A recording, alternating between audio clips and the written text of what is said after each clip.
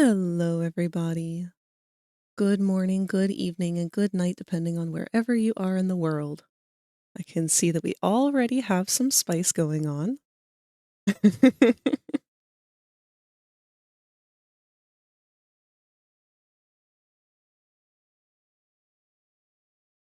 me try and catch up with what you guys are doing. There's a lot of you here today. Arguing over who was first.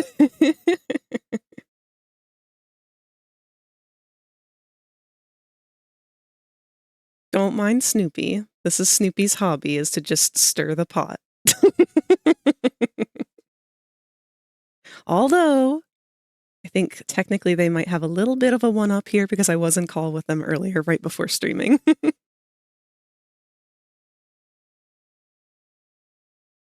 But hello, everyone. How was your weekend? My weekend was a lot. So, fun fact, we almost didn't have a stream this week, and that's because I ran into an issue with my medication once again. As we are learning, the main antagonist of my life is predominantly my psychiatrist. And he put a little fucky-wucky again this month when it came time to refill my medication, and I wasn't sure if I was going to have it for a full week here. Specifically my ADHD meds, which just makes it really difficult for me to think clearly or to keep track of anything. So I would just have made it a little too hard to have kept up with stream if I didn't have it. But thankfully, everything is back on track as of today. I do apologize, though, because I still have a bit of a cough, a bit of a cold going on. I'll be blowing my nose, sniffling, all that fun stuff. You guys just get to put up with free FragRaptor ASMR.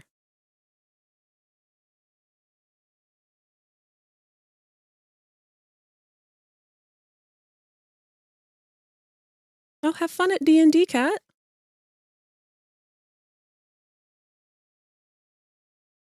Friendly, that picture that you drew earlier, I don't know how you managed to get such a good atmosphere in all of your art. It's like everything is fully choreographed. You've got backgrounds in mind and everything, like shadows and lighting, and you're like 1,000 steps ahead of where I'm usually at when I start drawing.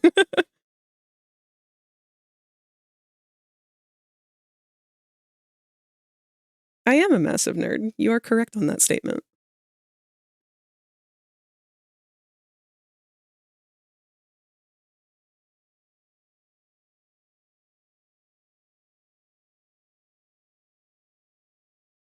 I'm gonna share some art. Thank you, D. Cruz. We love to see you guys share art around here. Actually, let me go ahead and make sure that the Discord is open in the background for me here.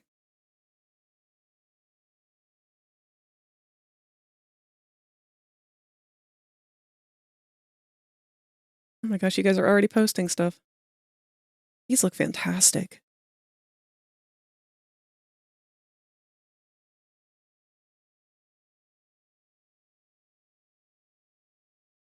Hey, bitch! Hey, bitch. Welcome, Tot. Tot here with the snot, because we're both sick. Do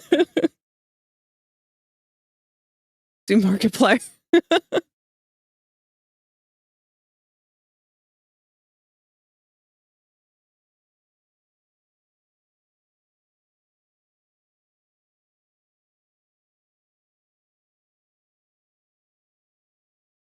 You're nervous? Why are you nervous?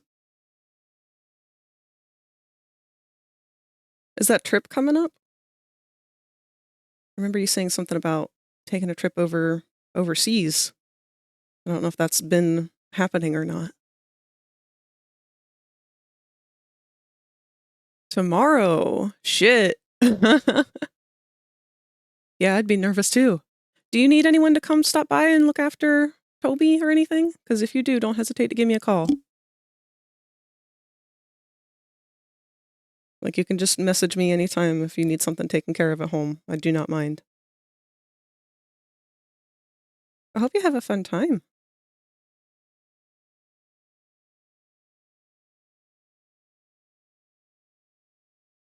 Actually, Q, what was it that we were talking about last time that was a very tryptophobic food over there? Was it a crumpet? No.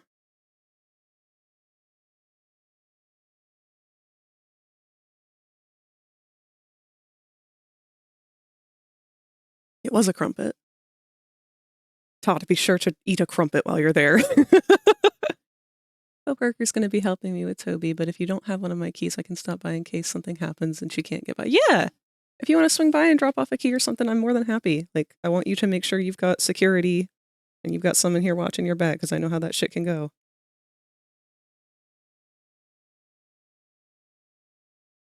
Hello, Frosty. It's good to see you.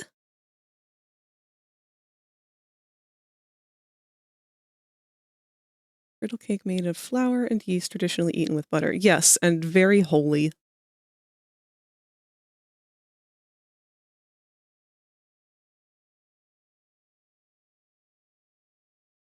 It's anxiety-inducing, but it's also going to be very fun. It is. The travel's honestly the scariest part about all of that stuff. And it really doesn't even matter where you're going. You're going to be anxious about any kind of travel. If it's to another state or another country, it doesn't matter. There's always going to be that thought in the back of your mind of like, oh God, what if I forget the most important thing? The thing that I haven't used for like 2 years, that only in this moment is the most important thing in the world. That I cannot live without, even though I've lived without it easily all this time.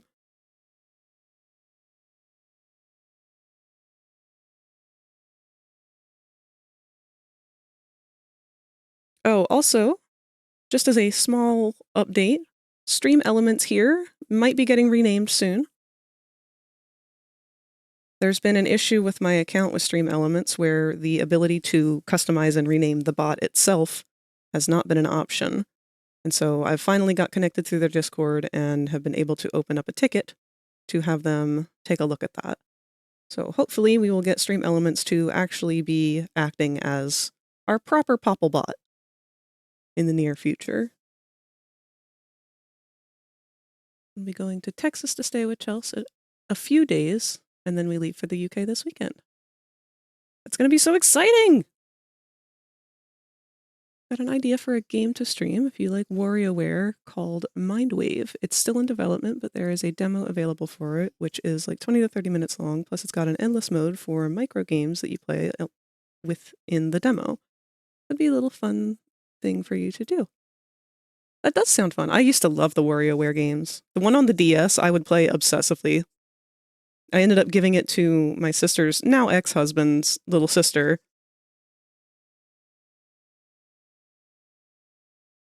She had a blast with it too. The DS had so many cool games too, because it was just like a new, innovative thing at the time. It was one of the first, I think, handheld systems that had a built-in microphone as part of the gameplay. I want to say that the only one I had played that had a microphone involved directly for part of the gameplay beforehand was the Nintendo 64, which we didn't have one of those growing up. We didn't get one of those until way later. We got it secondhand from a yard sale, that Hey You Pikachu game.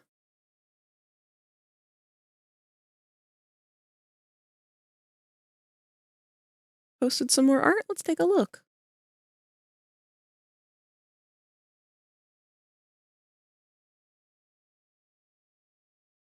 Blossom from the Powerpuff Girls.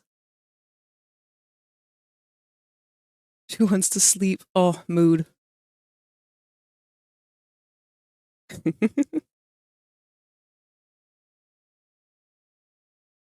So Stream Elements will be called Poplio. Gonna do some more doodling while I listen to the stream. Gotta try and draw masculine figures better. I have the polar opposite problem. It's drawing feminine figures that I struggle with.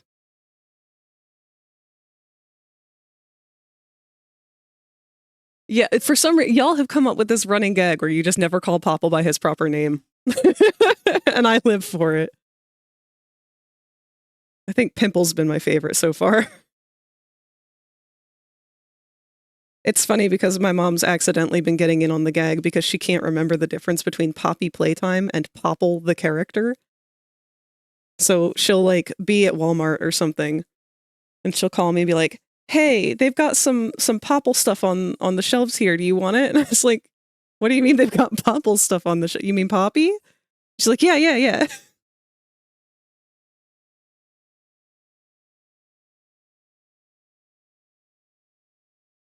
Prolapse. It might have been you, Q. I honestly don't remember. And my memory's even more shot. I do apologize. I'm going to be having a bit of brain fog today because today is my first day back on my ADHD meds. So it normally doesn't have much of a delay before it starts getting like back into the usual routine of things. But this first day can still kind of be a bit rough if I've gone a couple days without, and I had to go the whole weekend without. So my friends had to tolerate stupid frag for quite a while.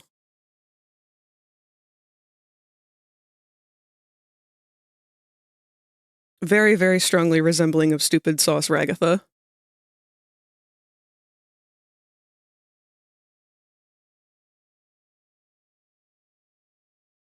Sending positive vibes people when I send them 7.53E plus 29 positrons. You didn't really miss Stupid Frag. It was mostly a lot of Stupid Frag trying to grind Creatures of Sonaria over the weekend to make sure that they didn't miss out on the Valentine's Day Warden.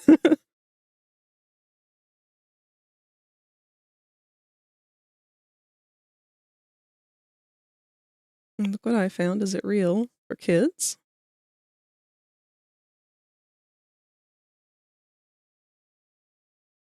Oh, wow. They look really, like, they don't look that bad until you get to the pink one. She's dissociating.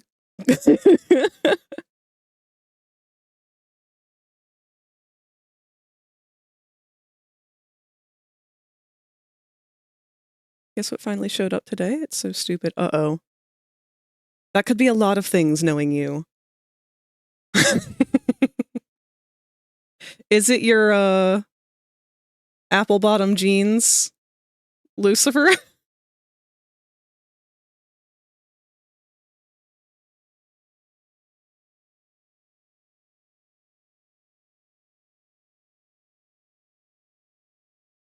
You ever send the lava lamp pic? I did!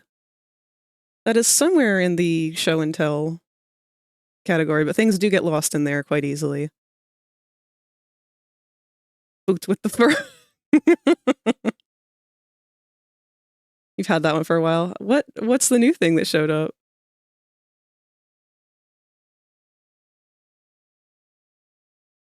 Also, if you have the artist for me to credit for that, let me know. I think I can get it from our past conversations.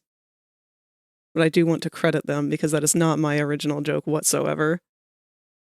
If you become lightheaded from thirst, feel free to pass out. Thank you for the hydrate. And posture check. And big stretch.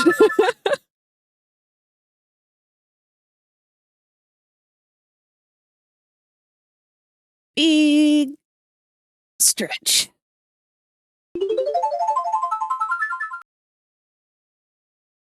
And share a positive thought. Meow. I guess that could count. My positive thought is that I am very happy to be back on track with my usual scheduled stuff, and I am proud of myself for how I handled the changes that were not predicted or anticipated that caused a little bit of a hang-up in how things would normally go for me.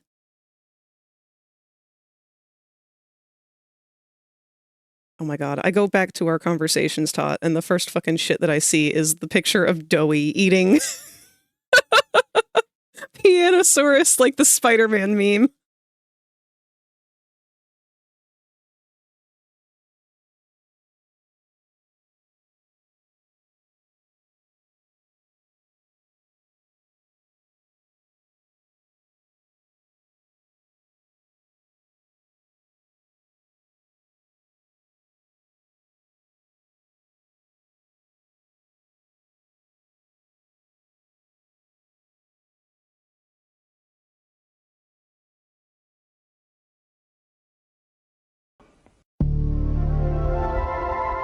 Hey, what's up? Hi, Inkbleeder. It's good to see you here.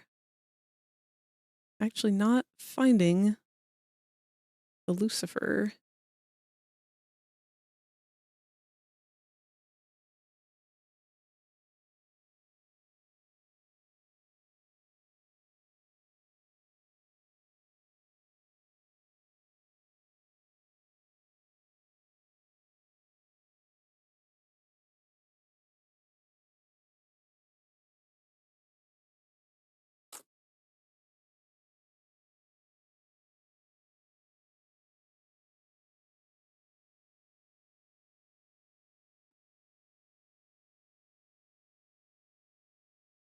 You keep reopening this wound.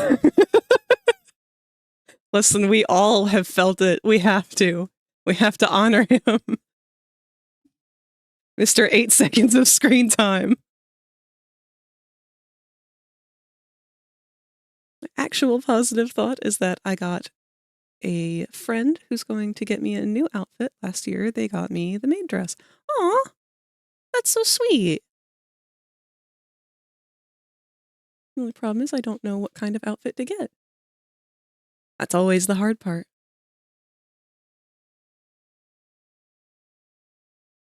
Just got done making a repair to one of my doll's legs. Oh, I did see that cat!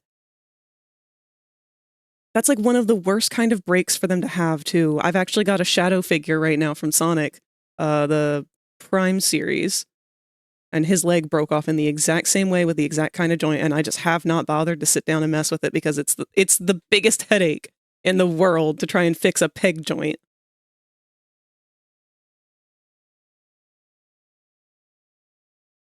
Why FragRaptor? As in, why the name? Or just why did I bring up Pianosaurus again?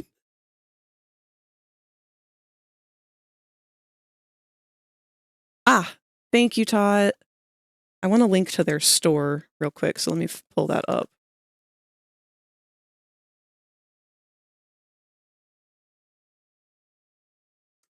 So this is the person who has been making a lot of the has-been merch that Tot has been showing me. This is their own personal website, not their Etsy or anything, so if you would like to support them, do buy through here, because they won't have to take as big of a cut that way.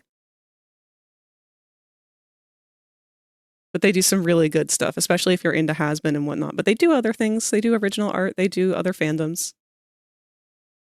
Their pins are really, really awesome. They've got a lot of cool features on them.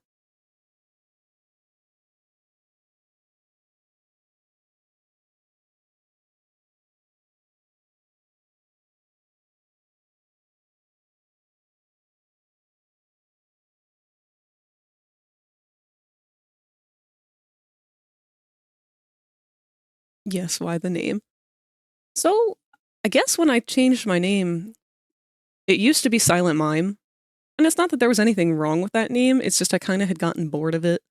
It was my original DeviantArt name back when I first got started on DeviantArt years and years ago. And that was, ironically, from an old show that had nothing to do with the character I was obsessed with at the time.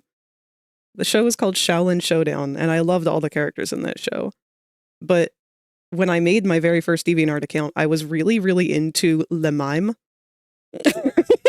He shows up for like 2 episodes, does not have a significant role whatsoever. So I was just like, fuck it, I like mimes, I like clowns, I like all that stuff, so Silent Mime. And then when I finally decided to change it, I wanted to do something Raptor. I didn't know what, but I just knew I wanted Raptor involved with it, because that was what I was kind of getting into at the time, was doing like developing my first persona, and I knew what I wanted to do at the time, which was fursuits. And that whole dream kind of got flushed down the toilet when COVID ruined the economy and all that fun jazz. If you haven't noticed, fursuits have severely taken a hurting since COVID. A lot of fursuit makers have had to shut down and aren't able to support themselves anymore, unfortunately. Myself being one of them. But the idea behind it was I wanted to do specifically dinosaur things. And so I started Fossil Field Effects, and I changed my name to FragRaptor because I was very into Transformers still at the time. And frag is generally their swear word for just about everything. It's basically just fuck in Transformers language. So I thought it would be really funny if my name was FuckRaptor. And so it just kind of stuck. It rolls off the tongue well.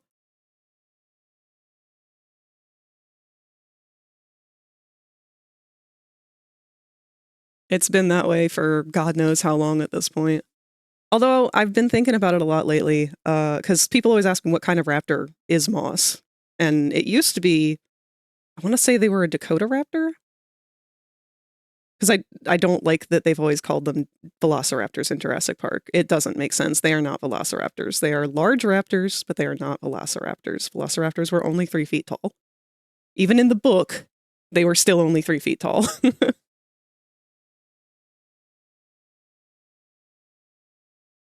Thought the frag was like frag grenade, but that's true. I mean, it is still frag like the frag grenade, because that's essentially why they used frag instead of fuck in Transformers.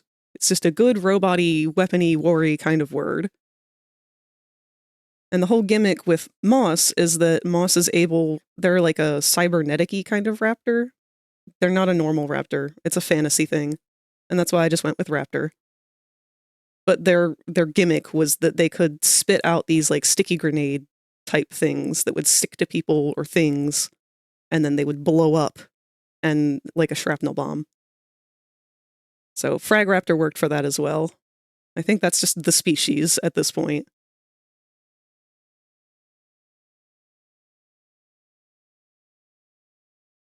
Old tag when online was that typical edgy tween crap. I called myself Demon Wolf Ultima. And then when I joined the furry community, I wanted to change my username to something more authentic and went with my persona name. Yeah, I mean, I think we all go kind of through name changes throughout the internet.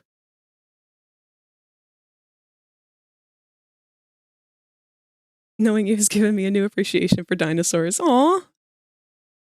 I'm glad to hear that because, man, I fell down a bit of a rabbit hole over the weekend where I was seeing various paleo posts on various social medias, and the comment sections of those, oh boy, I was not prepared for the amount of people who genuinely do not believe in evolution.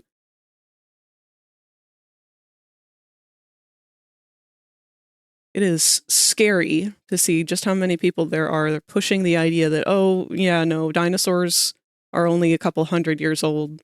Fossils don't exist. The Earth is not millions of years old.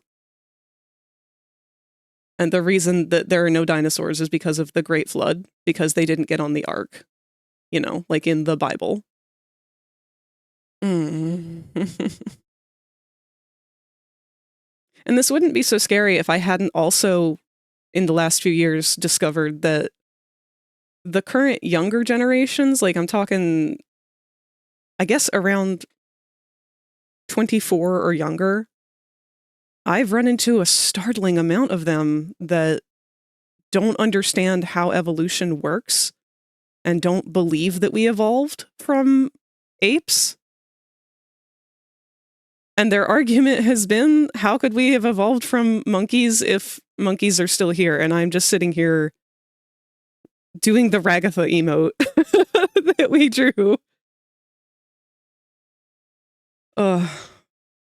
It's scary. That's why I really, really want to push so hard to just share education, share facts, talk about this stuff. We need to talk about this stuff.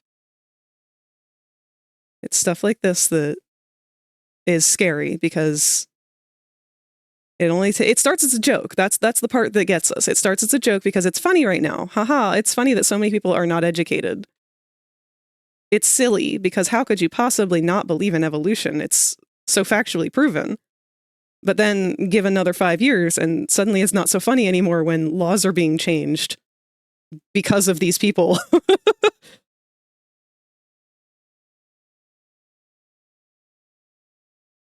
If there's something I've taken away from life is this. Think of the stupidest person possible, then realize that there are hundreds, if not thousands, out there that are even stupider. Yeah.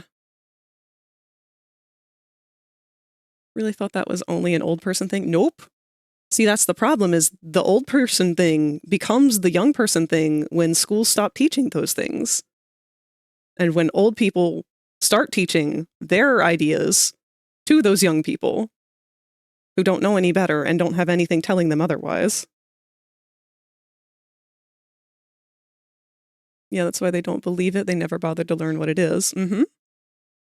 So, do you guys know of that one fossil that really gained a lot of, like, fame because of how complete it was? I forget what its species was. It was similar to an ankylosaur. Let me find it. I want to say it was a nodo something.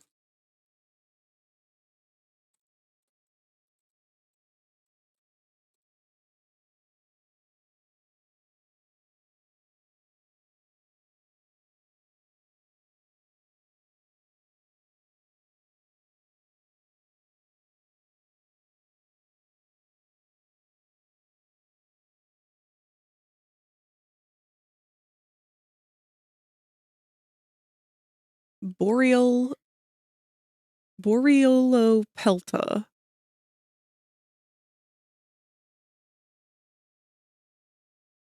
Let me get an image of it real quick for you guys. Let's see if this will work. If you've never heard of this, this is a really awesome dinosaur fossil. I'm just going to use a browser source for now. We'll see if this works. Yeah. So this is the fossil in question. This is one of the most clearly preserved fossils of a dinosaur that we have ever found. And we only found it a couple years back. Let's see. March 2011. So it's really not even that old that we've discovered this one. But this is the one that popped up on my timeline that day and just had an uproar of people not even just saying that, like, dinosaurs aren't real and evolution's not real, but just making the claim that this was so obviously a crocodile and one that had perished during the flood of the Ark.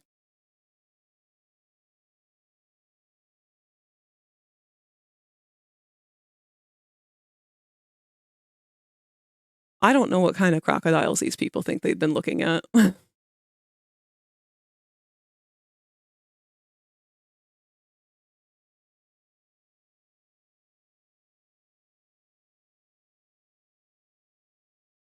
By their logic, wouldn't there be only one type of bird? Yes, that is definitely how their logic works. They don't really understand how anything works, and therefore they deem all of their quote-unquote knowledge off of whatever crazy theory it is that they've cooked up that they think makes the most sense. They're basically just FNAF theorizing all of everything. Struggle with cursive because they stopped doing cursive since second grade for me. And they're starting cursive back up. I've noticed that. I've noticed a lot of people who are in their early 20s don't know how to read cursive. And I don't think that that's really a necessary skill, but I do think that it is, I don't know. It's not that it's not necessary either.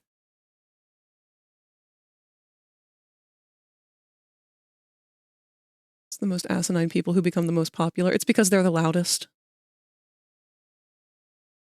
Ranting about this for like 10 years, and people have brushed off how frustrated I get at people's willful ignorance with regard to how many scientific concepts. They've been destroying our public education system for years. Did you see what I posted? I did not. Let's see. Oh, I do love me some bootlegs. Armored cow.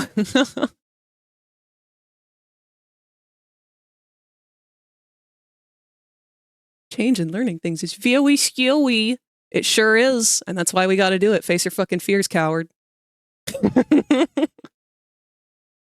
This saddens me immensely. What a cool fossil and what a foolish group of people. Gonna get me riled up. I was riled up about it. Some kind of fucked up mutated crocodile from the radioactive part of Australia. Biggest thing I've seen from stupid people is that they don't understand that fossils aren't actual bones. That too! That's been like one of their big arguing points that I had seen, was how could it be real dinosaur bones? They were arguing that real dinosaur DNA had been found, and if they were really real, then why didn't we just Jurassic Park it? And I'm just sitting here like, Oh my god. Y'all know that Jurassic Park is science fiction, right? There's two parts of that genre. Science is one of them, but so is fiction.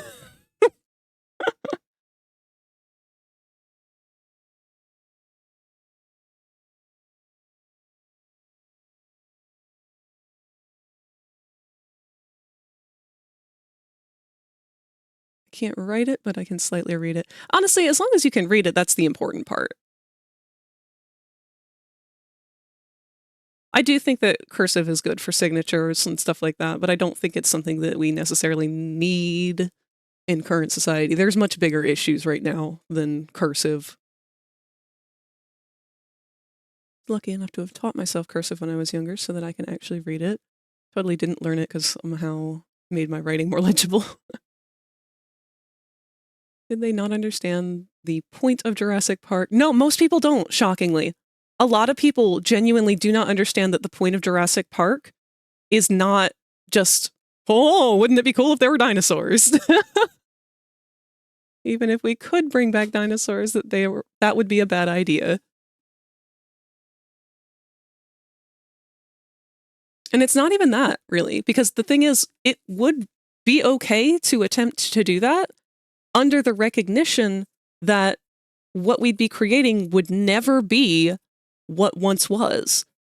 It would be pure science. It would be pure manufacture. There would be no organic component to it. There would be no natural component to it. And in doing so, you wouldn't be able to run it like a theme park. That was the big thing with Jurassic Park, was the disrespect towards science itself.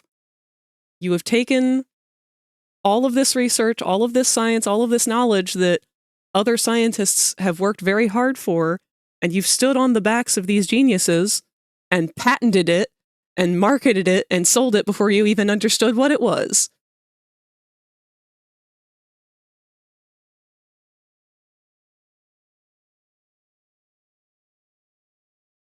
People want to be protagonists in sci-fi and fantasy and RPGs so badly. Why do you think that they insist so much that everyone around them is NPCs?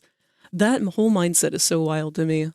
The just sheer lack of empathy and recognition that there are other people in this world. That it's not just a bunch of background characters, that these lives don't matter and everything. Like, holy shit. How disillusioned and detached from society do you have to be to see other lives like that? To see another human being and be like, well, that's just a background character. That doesn't matter. No, that's a person.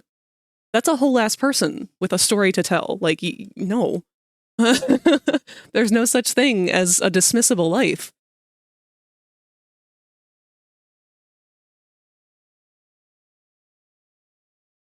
What I hear is, oh, the bones would have decomposed by now. They have to be fake. Yeah, they would have decomposed and become other minerals. Because that's how fossils work.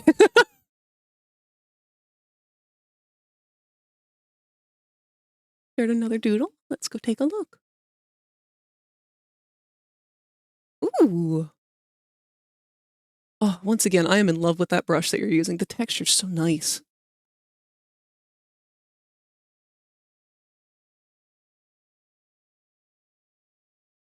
I don't think I've ever seen someone draw Sammy with long hair, but again, I haven't looked deep into the fandom yet. I'm still kind of discovering the bendy art and whatnot.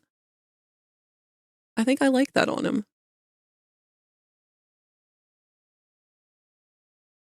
Our current atmosphere and climate would not allow dinosaurs to survive, and two, if we somehow did bring back the dinosaurs, we would be fucked.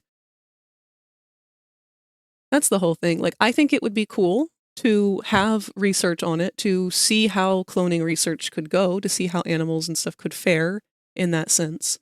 I do think that it is a valuable field of information, but not for things like dinosaurs. I don't think we need to be focusing on dinosaurs right now. Those guys were said and done with millions of years ago. This is not the world that they'd be able to inhabit. You know what would be able to inhabit this world, though? The Tasmanian wolf. I would love to see us try to bring that one back, just to see if it's possible. It would never be the same. It would never be able to be released into the wild and continue to live out the niche of this species because it's been extinct long enough for it to not really be able to do that anymore. But the potential is there, and that's why we need to ask the question. Safely, not recklessly, as humans are so known to do. One thing that scares me for today's kiddos is the genuine tech illiteracy of young people. Oh, yes! It's the age of technology, and these kids don't understand how computers work at all. Yeah, that one's pretty scary.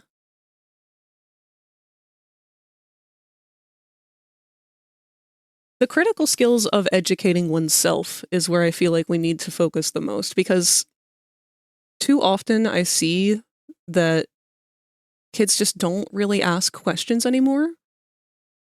And I feel like I've kind of learned this hands-on a little bit myself from trying to interact more in their spaces as opposed to just mine. So like Roblox, for example. Roblox hits me with so much whiplash anytime that I try to join my friends who are younger than me to do something that they are used to doing. When you join a Roblox game, there is no introduction. There is no tutorial. There's no walkthrough. You're just there. Go.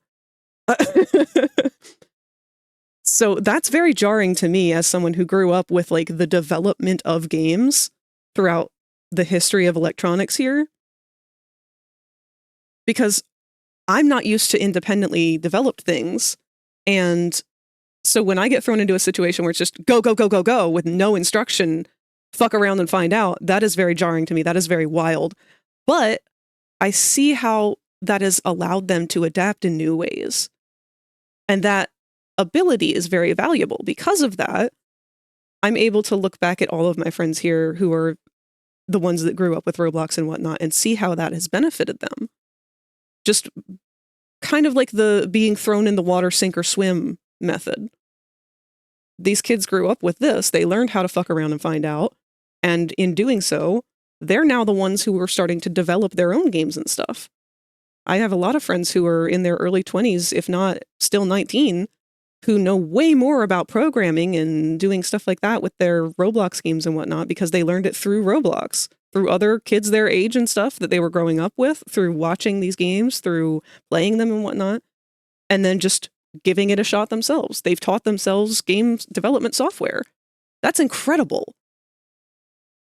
But those same people will also kind of stop dead in their tracks when presented with something like Blender, which is not a game. And Blender is something that you actually have to sit down and invest the time in to learn without really the same output reward of being able to play a game at the end. You just kind of end up with a model or maybe an animation. It's not quite the same level of instant gratification. So I noticed that a lot of them know a lot more in the technical side of things for that. But then when it comes to you have to sit down, not the sink or swim. Sink or swim works for them. But then actually trying to build upon that, that's where things start to fall apart and unravel. I think that there's a good balance to be found in between the two. But I'm not sure where that balance would be met.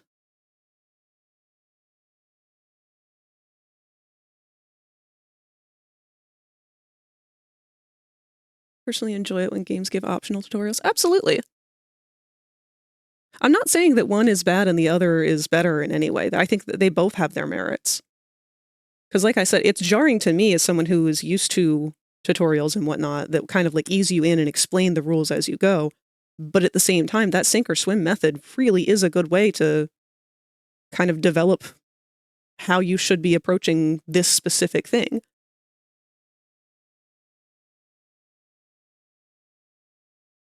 If anything, it's been more beneficial to me to try and break out of my mindset of, oh, this is too chaotic, I don't want to do this, I'm just going to give up.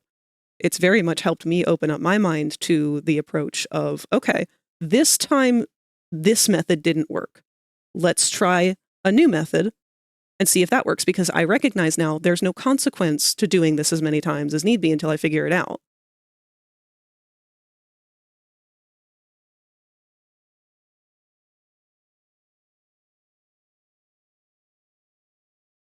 Pretty much spot on with my mindset. Yeah.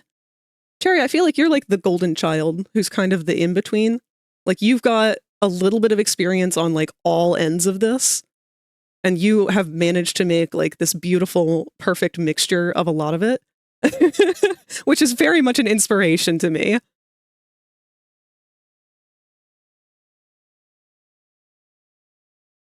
I'm so impressed with what younger folks these days are creating, but gosh, sometimes it makes me feel behind. Oh yeah. Oh, big time. And it can be very overwhelming. I mean, shit, I'll bump into like 14-year-olds on VR chat and stuff that know way more about video games and programming and all this shit than I could ever possibly dream of. And it's like, how did you figure all this out? How did you learn all this stuff? Well, they just went on like a YouTube deep dive one night or something when the hyperfocus took over. And that was it. It's like, man, I miss having a brain that could absorb knowledge.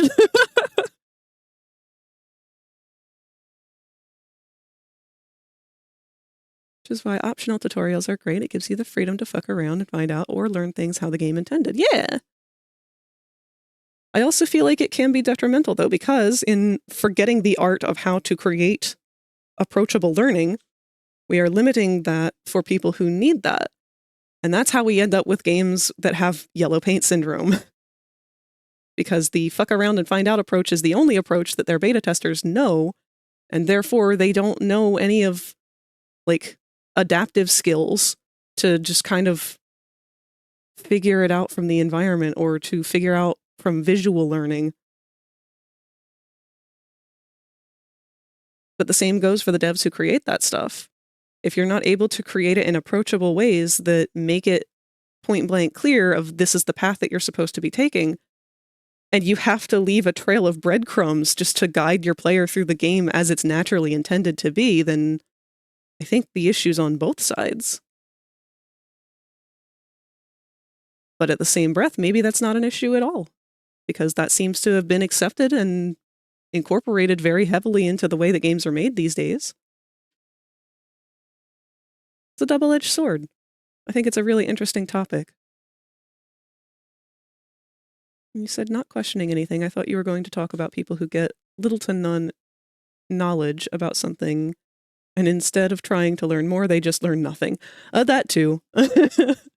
There are some people who just don't have a desire to be curious. Shit, that's why I'm doing a hand-to-hand run of Oblivion, because the game didn't say I can't. However, obviously that's not how it's intended to be played. Yeah!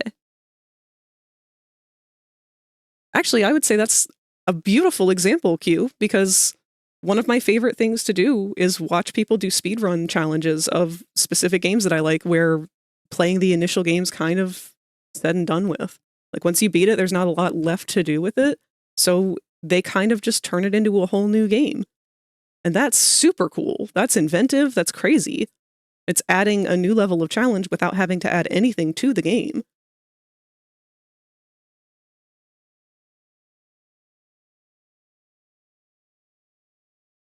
Everyone's got different ways of creating and enjoying things, and it's part of what I love about the web. There's so many ways to have fun and explore. Yeah!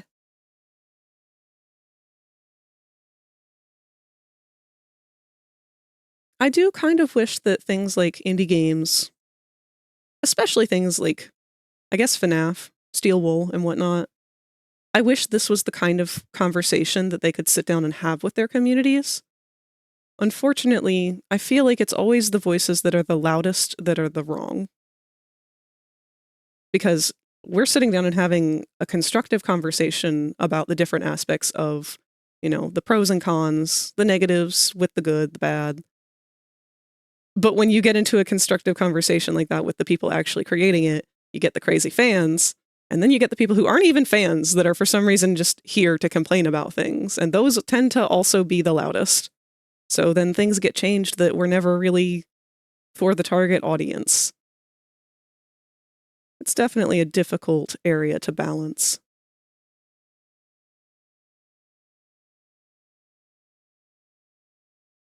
I don't get not having curiosity, especially in modern times where all information is at your fingertips. Yeah, we have this amazing tool of the internet where all human information pretty much is available at any given time, 24/7. And what do people use it for? Politics? Porn?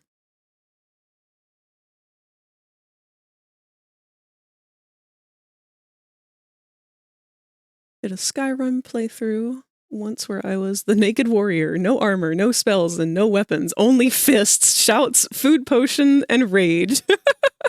Didn't get very far, but I killed a lot of things. Fucking hell, that's great.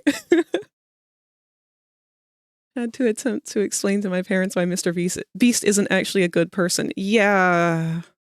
I was really surprised. Oh! Well, hello! Mirage Space has raided the channel with 2 eggs. Welcome, Mirage. Thank you for the raid. We're already just about 10 minutes into, or 10 minutes before our first ad break, and then we're going to migrate over and start doing some art. But how was your stream? What were you up to? You were playing Balatro. I've actually not seen anything about Balatro, but I know it is a very popular thing right now. Kind of reminds me of a... Oh, what's the one that I was playing for a while there?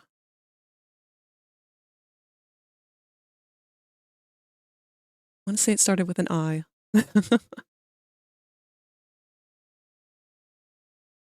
Oh hell, I don't have it downloaded anymore.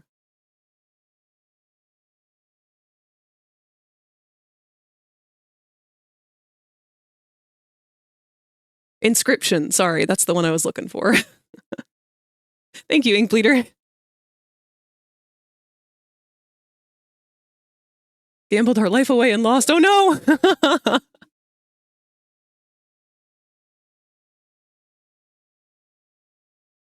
Well, you are welcome to sit here, hang out, and recover. We're going to be having a very easygoing day for the day.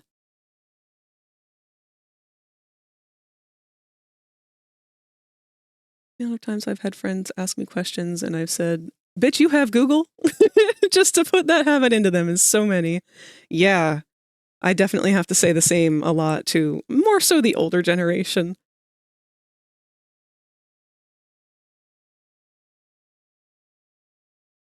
Not even kidding when I say that I felt the ick from his videos when I first saw them. Yeah.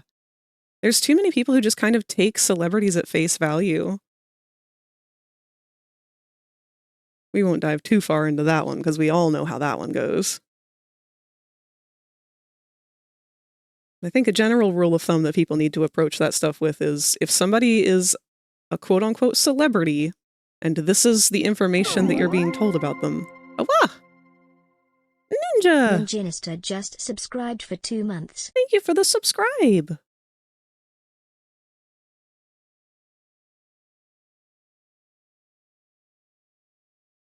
Yeah. Just question things, that's all I say. Always question things. It was actually a very good lesson given from a movie I watched for the first time, I want to say only last year. But if you haven't seen it, Nimona is a gorgeous movie that is very, very good, with that being like the driving motive of the movie is to always question things.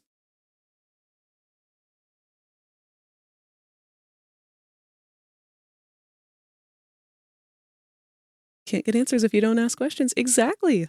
Always question things. Why? That's why. I love that movie. It's a great movie. Trusted Mr. Beast at his early stages. I still think that he was a good guy back then, but the more he got into content farm territory, the more I questioned his legitimacy. Yeah, unfortunately, anything that has to become a business in order to be successful, there's going to have to be exploits to reach that level. And it's just something that has to be taken into consideration. There are very few people who have been able to make it that far without having to do some questionable business shit, because that's the society and way that we have built the world right now. I was raised with the mindset of being charitable without pointing out your charity, so seeing Mr. Beast's video about how he's giving all these riches to so many people always felt so disingenuous. Yeah, that, and it's also a very common tactic of rich to do as much giving away as they can for tax purposes. That's why you'll always see every major like supermarket chain, every like Walmart, PetSmart, everywhere you go to shop on these big name brands and whatnot. Every time you check out, you're going to notice they're going to have a thing at the register. Do you want to donate? Do you want to round up your sales here or your receipt to the nearest dollar and donate that money to a charity on our cause? There's a reason for that. Because you are donating to the charity and they are counting your donation as a cut from their profit so that they can then say that they are the ones that are making the donation, not you. And then they will use that as a tax write-off for their profits that they make that year, even though they had no direct involvement. And in doing so, they can then tell the IRS, hey, you know how we made like millions of dollars this year? Well, actually, we didn't, because we actually donated all that money. We donated this many millions of dollars. So we didn't make any money. And then the IRS will just be like, oh, okay, checks out. When in reality, they didn't donate anything. They just took your money and then donated that and took claim for it. If you want to make a donation, please do. But don't do it through another company. Don't do it with your rounding up your receipts. Just take your money and donate directly to your sources.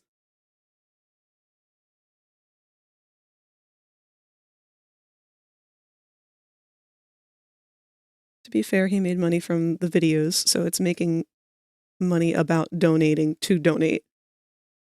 Oof. Yeah, that's layers upon layers.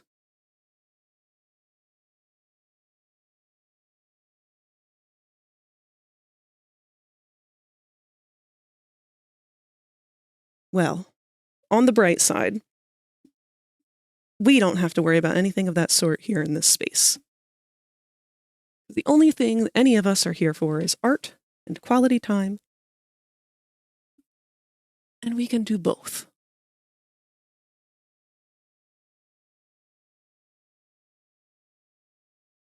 I feel like if I was why blah blah blah blah. I'm gonna stumble over my words. If I was to ever teach, I'd write gullible on the ceiling and say that there was gullible on the ceiling to teach anyone I'm teaching always check the facts for themselves to use multiple sources. That's a good one. I like that, actually. You gonna send me something real quick? Let's take a look.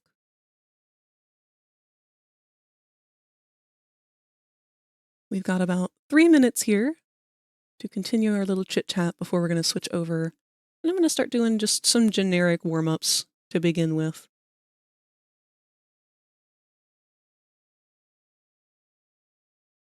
I will say my hands do feel shaky today, so I'm going to do probably just some rough gesture sketches and stuff again. We'll most likely be sticking with the hyperfocus of Poppy characters, even though we will be doing CAINE's emotes today.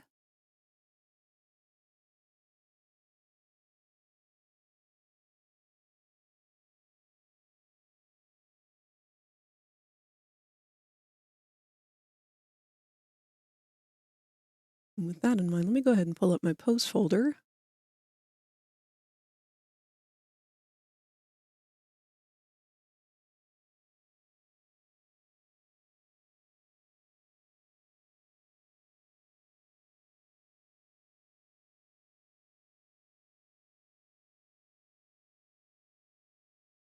Greg turned into Dracula from Hotel Transylvania. Blah, blah, blah. Cheering you on. Thank you, Kat.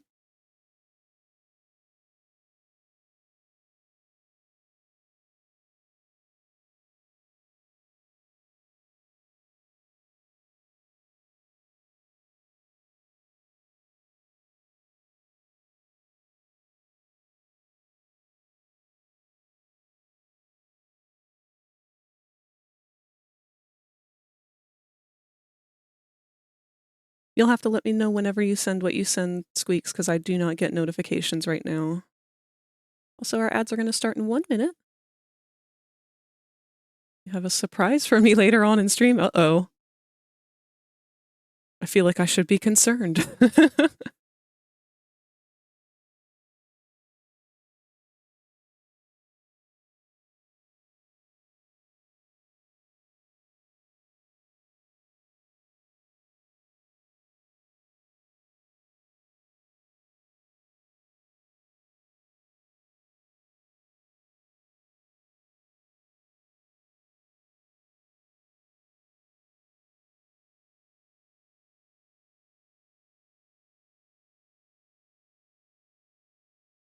All right. So our ads are going to come up any second now. I'm going to go ahead and switch things up and get onto our other screen, but I'm going to be quiet for a minute here because I am looking for a couple of different pose references to do some gesture sketches on.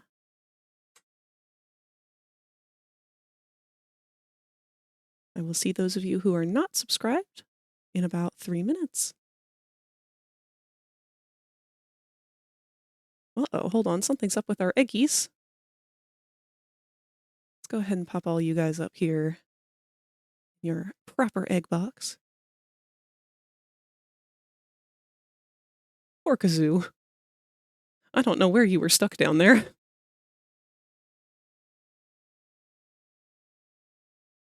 And our regular uppies as well.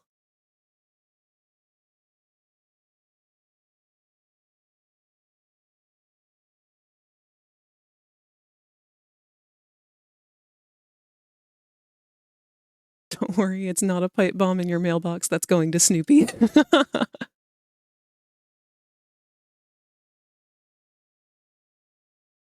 Oh, Squeaks! This looks so good! Oh my god, I am in love with this little thing.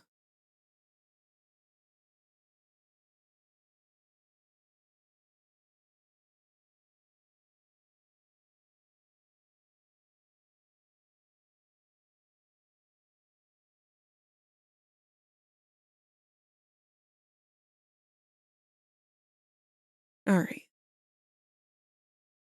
Let's try and grab a couple of poses here.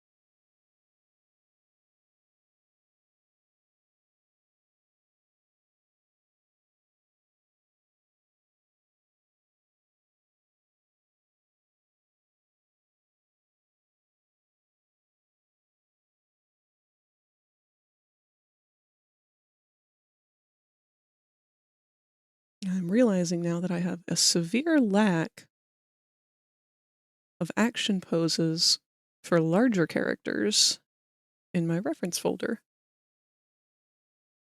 Which is kind of disappointing, because those are some of the most fun characters to play with.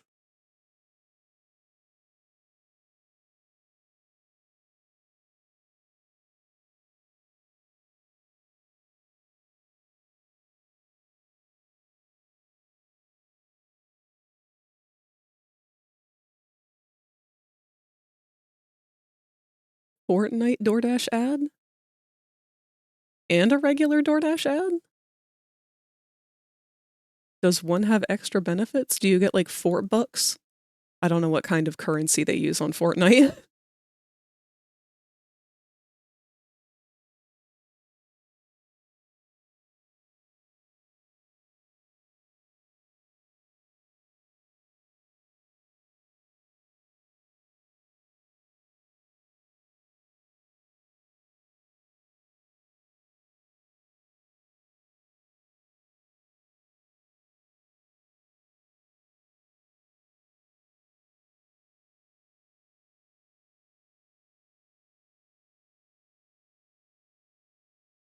Part of me would like to try and do some quadruped poses.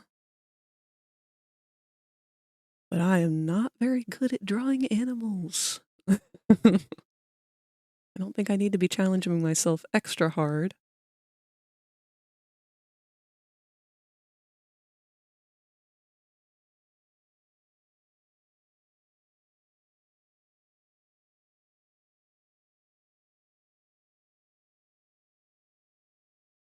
We will see. Actually, I just had an idea. A very common way of doing art practice for animation in the beginning stages is to do the potato sack exercise. I don't know if they still call it that.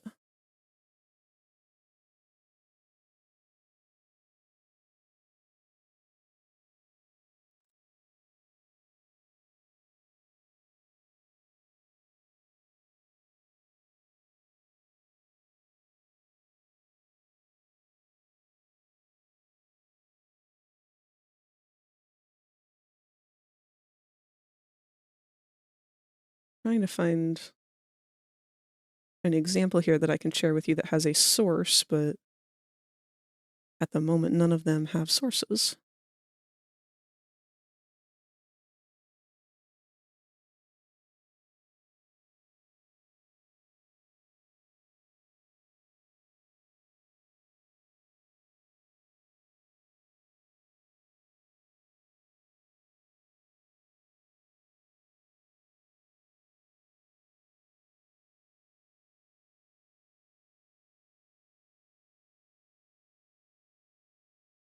Okay, so this is from a website called Animator Island. I don't know of the validity of this website,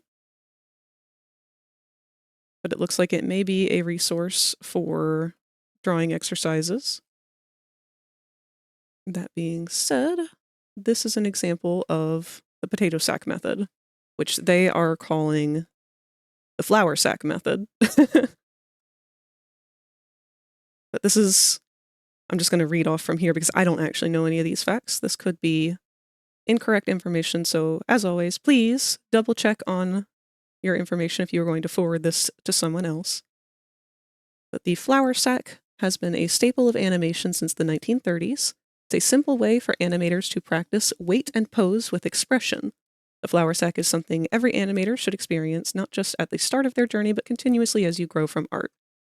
It's just kind of a good way of teaching us a very quick and messy gesture sketch for a lump, but how to give it expression and movement and fluidity. I don't know if you said anything about it. I just had to give my mom a bunch of stuff for cleaning because she spilled paint all over the carpet. Oh no! No, I was saying it looks fucking fantastic, dude.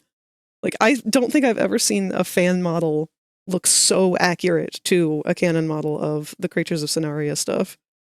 But it looks fucking perfect. I'm in love with this thing. CAINE like cocaine. As long as it's not the nutsack method. How to draw 2 marbles in a bag.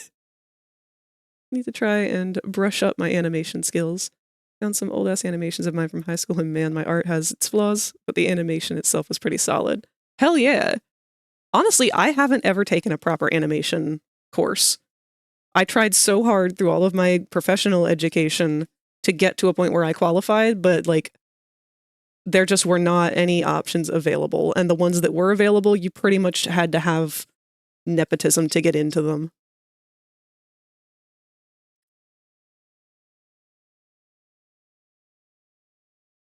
Don't you hate it when you get hounded for money you don't even have yet? Oh, yes. Just average life in America.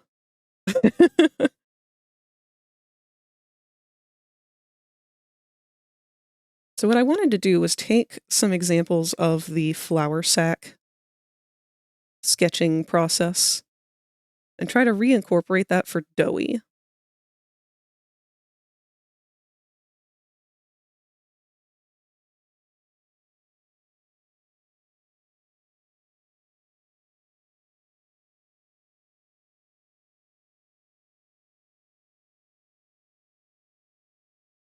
Let's go ahead and get this set aside so I can still see chat.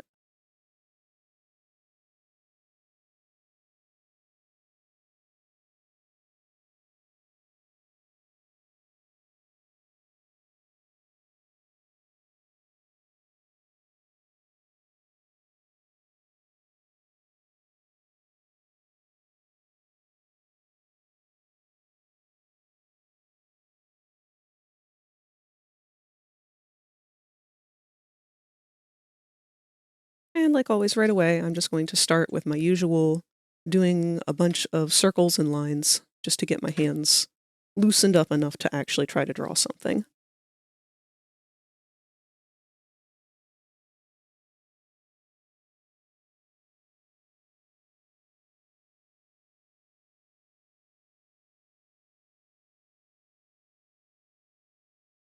3D animation. Bet I can smash that.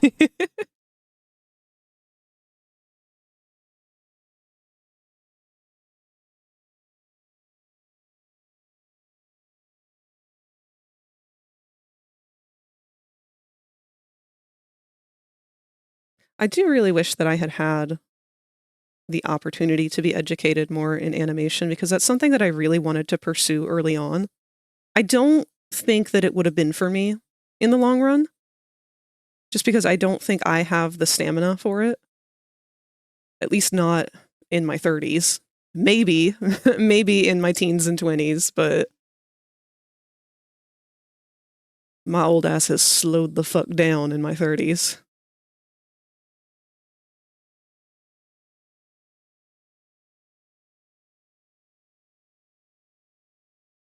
Don't question why I think I can smash that. We got a boomer!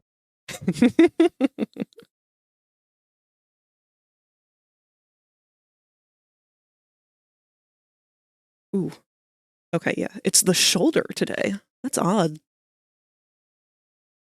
So I could tell when I was about to start doing these that I am very locked up in the shoulder, and that's because I use my whole elbow, my whole arm to do this motion.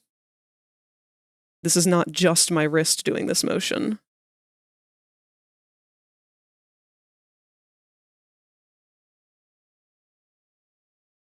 Why would that be? Why is my shoulder stiff today? Oh no.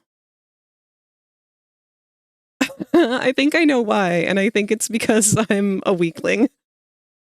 So last night I was crocheting, and I had to switch over to a new yarn ball, and I think I maybe stressed my shoulder out because I was unwinding and rewinding the yarn skein into a ball.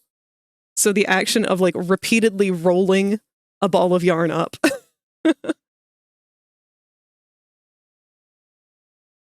Get paid tomorrow, and I've already got my mother and my sister asking me for money when I only get $300 a month to live off of. Not to mention, I've got to give a portion of that money to the NHS because a simple mistake I made back in October.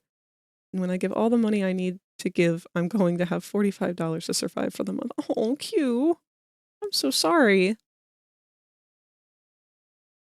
Is there supposed to be 2 eggs at the bottom? Those eggs are roaming eggs. So there are 2 types of eggs that people can be. The standard ones do not roll around. The other ones do roll around. And the ones that do roll around, I just kind of let stay wherever they are because they don't just pile up. The other eggs will pile up, and if new people show up, I won't be able to tell that there's new people here.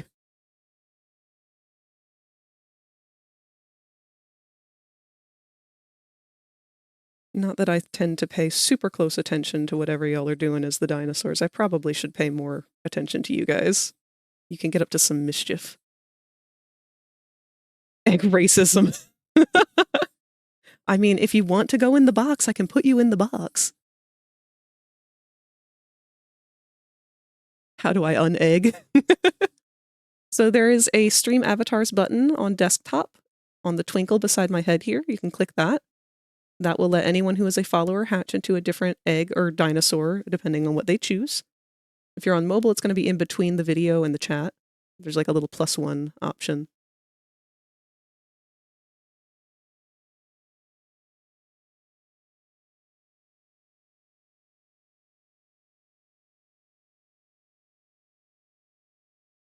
Lucky, would you like uppies?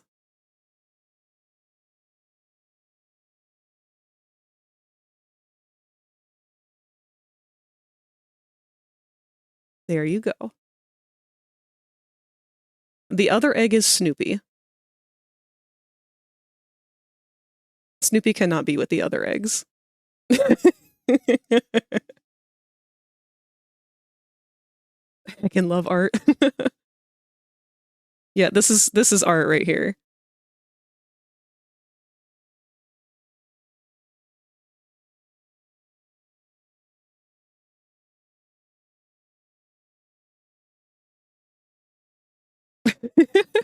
Leave Poppy down there, we don't fuck with them.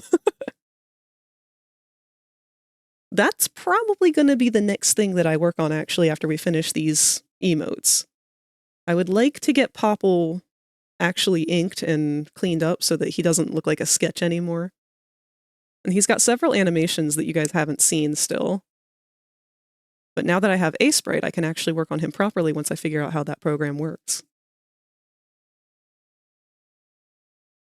I can face how I feel inside. I'm gonna do another round of circles just because that's where I feel like I am the stiffest still.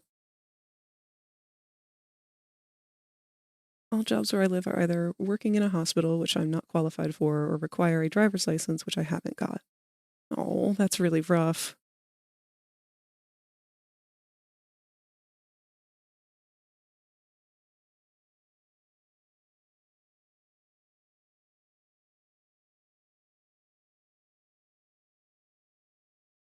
For once, my grip is actually not as tight as the pressure that I'm putting onto the tablet.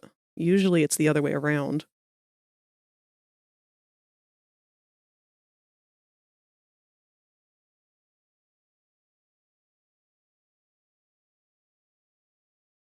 I wonder... No, the nib looks fine.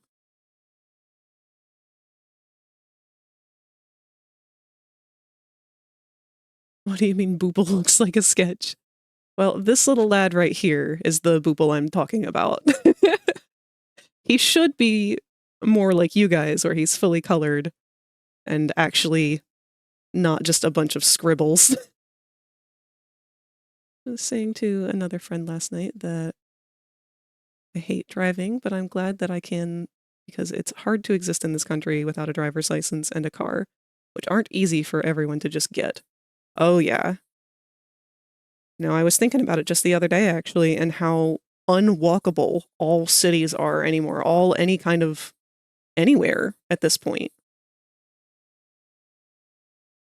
I mean, shit, I live pretty close to several, like, establishments and whatnot, but nothing is within a comfortable walking distance. And even if it is, the places to walk to them are so dangerous, I don't want to risk doing it. I don't even want to ride a bike or something on these roads. There's no safe place for a pedestrian to be. We're not even like a huge area, but people drive like fucking maniacs, and they drive drunk, they drive distracted. I don't think I've ever gone out at any point since we moved here and seen somebody driving unless they were texting or on their phone or playing Pokemon Go or watching YouTube. And it scares the shit out of me. Like, I don't know why this is something that we've suddenly gotten real comfortable doing. You do not need your fucking phone while you're driving. You know what you need to do while you're driving? Drive. Period. End of conversation. You don't need to be entertained. I apologize. I don't feel sorry. Put on the radio, put on an audiobook. I don't give a fuck. Do something that doesn't require your attention, because lives are at risk if you drive distracted. It is not worth checking that text.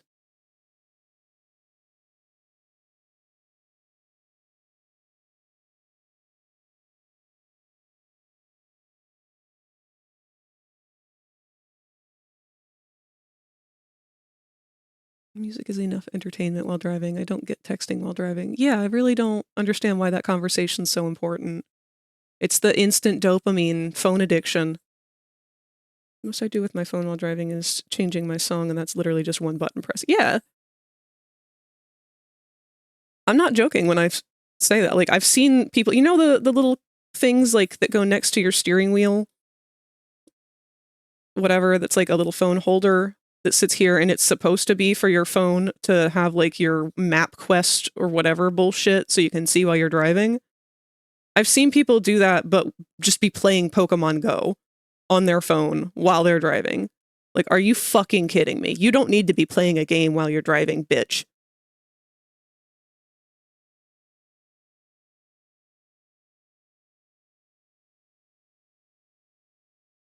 If you need to text, use Siri. If you need to text, pull over. If you need to have a conversation that badly, pull the fuck over. It's not worth losing your life to say JK or never mind or be home soon. Like, shit. That's the part that kills me, is like people don't understand the gravity of how much is at stake when you're driving distracted. You are driving in a like multi-ton wrecking ball. It doesn't take a lot to absolutely obliterate and explode a meat body with this giant thing that you are driving in like it's nothing. Used to live between 2 hospitals and a few blocks from an urgent care clinic. Now the closest doctor of any kind is like 2.5 miles away, and there's no urgent care or hospital even close to that. Man.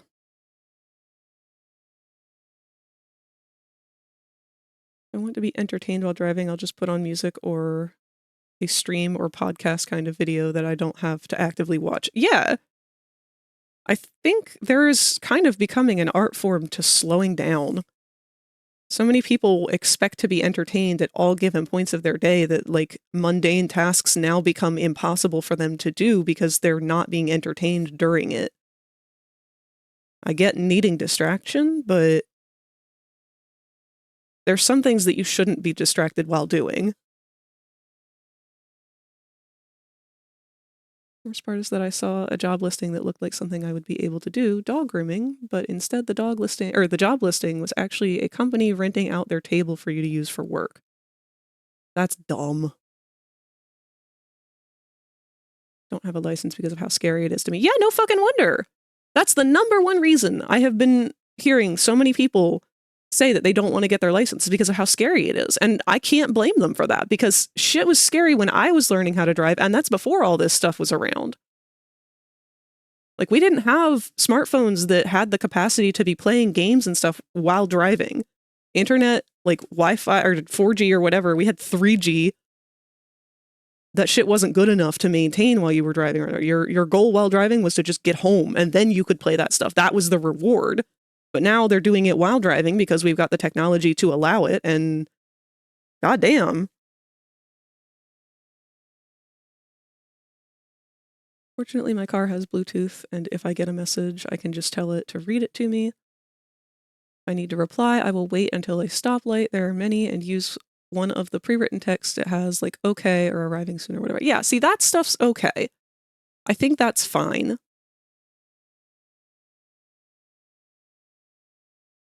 You'd have to pay the people you applied to work for. You might not even get. Yeah, that shit's... I'm not okay with people with job listings that are like, yeah, you have to pay to apply, and you may not even get the job. Like, what's the point of that? It's the same thing for like trying to apply for a rental or whatever.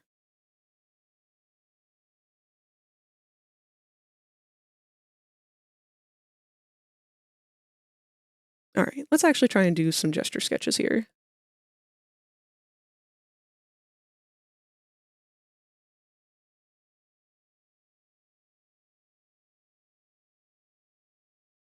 I do apologize for how nasally I sound today. This cold has decided not to go away. I'm thankful that I'm not like sick, but it is annoying.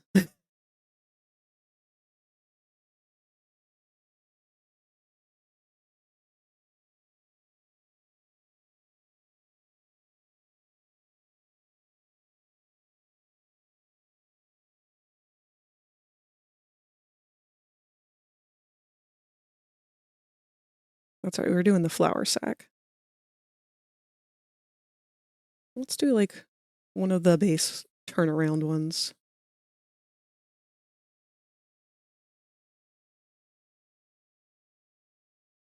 And what I'm doing is I'm trying to take inspiration of these kind of flour sack-esque poses, and I want to try and use them to doodle Doughy, because he fits this sort of silhouette very easily.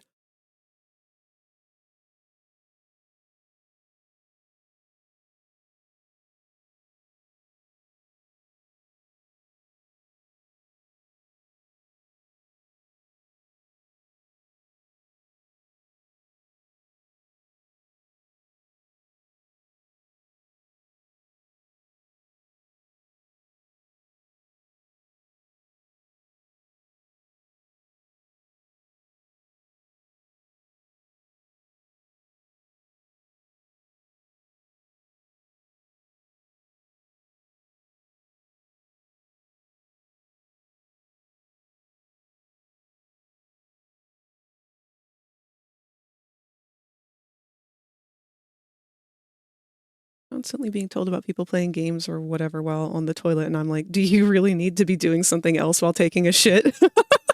I was in a public restroom on Sunday, and there was a motherfucker watching Rush Hour 3 at full volume in there. What the fuck? God. I'll admit I'm guilty of being a person who sits on their phone while pooping, but I'm at the same time, I'm not gonna sit there and watch like a whole ass movie or anything. Like, I'm gonna take maybe 5 minutes while I'm dealing with this situation to scroll through a handful of pictures on Blue Sky and then be done with it. Like, that's just like my putzing around time for the day. I think I might attempt to open drawing commissions again as a way to make a quick buck. Absolutely, Q, you should! If you decide to, let me know. I will be happy to share your posts, trying to help gain attention for your work. I don't have a very large audience or anything. It's not like I am out here able to reach much further than any of you, but we gotta support each other.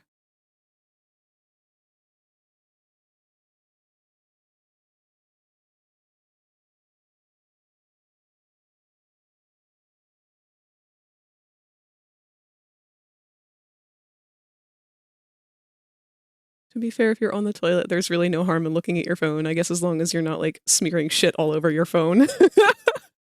I honestly, yeah, that's like... If you're at the point where, like, you're on your phone and you are shitting so hard that there's just poop all over you, then yeah, maybe you don't... You've got bigger problems right now.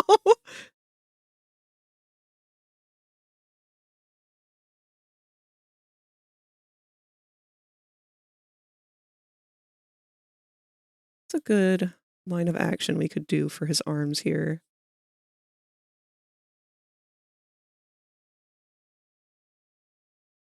Kind of like a surprise. I want to go with the flow of this movement.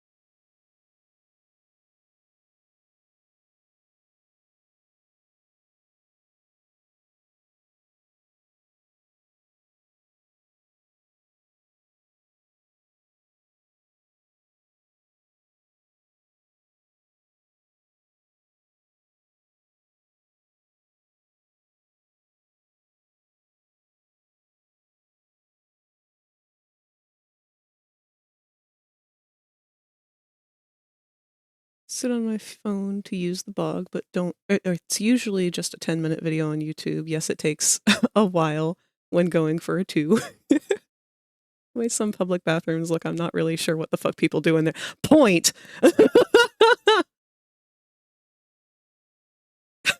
Wipe your ass with your finger and then scroll to the clock app. No!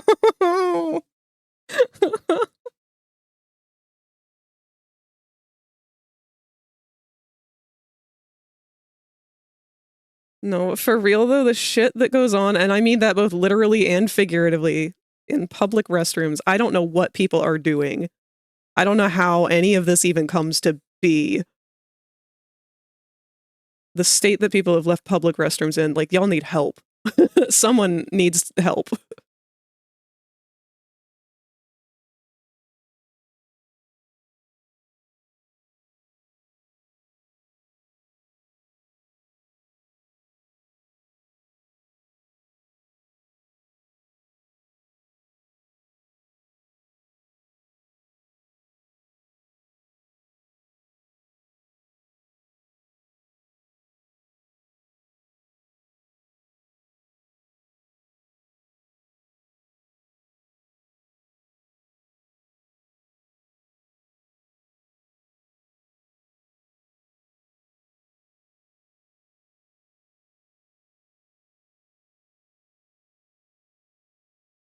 Who did Doey sit on?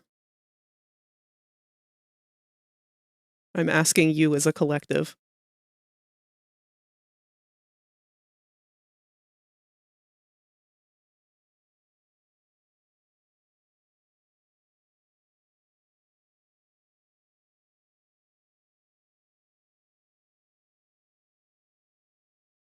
It's either that or clean up on aisle 4.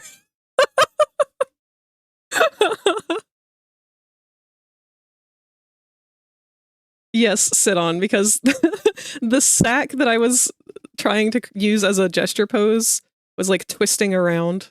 It's like one of these kind of, like the front of the sack was sort of twisting around this way. Like a, hey, what's up? So.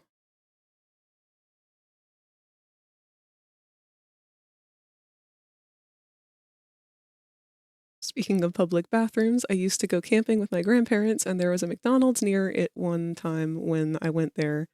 The shit in the urinal, and it went over the bottom of the inside and to the floor. It looked like an elephant was in there.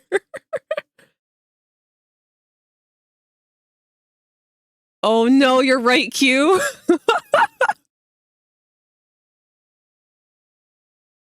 YouTube's is really trying to kill my wallet. They're out for blood. Can't believe you're drawing this murder.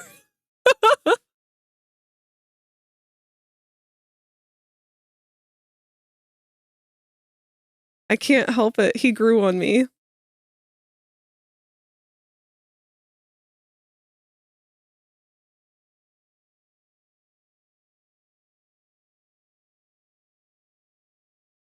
Put poor Pianosaurus in here somewhere. Just shriveled up like a bug.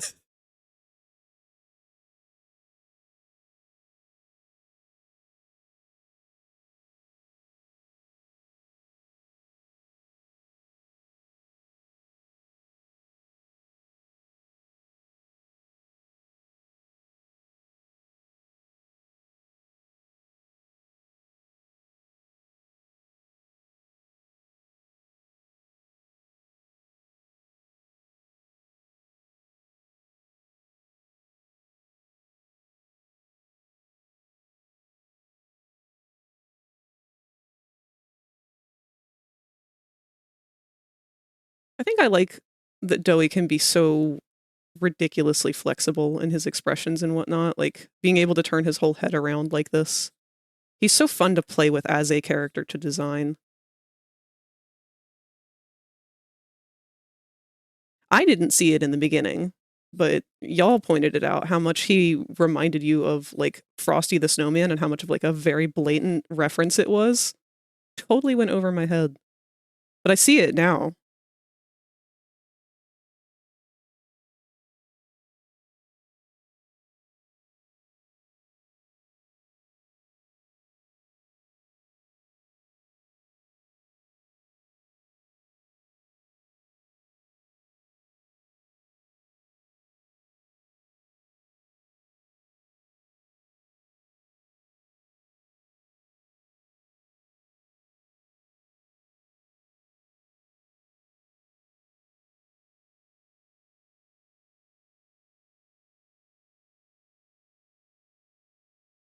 Bet I can smash that.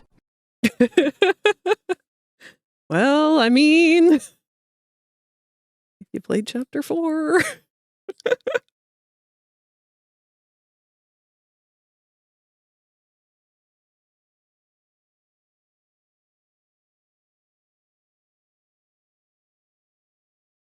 I don't know about this twisty neck thing, though. I think that's not translating as well as I would hope.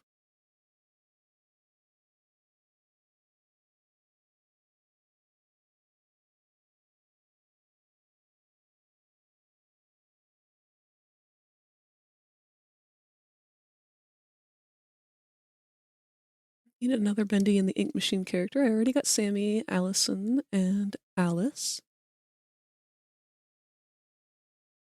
Well, my first thought was to say Bertram, but I don't.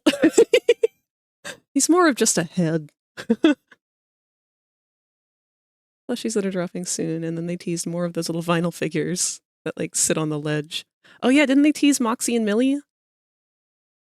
Just had a devilish thought occur. Uh-oh. Doesn't need to be caked up on a Tuesday like that. What am I talking about? Yeah, he does. So he's going to use his ass cheeks to play the piano using Pianosaurus's face. Oh no! This was not my intent, I swear. It was just an innocent gesture.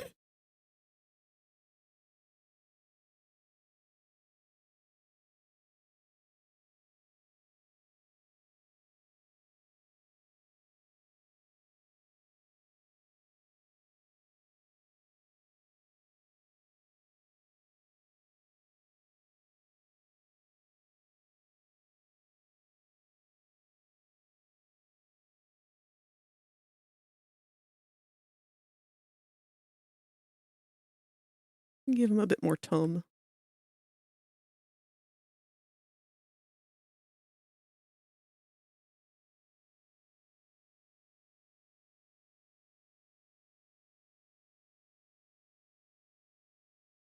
I've sent you images of it being a rigged model. Oh, let's take a look.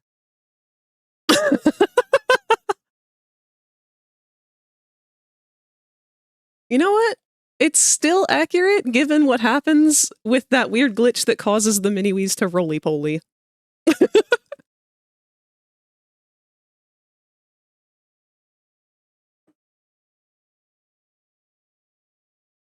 Is ass cheeks one word or two? Like, do you spread it?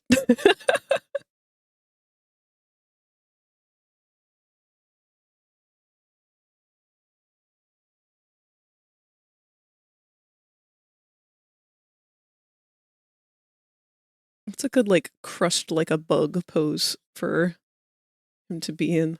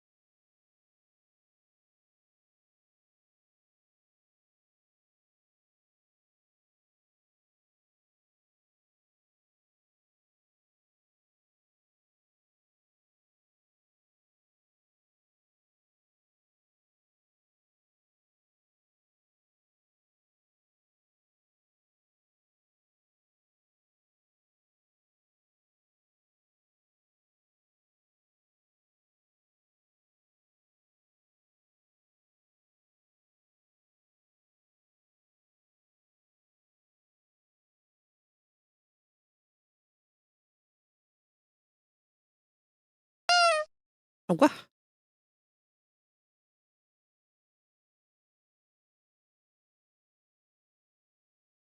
Is that a Mo Rotom on Joey's ass? You know what? At Playco, you can use your imagination to make it whatever you want it to be.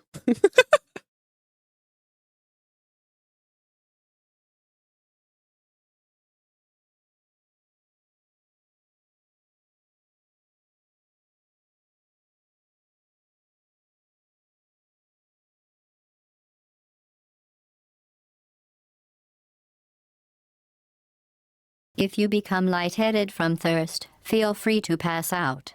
Thank you for the hydrate.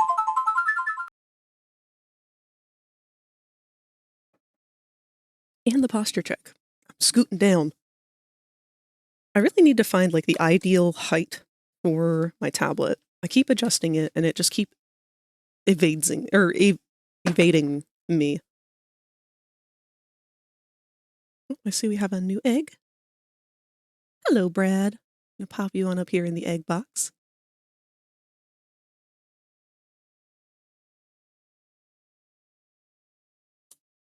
Yeah, it's Mr. 8 Seconds.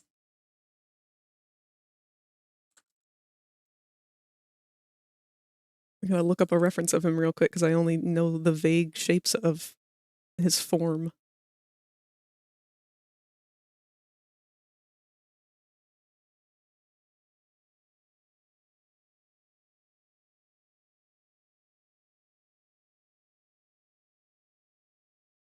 I'm glad that he managed to sneak in here with these warm-ups for the day, since he actually shares a voice actor with CAINE.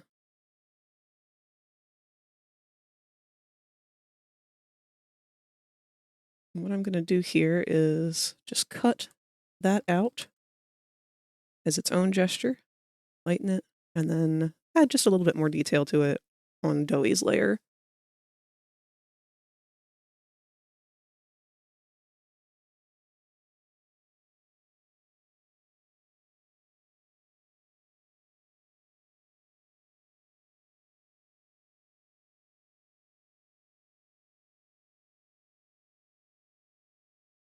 I've never actually drawn Pianosaurus, so I'm just gonna be goofy with him.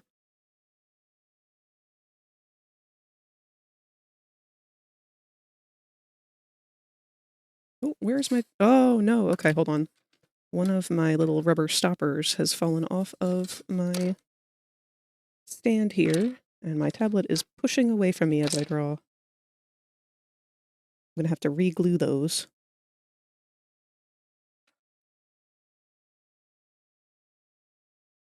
There we go.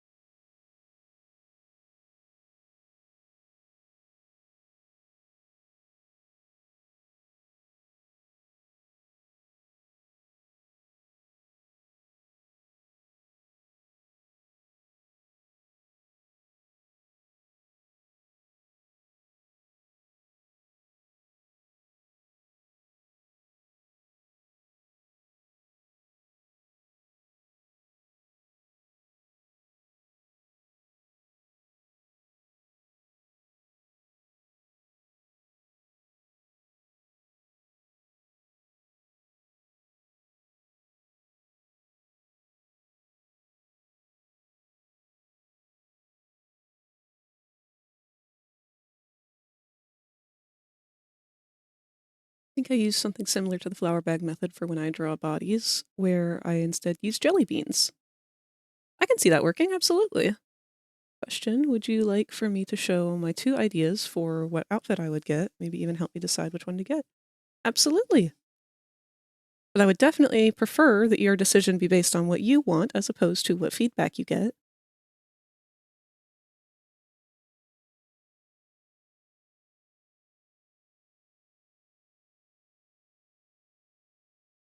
At the end of the day, your happiness should come from you, the validity that you feel within, not from what you get from other people.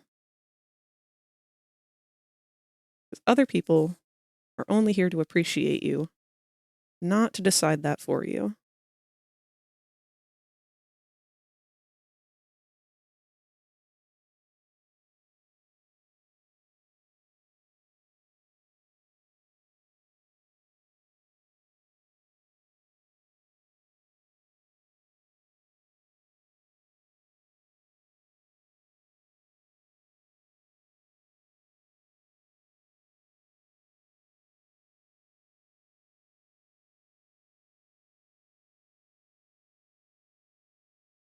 It's because I genuinely don't know which to go for because I want both. That's a mood right there.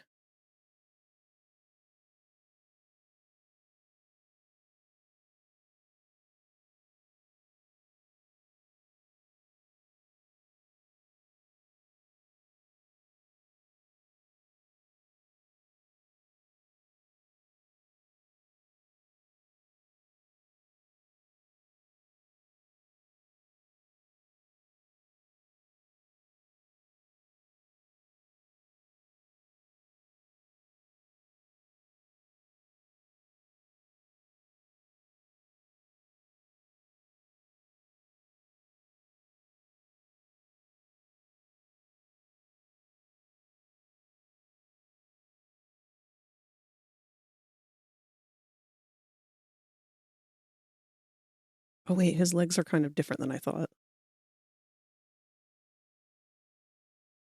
posted it. Let's take a look.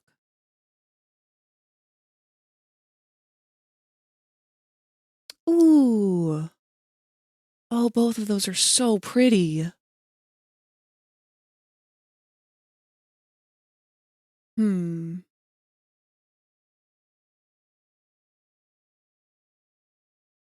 It's a hard choice.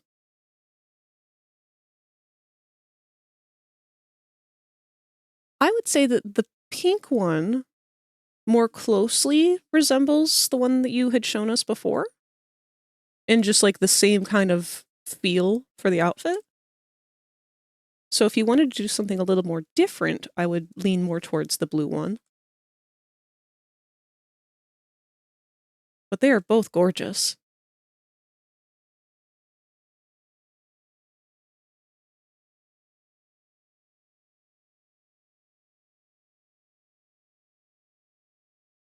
I can see why you're struggling to choose now, yeah.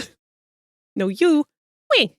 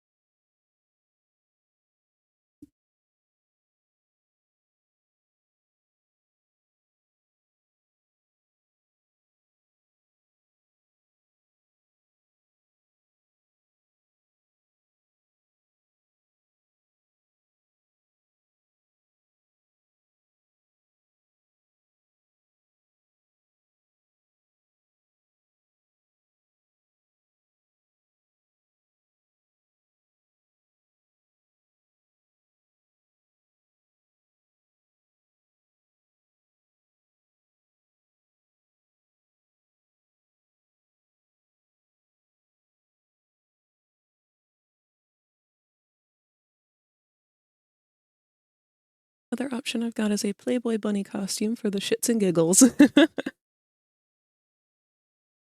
Cute as that would be, I feel like these are definitely more unique and more able to be worn as however you feel like they should be worn.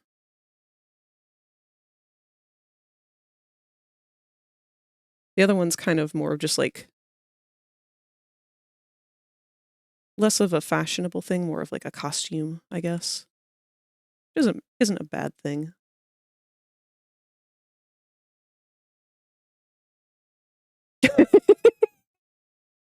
Hi, Tot. Is there something wrong?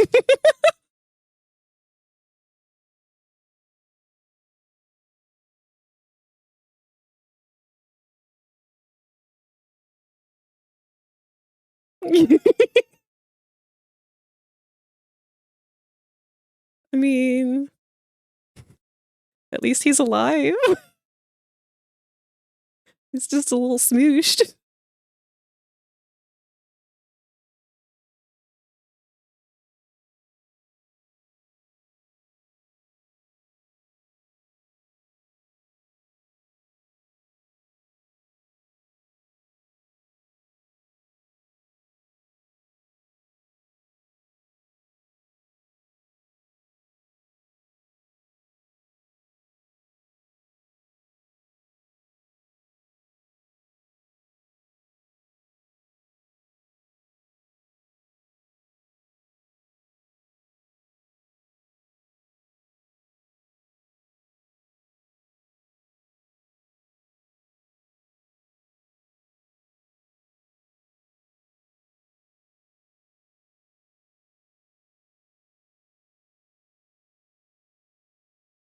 In my defense, I did not originally plan on this.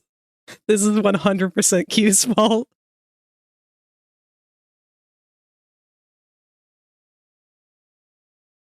I was gonna put Dog Day or something, like a little plush.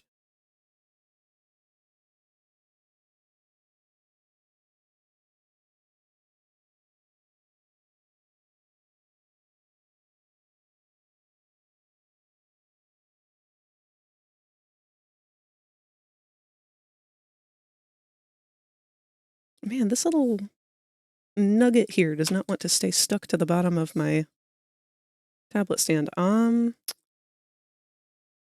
how fast it would take hot glue to set, or super glue to set. Let's give it a try. Give me just 1 minute here. I'm going to try and fix my stand.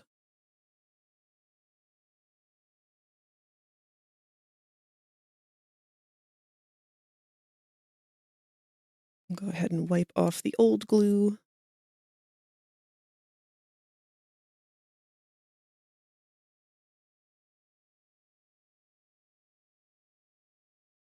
And this probably isn't going to work because this is super glue and I am trying to attach rubber to metal.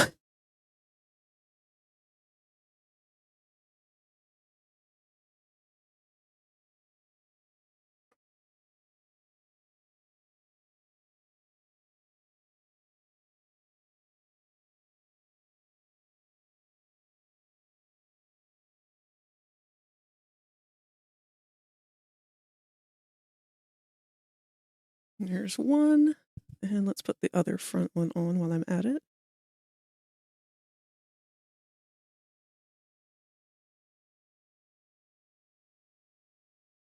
And now we just have to wait for the glue to dry, which hopefully won't take forever.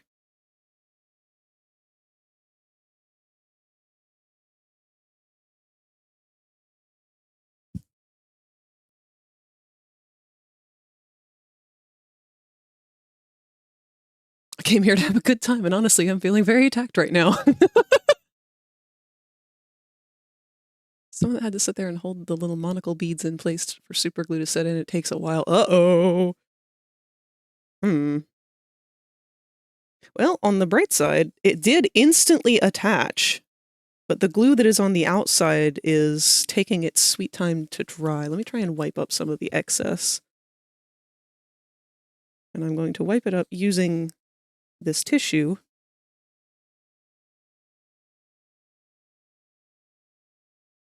That I must remember not to use afterwards and risk gluing my nose hole shut.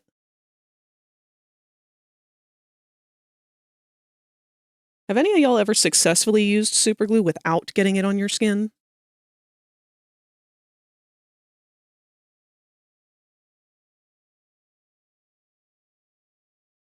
And I did just get some on the rubber pad itself, thus defeating the purpose of the rubber pad. Let's try and scrape that off.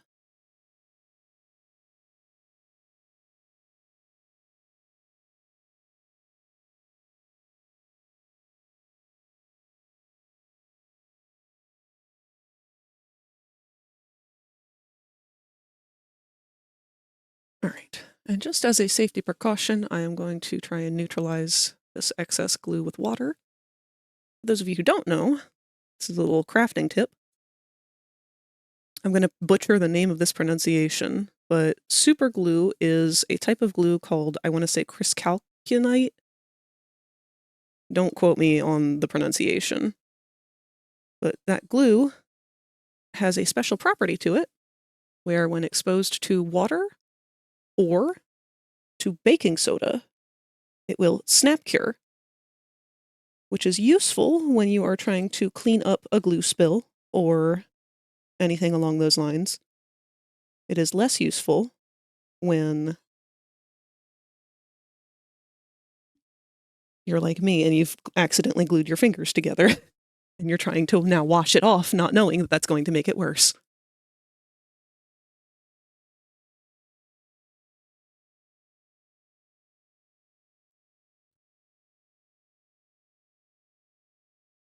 And let's go ahead and dry that.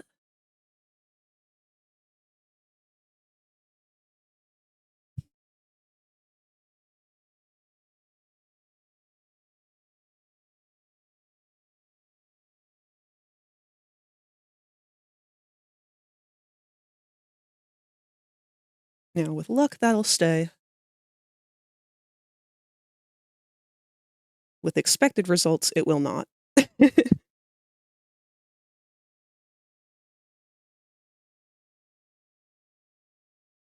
And that is my standpoint as a realist. I will either be correct or pleasantly surprised.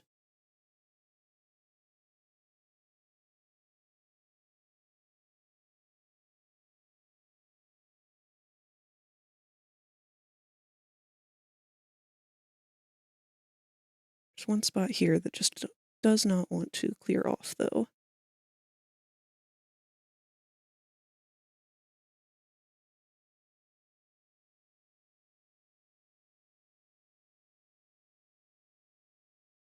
All right, looks like it's going to hold.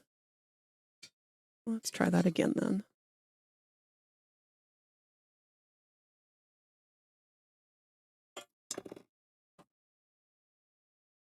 Make a big mess trying to put everything back. Lift this up again.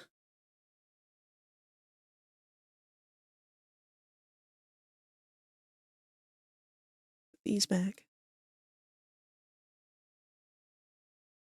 All right, let me see what you guys have been saying.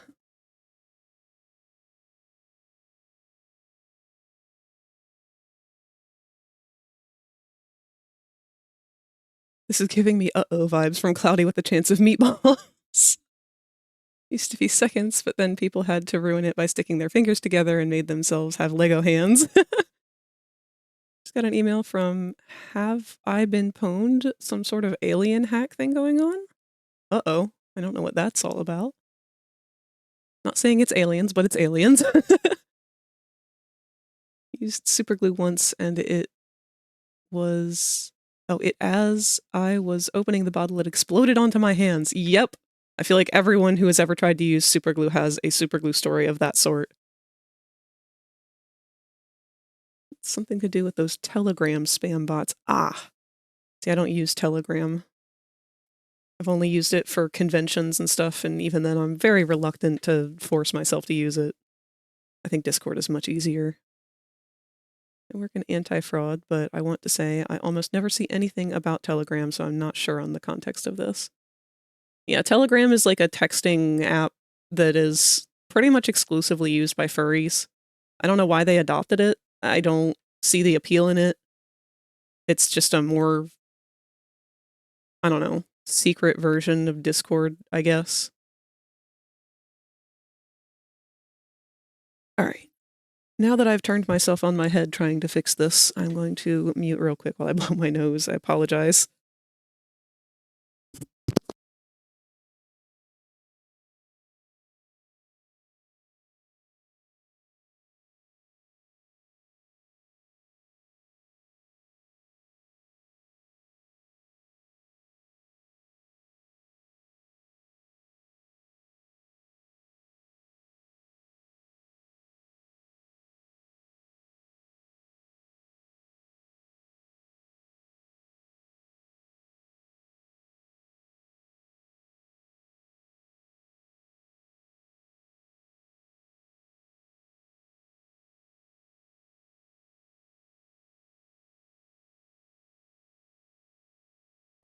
Weh, I live.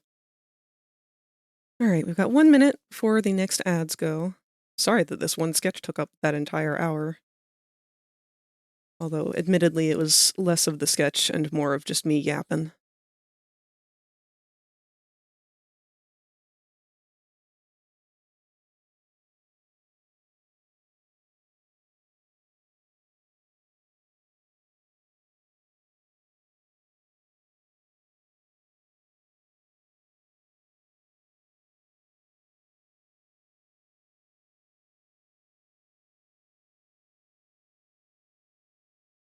We got a boomer! Wow.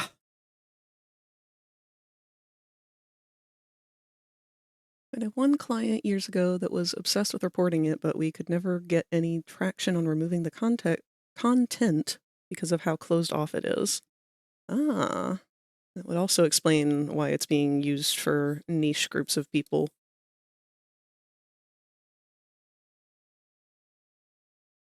I don't know. That's red flaggy to me.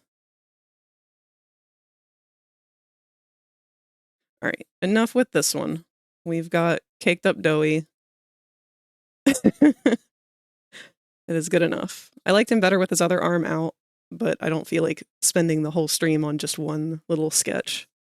I would like to do maybe 2 more. We can move on to inking CAINE.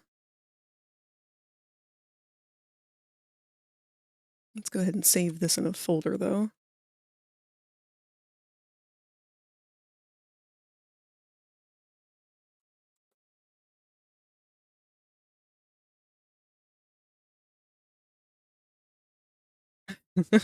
Finished away after stream. Telegram used by furries and drug dealers. I'm not kidding. I found my sister on there and she was confused as to why I was on the app that she uses to get the Canadian leaf. Oh my god.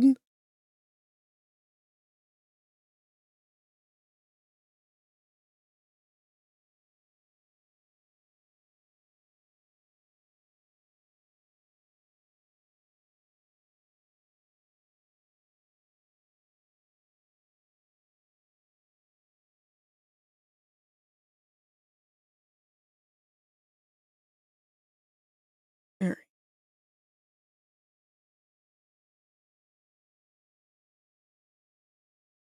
I know I did one before of him, like, kind of just flopped on the ground melting.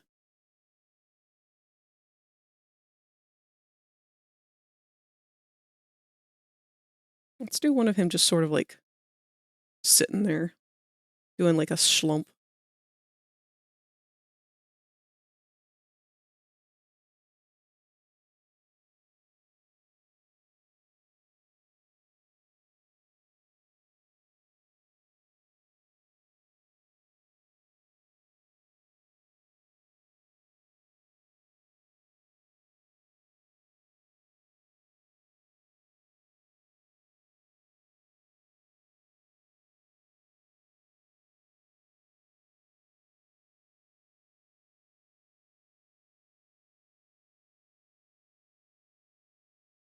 Gonna take a quick power nap, so see y'all in like 10-20 minutes. Alrighty, Q. I hope you get all the rest that you need.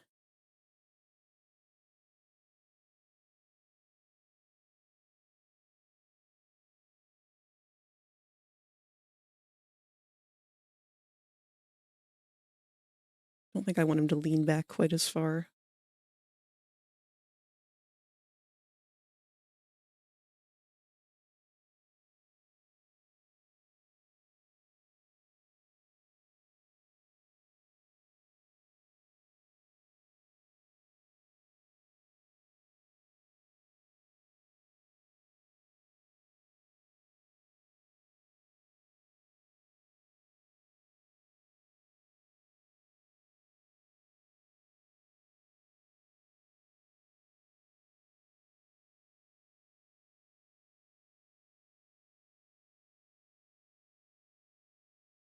He's so round.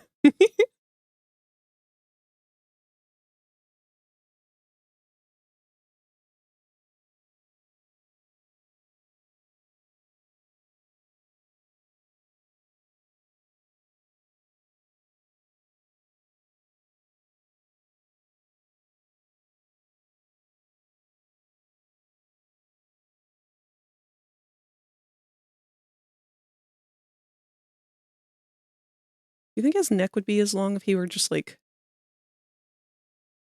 lumped? Or would he just like flop his head? Just kind of like let that fold up?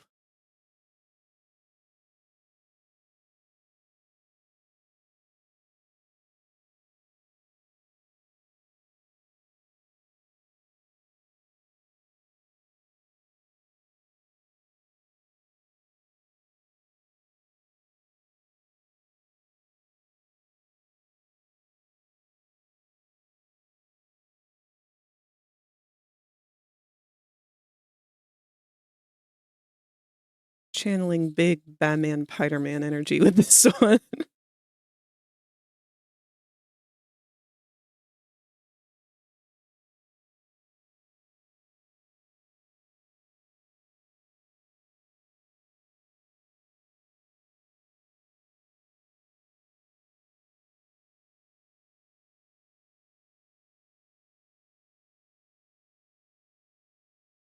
Kicking his stubby legs.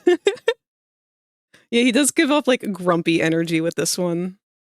This is more Kyle's domain. He's being huffy puffy.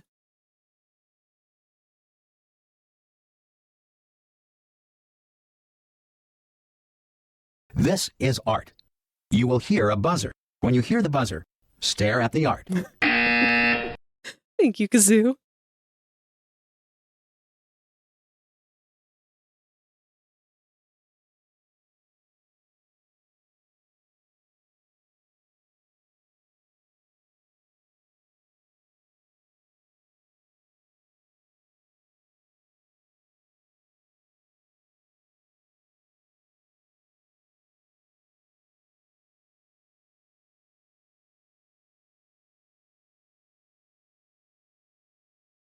Why is he mad? Because he's hangry.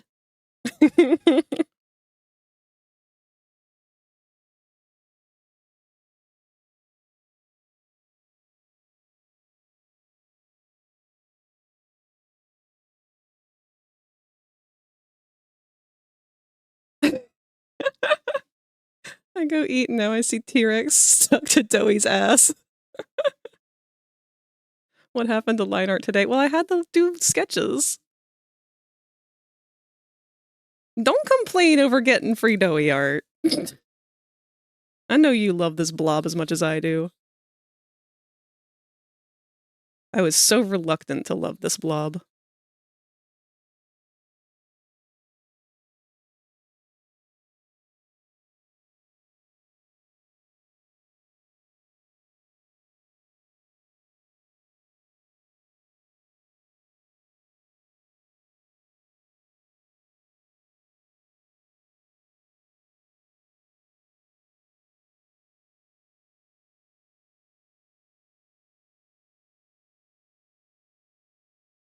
Give him extra puffy, pouty cheeks.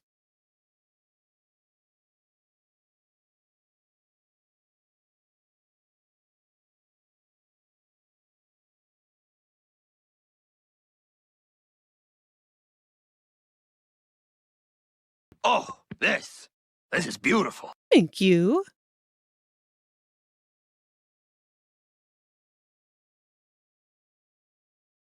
The practice is Doey Dumpy.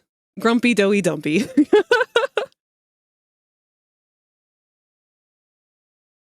You asked what sketch you were doing today, and you were like, none. I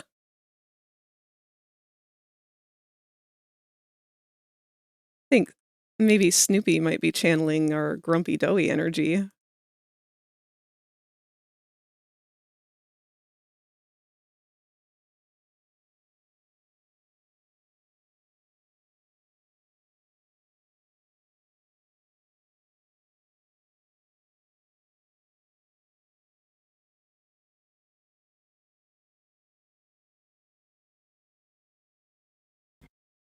Bubble, you can't say that.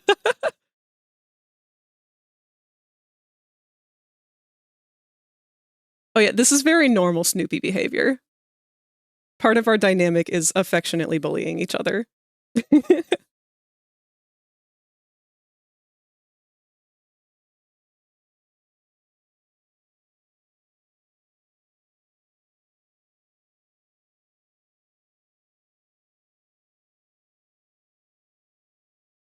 I just want him to look like he got dropped in this corner over here and has refused to move out of spite. It's very uncomfortable, but he will just melt here before he's willing to move because he's mad. You're right. No, you're right. He got put in the corner. This is his punishment for eating the Anasaurus.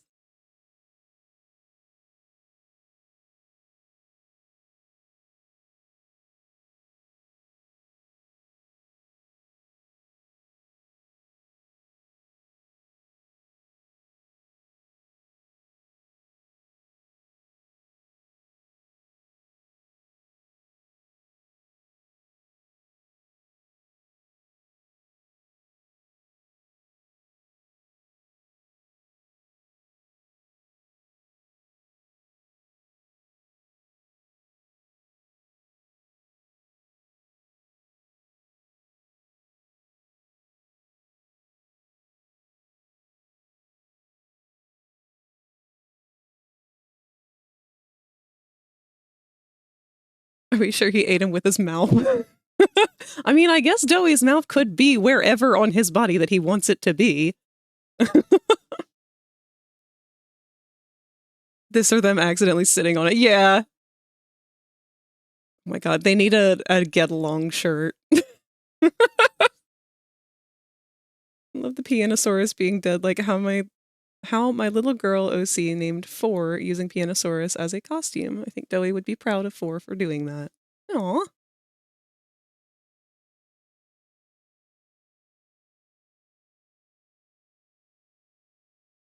I would say that those are 2 very good little sketches for the beginning here. I really just need to do a Doey compilation. And just post a big sketch canvas full of Doeys. But there's those. As much as I would love to continue on doing more doodles of Doey, it is time. We must shift gears and go back into this nightmare. Is it okay if you show the 4 drawing on stream to everyone? Is that one that you could ping me in? Because I think you had shared that one a little while ago.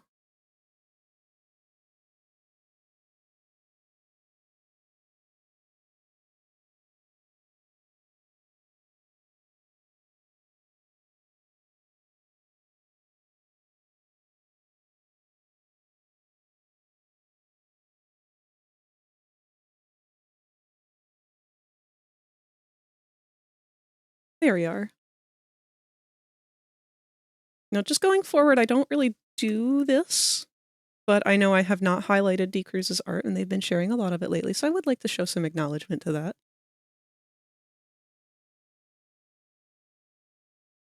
But here we go. D. Cruz has been very generously sharing a lot of their art over in the Discord, this one being of one of their many OCs. They are using Pianosaurus as a sort of cosplay in this image. Let's see what you wrote here. Yep, using the head of Pianosaurus as a giant mask.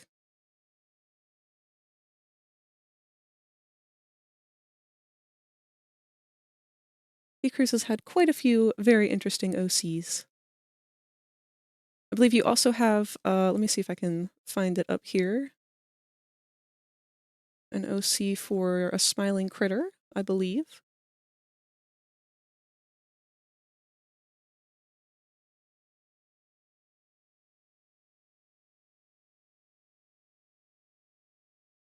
Well, that one's a ways back there, isn't it?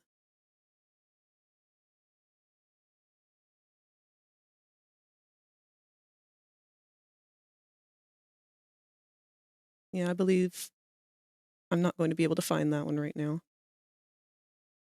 But yeah, you guys can check out the Share Your Art channel over in the Discord. That's where all of you guys have been sharing your OCs, your awesome art, all that good stuff.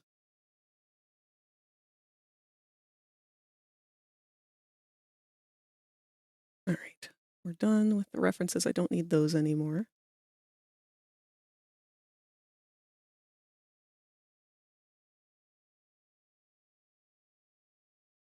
And what I do need is to open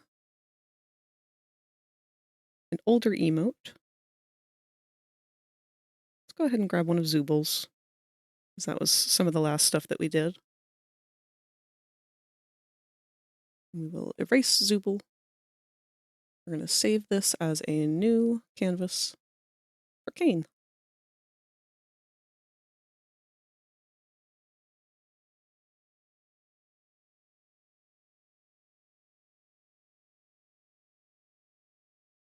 And we'll change that background to gray again, because I can't stand having a bright background.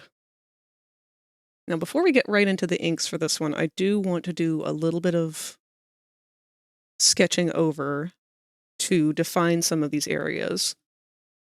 I've been trying to allow myself to get more in the habit of not having to have all of my detail already set in stone in the sketch. And that's definitely a good thing most of the time, but since CAINE has so much very specific detail in his teeth specifically that I feel can get very lost and very misconstrued very fast, I would like to define that outline a bit better. Would also like to make sure that I didn't get any glue on my straw earlier.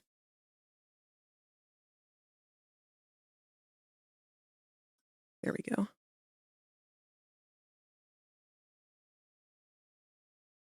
Talking about Amazing Digital Circus, I saw that there's a bunch of bootlegs. Yes, there is an absurd amount of bootlegs of Amazing Digital Circus stuff. And they are a gold mine.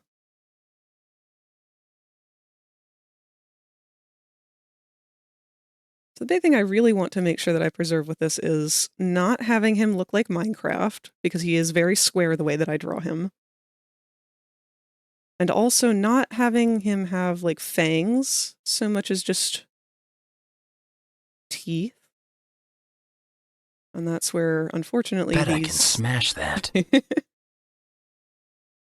these side teeth are going to be the biggest problem.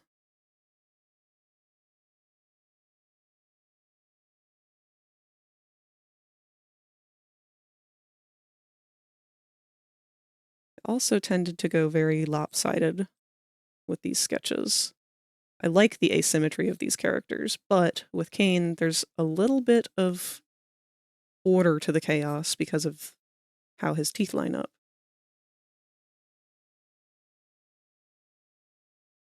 I want to keep the middle always in the right spot.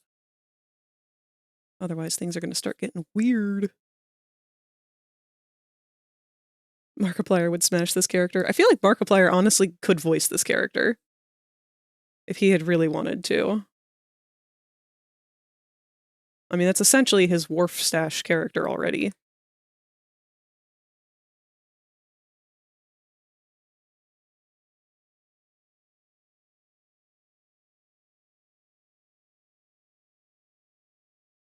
Now, am I going to keep to the 4 to 5 in the front?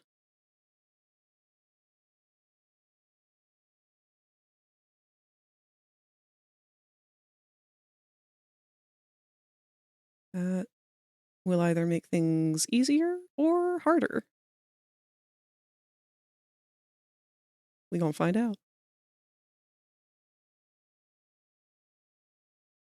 I like CAINE's design until he makes angry eyebrows and the teeth do that.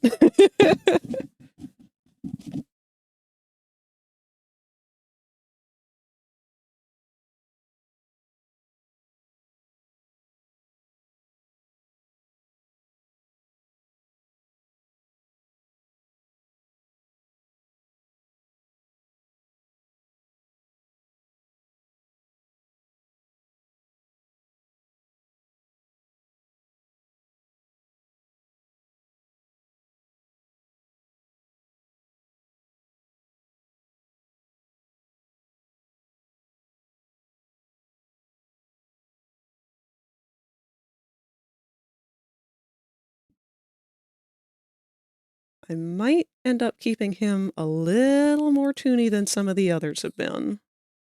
Purely because working with his shapes, everything's gonna get lost real easy back here.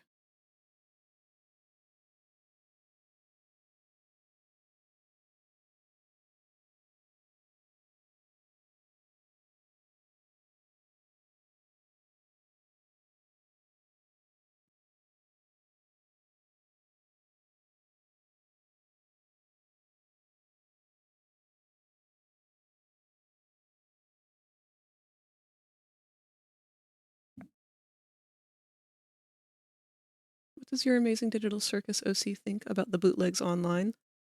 He's probably horrified. But with the other things that he has seen online, it's probably fairly mild. CAINE gets hillbilly teeth when he's angry. He does. The angry one's gonna be the hardest for sure.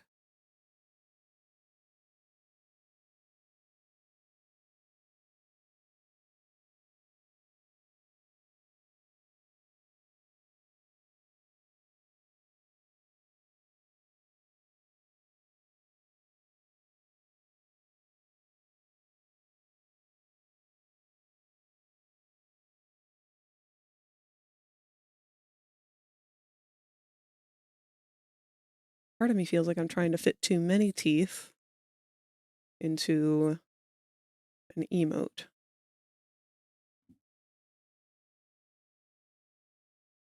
I should try to simplify them more, but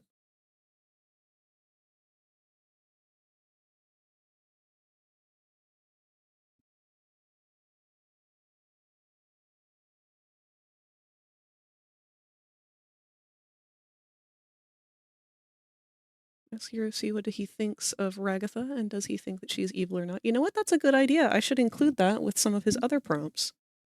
Because so far the only one that he gives an opinion of is Jax. Let me make a note of that to myself.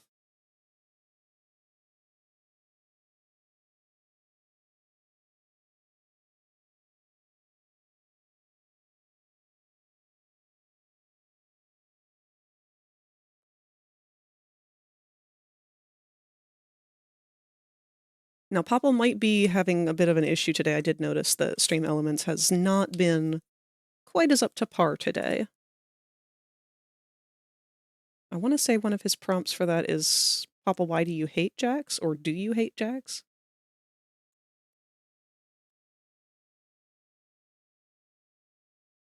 Let's find out. Yep, there we go. Well, let me tell you, Sugar, once upon a time in Gumball Land, okay, that's a new place. I was rolling along, dispensing joy when Jax the nasty rabbit came hopping by. He sneered and called me a silly gumball, all while taking my precious gumballs for himself. I offered him some sweetness, but he just threw them at me. Ever since, I can't stand that fluffy menace. I mean, what's a gumball gotta do to get a little love around here? I think maybe Popple might have forgotten that he's a gumball machine and not just a gumball. Good attempt, buddy.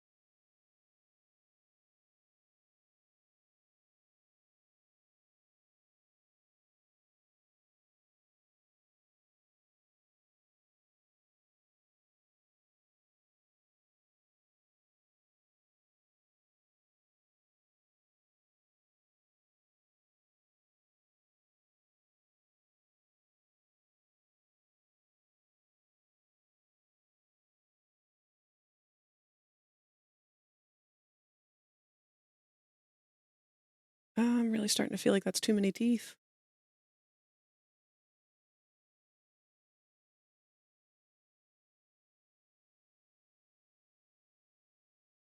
Ugh, 4 is going to make it look so much more like Minecraft, though.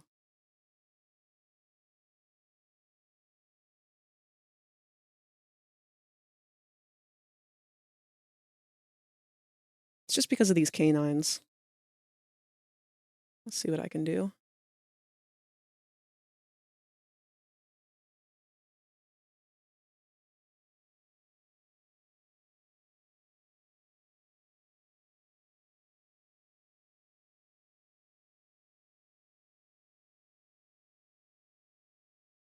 Did you remember to save all of your files? If you become lightheaded from thirst, feel free to pass out. Thank you, baby. Hello, Snake. We got a boomer! Thank you for the love bombing. And for reminding me, I gotta go check on these eggies and pop them up here.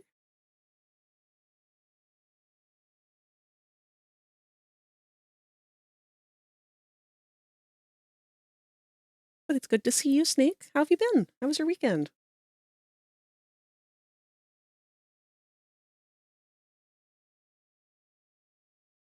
Why did I do this to myself with this face?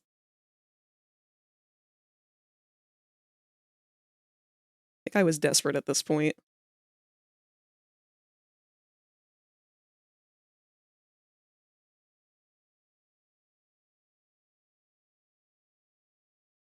Be honest, it was but I have news for you. What's your news?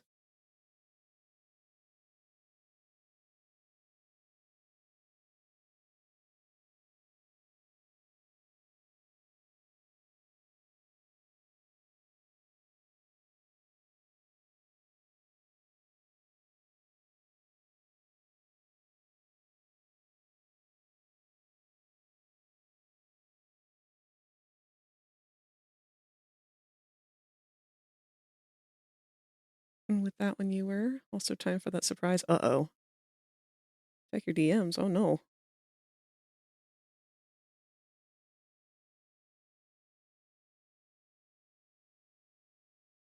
Aw! Oh, that's such a good-looking raptor.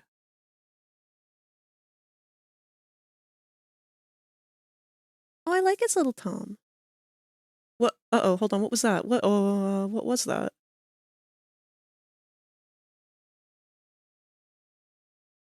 What happened? We? Tsukio Dravid can now hatch from their egg. What? Thank you for the follow. I'm not sure, Q, what happened with the thing that you were trying to do. You subbed, but it didn't appear to say anything? What is going on, Stream Elements? Hold on. I saw something purple pop up over the chat.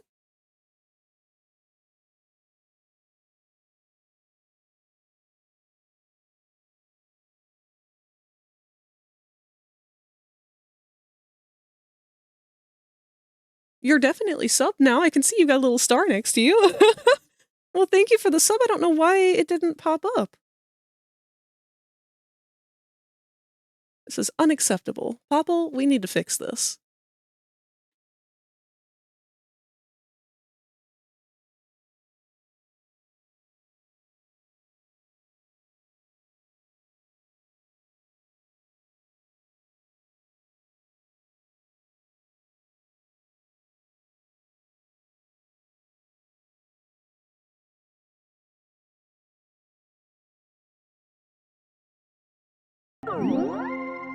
What? Quetzalotus just subscribed for 3 months. I fixed it on my end. Oh, okay, there it is. I'm not sure what you had to do to fix it, but you fixed it. Thank you, Q. I was going to run an emulated version instead just so you would get to see it. I had to reload it. Oh, okay. Well, thank you so much, Q. No more pesky commercials. And you've added a snowflake to Popple. We're gonna have to switch him over to a spring theme soon.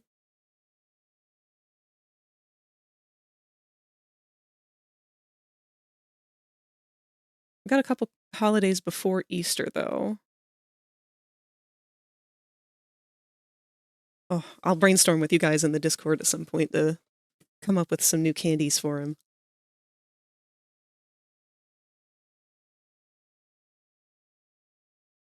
Oh, you sent it updated. Okay, let's see. Oh, those feathers are so pretty. That is looking amazing. I'm really excited to see the colors. I know you're talking about doing a tie-dye theme.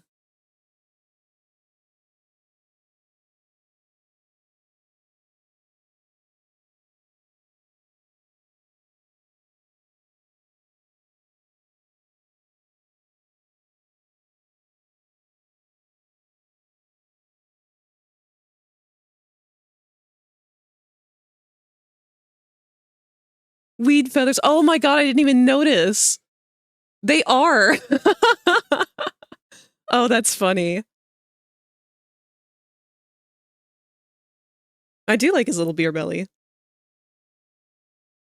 Little bellies like that are so cute on characters. And then we've got St. Patrick's Day, Mother's Day, and April Fools. That's true. I don't want... Oh, no, we can't just do, like, little chocolate balls, because that'll just... No. My brain was like, oh yeah, malted milk balls were a candy that I used to get every fucking spring for whatever seasons were going on, but that was just because my mom really likes malted milk balls. They would just look like little turds.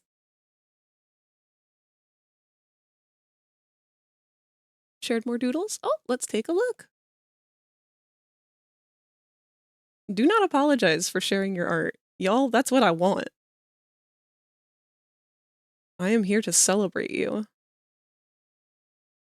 Ooh.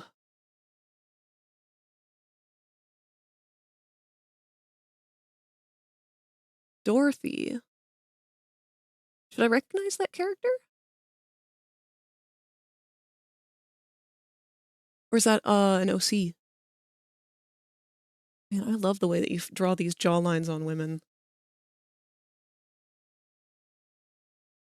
I just love the way you draw in general. I'm throwing compliments out here for every little thing I see, but I can't pinpoint it to one thing. You just have a beautiful art style.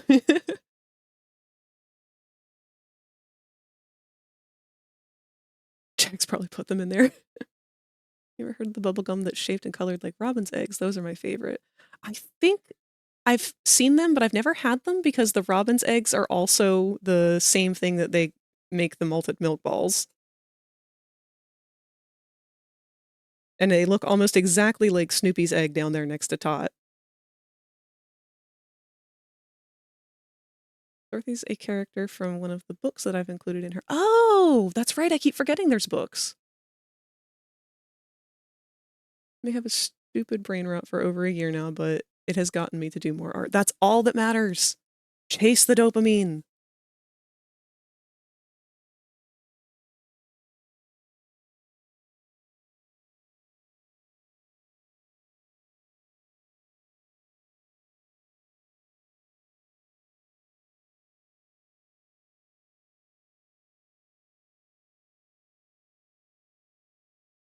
I don't care how dumb it is. I don't care how self-indulgent it is. If it gets you to make art, do it. Got me to sculpt some more, which I hadn't done in probably 8 years. Fuck yeah!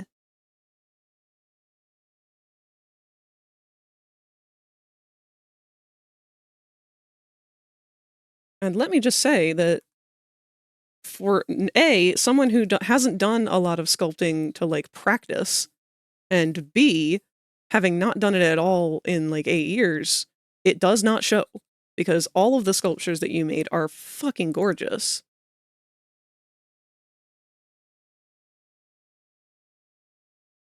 Like, I would just assume that this was what you've been doing.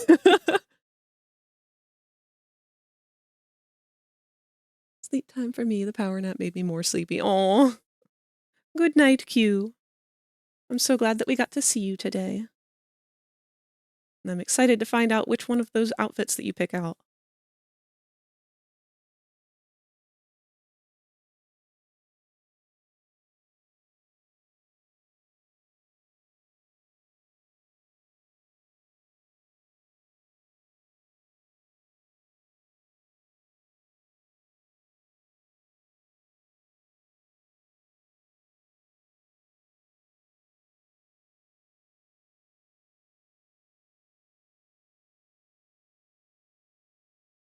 Probably one of my most watched streams. Aw, thank you!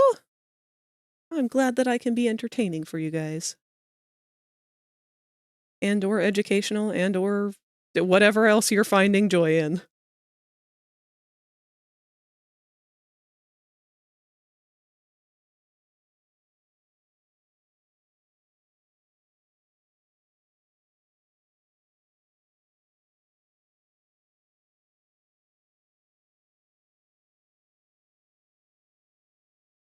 This really does start to feel like too many teeth.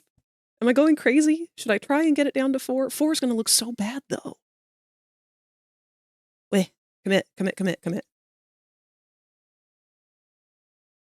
Can always make it look better later. Have to make it exist first.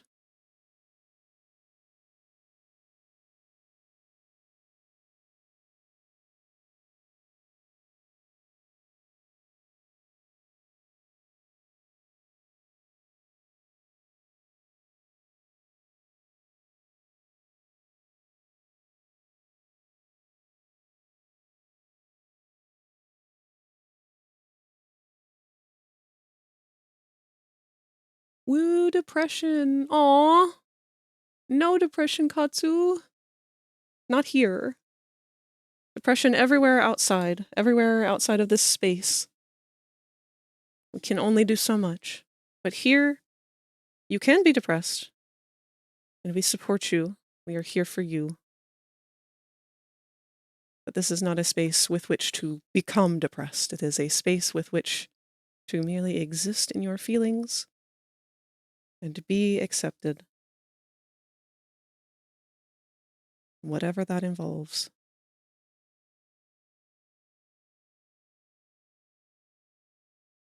I'll go months without drawing and suddenly I'm better. Oh, mood. Oh, I missed what Tot said up here. I feel like there's a phenomenon with art where, for no reason, oftentimes I will have not drawn for years or something like that, but then go back and do it. It doesn't feel like it takes as much to, like, get to where I had been before. There are definitely some things I see people do with their art that amazes me, and I have yet to be able to achieve that. But whenever I come back to art, I don't feel like I've lost a ton of skill or anything. Yeah, and so that's kind of a fun thing about art. You are still learning how to draw and learning how to do art, even if you're not doing art.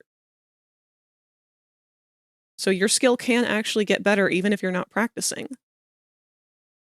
Just because your brain has developed and you have understood different concepts and premises. That's why one of my catchphrases here has been, you will learn, you have no choice. Ever since I met you on Rosie's stream, I legit loved you because you're quirky, dorky, and I love how you are. Oh, thank you. Depressed because I'm alone on my birthday. No, Katsu! I'm so sorry! All my plans fell through in some way or another. I've got no plans on celebrating. Well, we will celebrate you here, then. Everybody give a happy birthday to Katsu. That is an order. In fact, I'm really slow at this. You guys are so much faster than me. Happy birthday, Katsu!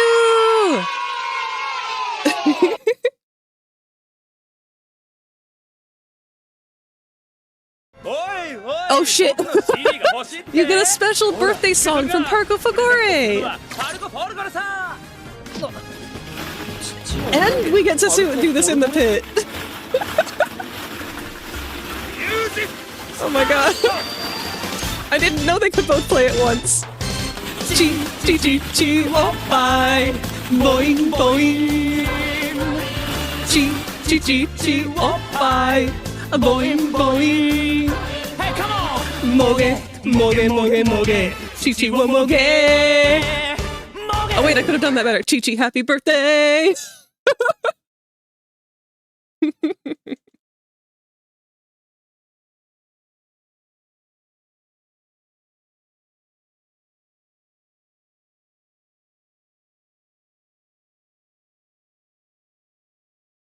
Same situation with Marvel Rivals. I played Paladins a lot, and years later my skills didn't falter much when I played Paladin. That's cool! Happy, happy birthday! I miss that show so much. It's a good show.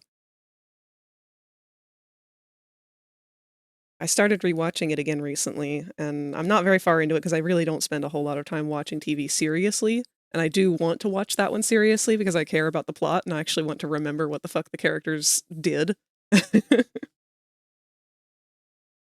But my god. It's like a shitpost a lot of the time during that show. But you can't help but be endeared by it.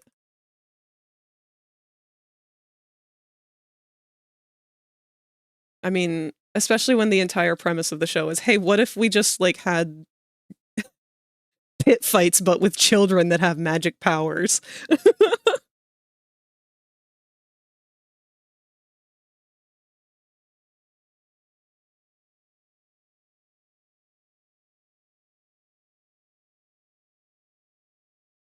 Trust me when I say this, I always celebrate my birthday alone. I hate it, but yeah, plus my birthday's coming up too. Birthdays are rough. Especially as an adult. The time frame that we kind of grew up understanding how birthdays operate and what to do with them and how to celebrate is a time frame that no longer exists.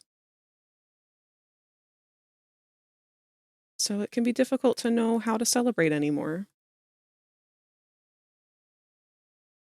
If anything, it just kind of feels like a reminder of negative things, but that's also just a matter of perspective. I used to hate my birthday too. But in the last, say, not quite 10 years, but definitely over 5 years, I have been turning my birthday into a treasure hunt. So one of my favorite ways to celebrate my birthday is to go through the list of all of the freebies, of all the restaurants and other places that I've signed up for. I have a master list that I like to check and see all of my free rewards and goodies. And then I'll go all over town all month long, redeeming all of my birthday freebies and just eat like a fucking king. There's so many places that give you free drinks, free meals, free donuts, so much stuff. And all you have to do is sign up a lot of the time. So that's what I do, and my mom has gotten on board with it. And we'll usually spend the day of my birthday going around to various different places, just collecting goodies. It's so fun. It's almost like an Easter egg hunt in a way. Because sometimes, like, you never know which ones are going to change. Sometimes I'll get one year that I don't get the next year. Or like a business has moved out of town, so I had to write that one off the list or whatever. But then I'll go on trips to go visit friends or whatever during that month. And then discover a whole new place that I've never been able to go to. Like, there used to be a bunch of Godiva chocolates, like, as building locations, and you could go in and, like, get smoothies and shit. Like, chocolate milkshakes and all that stuff. We don't have those stores. That's like a ritzy thing. Like, those just don't exist in my state. But there was one at a mall that I went to with a friend in a different state. And that was the gold mine that year.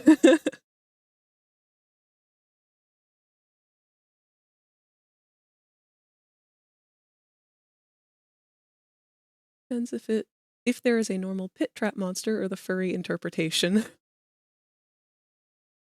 Every Monday this month, my pals have gotten together to watch Kirby Right Back At Ya, and I am in love. My face hurts from laughing. Fuck yeah! That's another one I want to go back and rewatch. Sadly, I too often have to work on my birthday and end up celebrating it alone. Bitch!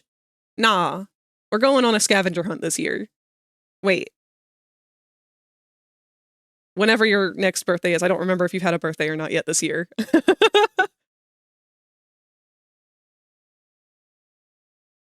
I'm not the kind of person who has everyone's birthdays memorized. I am so bad at remembering them. I usually would have them all written down and, like, give myself alarms and all sorts of things. I used to go crazy over people's birthdays, but this is the year that I've decided to step down. It was getting a little too stressful trying to do something special for everybody. It's not that I don't care. I do care greatly. I just don't have the spoons anymore like I used to.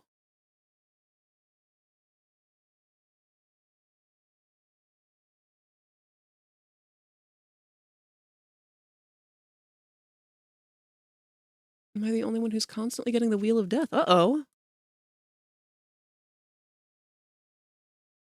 Celebrate mine by streaming art so that I can spend some time with my friends, but also the weekend before is the weekend of my convention, so I also celebrate by cosplaying with my fellow nerds. Yeah! Convention birthdays are fun. Well, it says right now that the stream quality is excellent. So if anyone else is having issues with that, please let me know.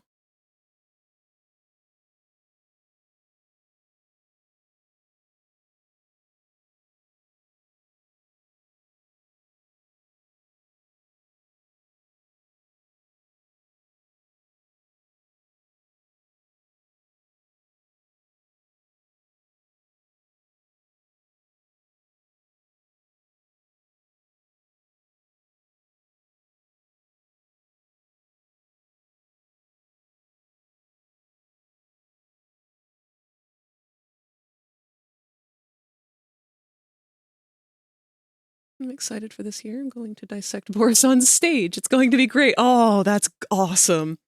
If you feel comfortable with it and there is video footage, I would love to see. But if you are not comfortable sharing that, it is completely understandable.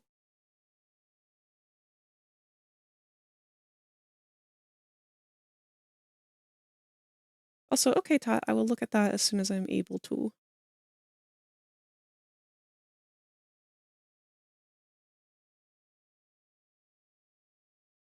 If there's video footage, I would love to share it. Oh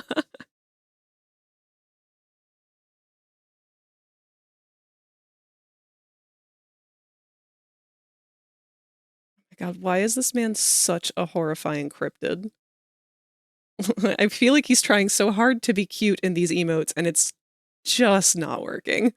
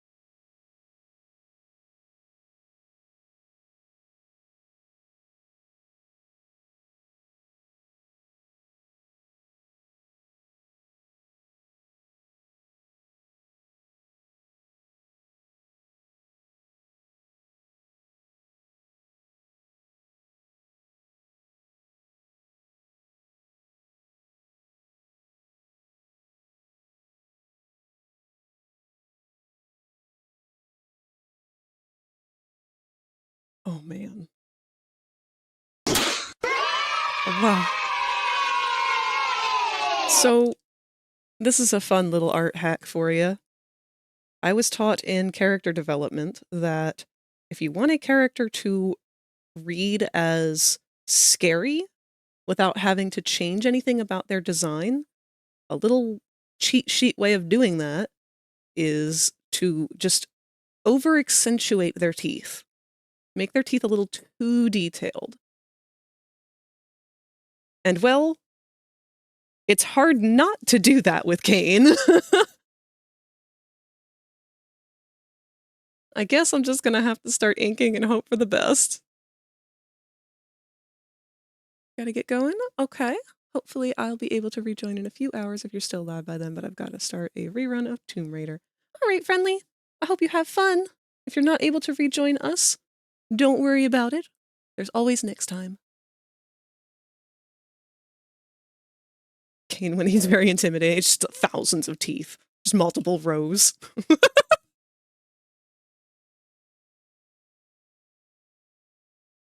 right. Maybe let's start with one of the easiest. I think that's probably this guy.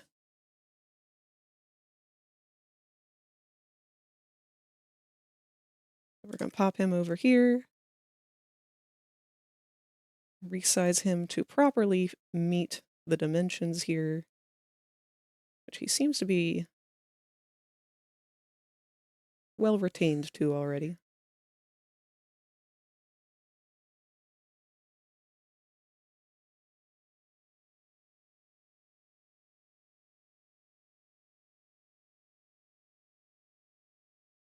Lighten it up. Yeah, I feel like he's definitely going to end up getting kept a lot more stylized than the others have been, which kind of sucks, but it is what it is. I want to say 8 was the size pen I was using, just to be sure. Come here, Zooble.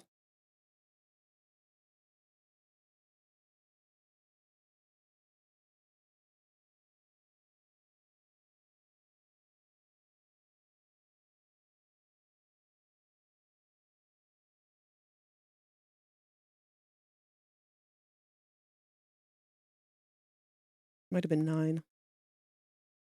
I'm going to stick with 9.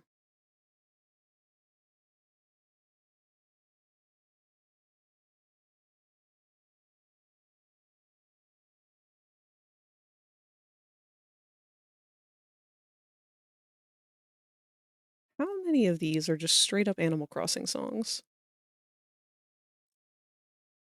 I might switch to a different playlist.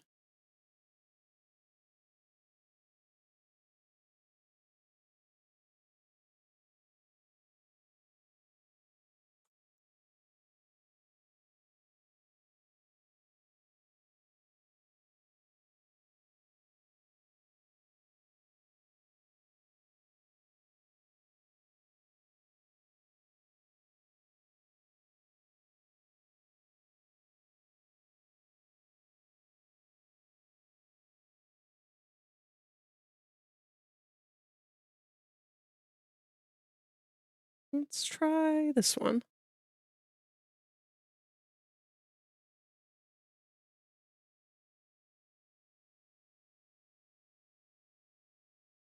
All right.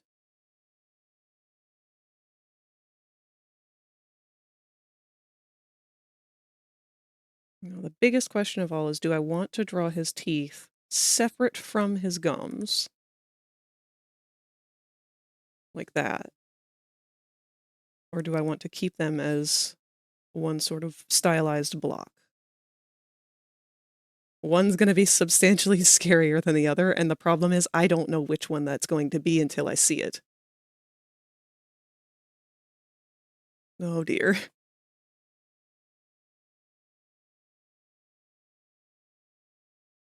Let me keep a reference of CAINE off to the side here.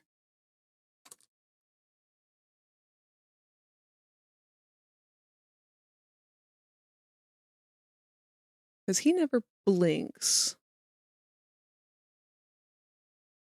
And he's got 2 different eye colors. I gotta keep that in mind.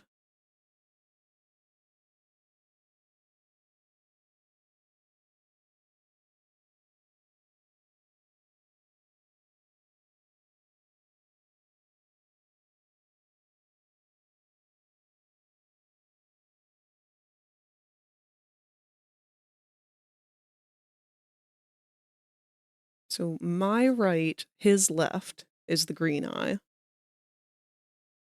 I'm definitely going to forget that.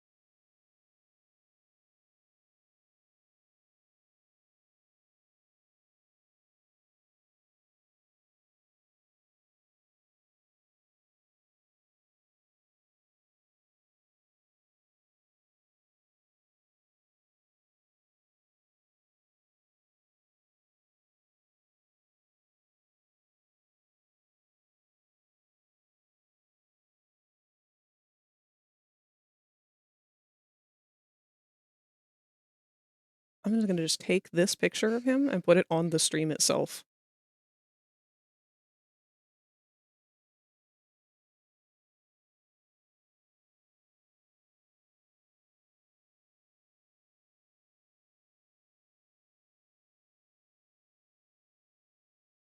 Oops. I did not save that transparent.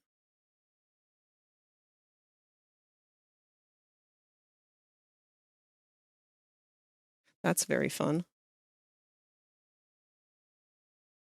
Can I salvage that? Probably not.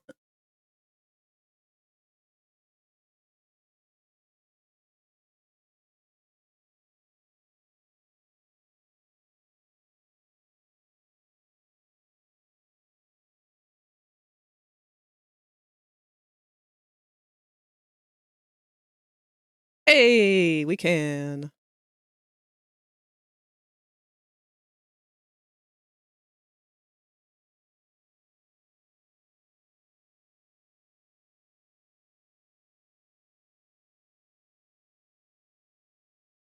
There he is. All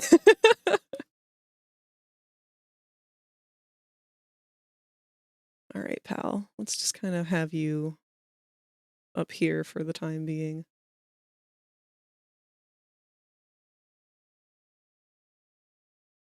Swear to God, I want to punch my sister. I haven't even had the money for an hour and she's coming like, can you send me money? Oh, that's so frustrating. Q, I'm sorry you've got to put up with that. Oh, got a couple eggies down here. Whoop, that's Popple. Get out of here.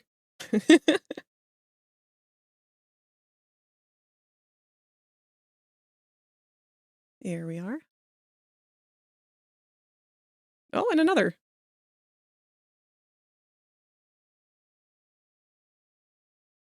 Hello, Berserk. Nice of you to stop in.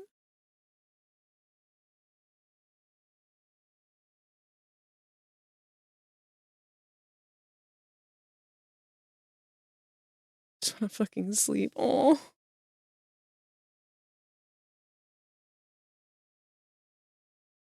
Didn't mean to jump scare you then, Berserk, by calling you out as soon as you joined. I just had stream avatars open and your egg popped up as I was moving them. We are in the midst of a dilemma with inking CAINE's emotes because I'm terrified he's going to come out terrifying.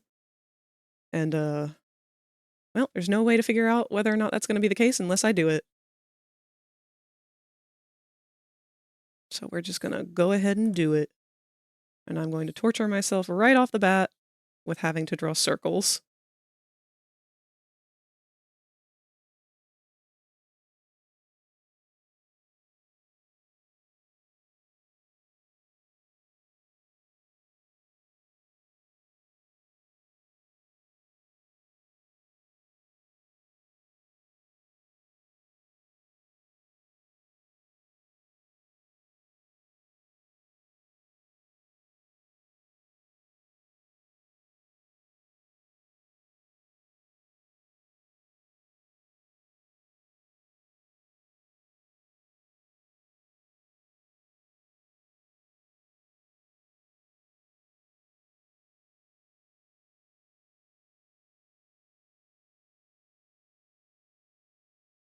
I can't say that this current playlist is doing it for me.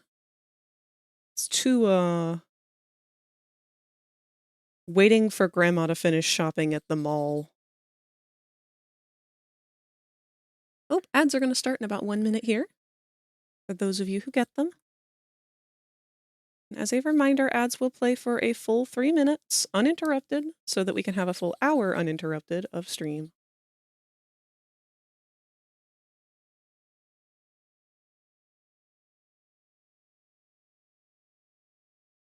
Nailed the vibe. It's the saxophone. I don't know why. They throw that jazzy saxophone down in there, and it's like, wow, this just really is me hanging out at Boscov's.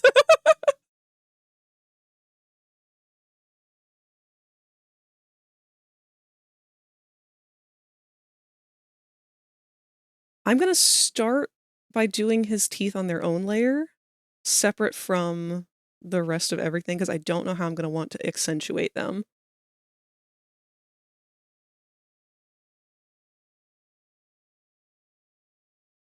Yeah, that's what I'm gonna try.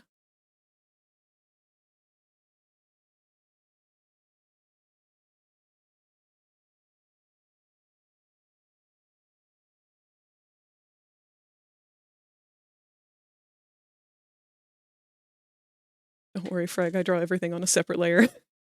An alarming amount of people do. I feel like maybe I'm the one who has been wrong. I try very hard not to use a shit ton of layers, but I'm really bad about it. I do a new layer for just about every line, but I always merge them.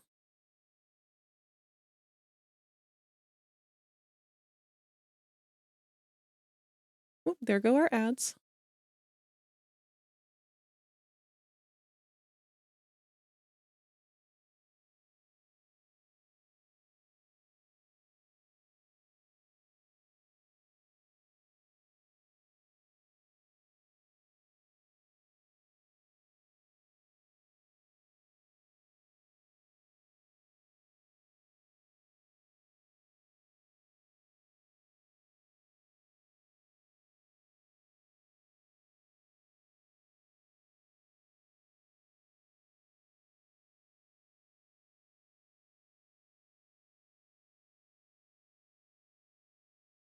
I'm always too scared to merge them. I'll be done with the piece and then they still aren't merged. Yeah, that's always the fear that I've had. I tried to combat it for a while by duplicating them. Like, I'd have a folder that was just duplicated. And then I'd have the merged version. But then it got to a point where it's like, I never go back and do anything with those lines. I never need them. I never have encountered having that fear come true that I'm going to need a line that I may have merged at some point.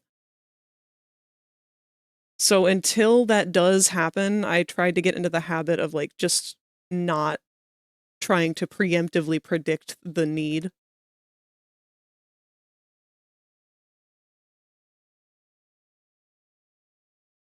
Do what works for you, so long as the file size isn't nuts. Going to share the playlist. It's up to you if you want to switch. Thank you.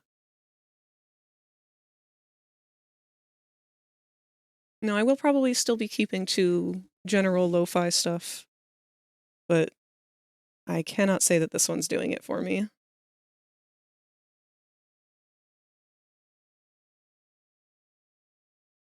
This is art. You will hear a buzzer. When you hear the buzzer, stare at the art.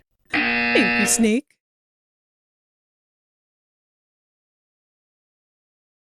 I should start merging them once I move into the flat colors, but I'm paranoid. That's around the time I usually will try, but I've been in the habit of doing it this way for so long now that I almost always end up with just one layer level in the end. I'm worried that those eyes aren't going to line up, but at the same time, that might be to his benefit. It's kind of a silly little guy.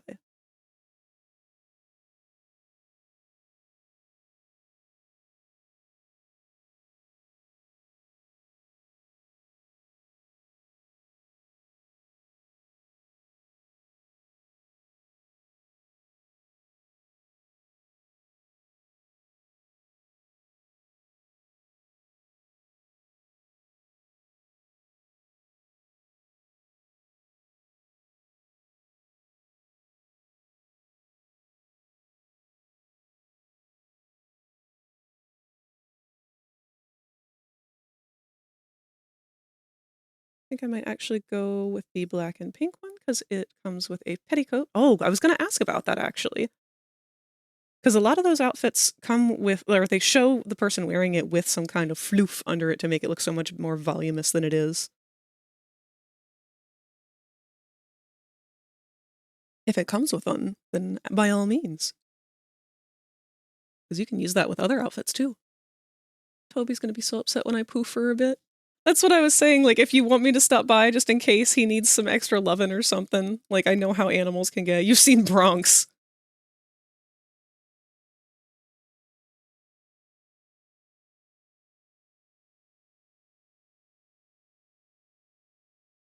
Poor Bronx is very dramatic anytime that I have to go away.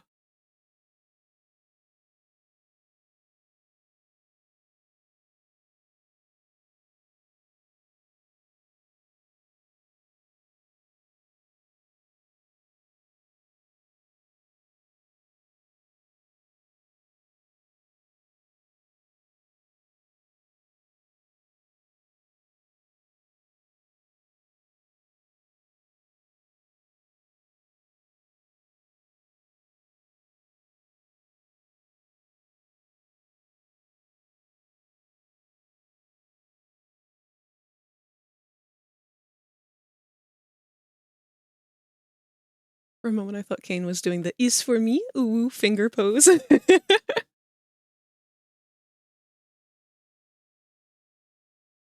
Yeah, I'm not, like, in love with all of CAINE's, but I wasn't in love with everyone else's either. There's always gonna be one or two that I don't like as much as the others. But if I let myself get hung up on that, I'll never get it done.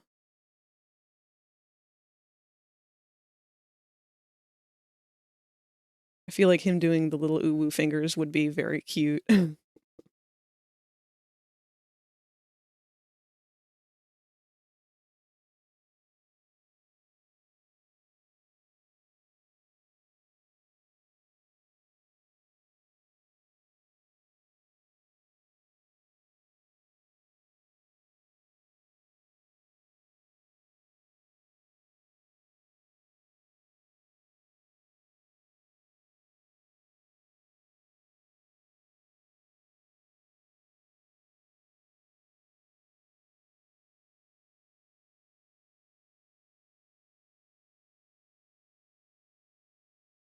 When you're aiming for war criminal vibes, but they just keep coming out, baby girl.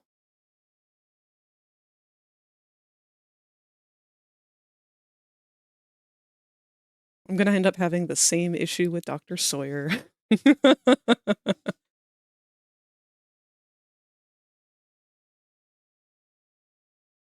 Man, I did a really good job at covering up his body in this one so that I really don't have to draw a whole lot for it.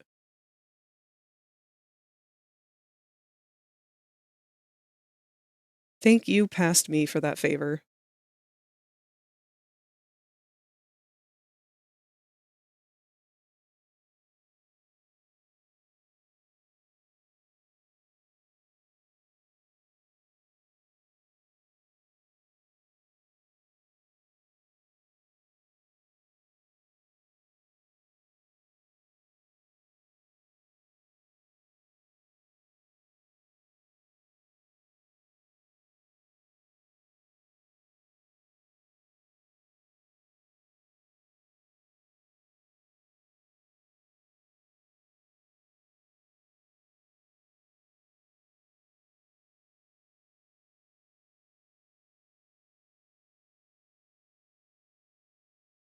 What, you don't want to draw a coat with lapels and a bow tie? Even though I've been drawing that on every male character, it seems, for my entire life.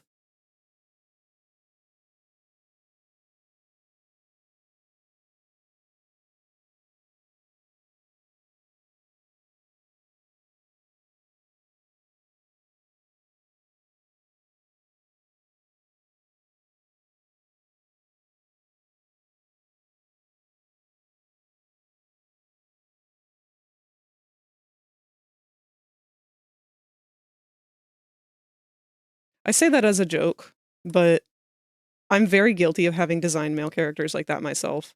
Like, way too much. And I don't even want to take personal responsibility for it at this point because I look at the fashion industry and men really do just get suits. They get nothing. Like, your only option if you want to make a male character that is formal in any way, shape, or form, it's gotta be in a suit with cuffs and lapels and the whole shebang. Let's make sure we save this one. This is CAINE. Nervous? Question mark? Good enough.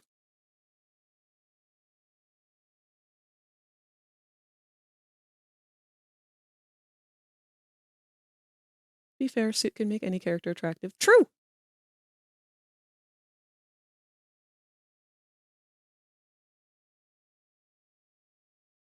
The problem here is I didn't really do anything about this inner edge of his teeth, you know? Wondering the best approach for that. Because I don't want to just cut it off completely, make it two-dimensional. That might be the best approach, is to just give it a little... do a new layer for this one.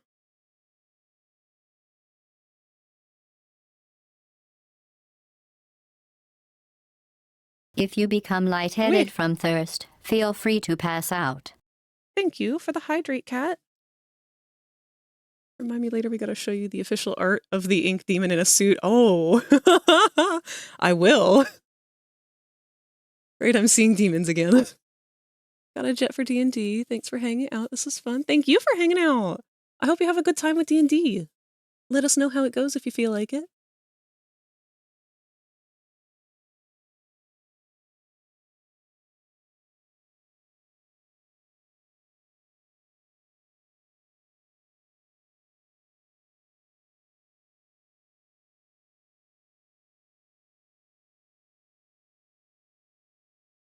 Funny how often this song ends up making its way into lo-fi playlists. Because I'm pretty sure this is that Mario song from Odyssey.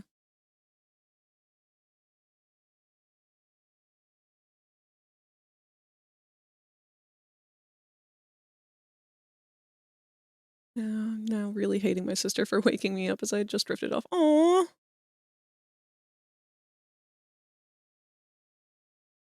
It was incredibly rude of her.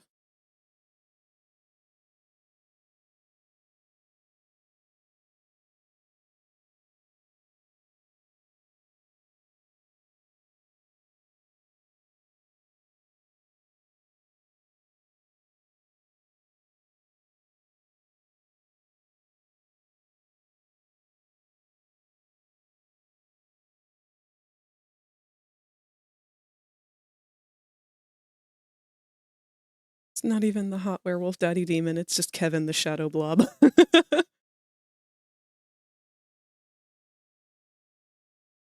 Doesn't even bother to wear a hat.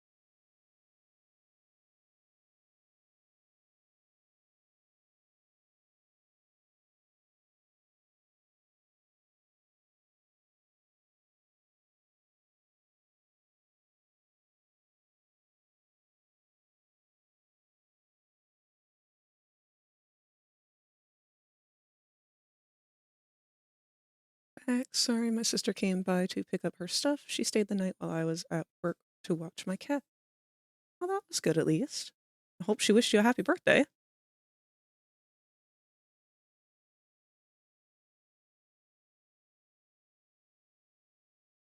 Oh, that's right. He's kind of like tucking his eyes behind his mouth in this one a little bit. Okay, that tangent is allowed then.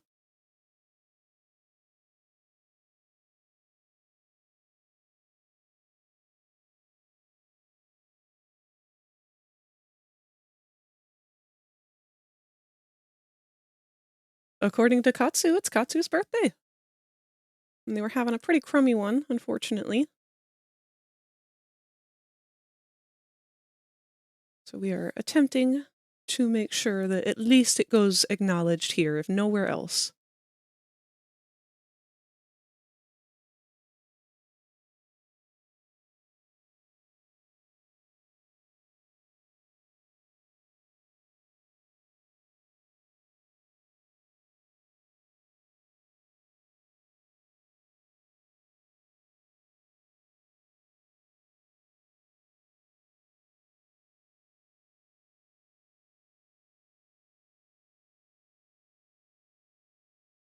Well, hello, Bronx. Come to join us. Hi, baby.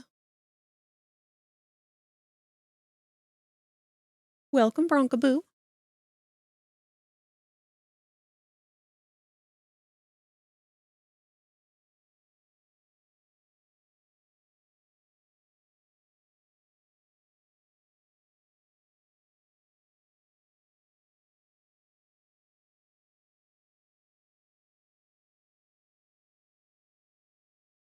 I think she came in here just to fart.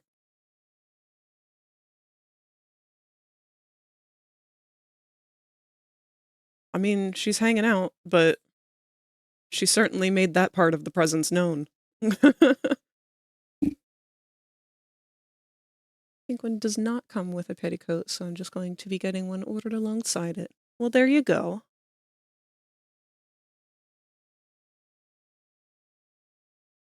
I hope that it is every bit as much as you hope it to be.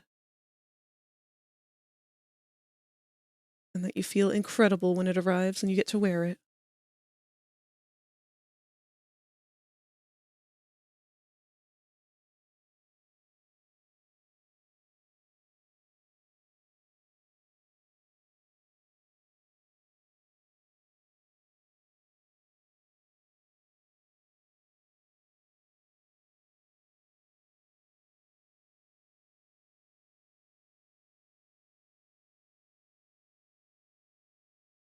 Things are happening with this top jaw that I don't really know how to feel about.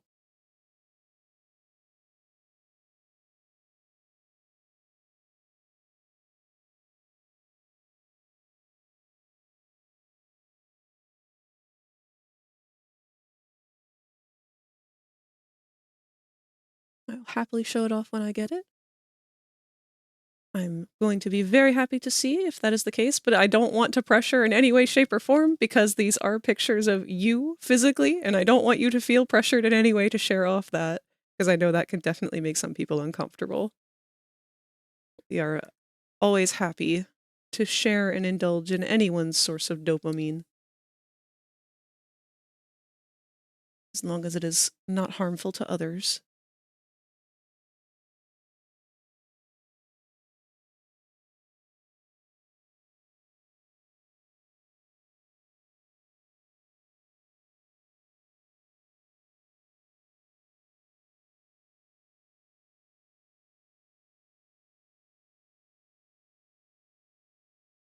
Wait!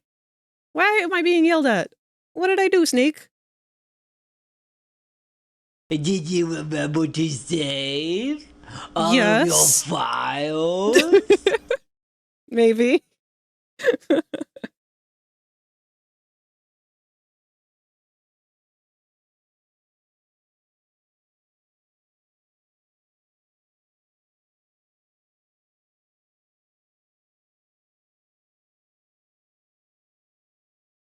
I'm just going to continue to procrastinate on the teeth and go right on into the top hat.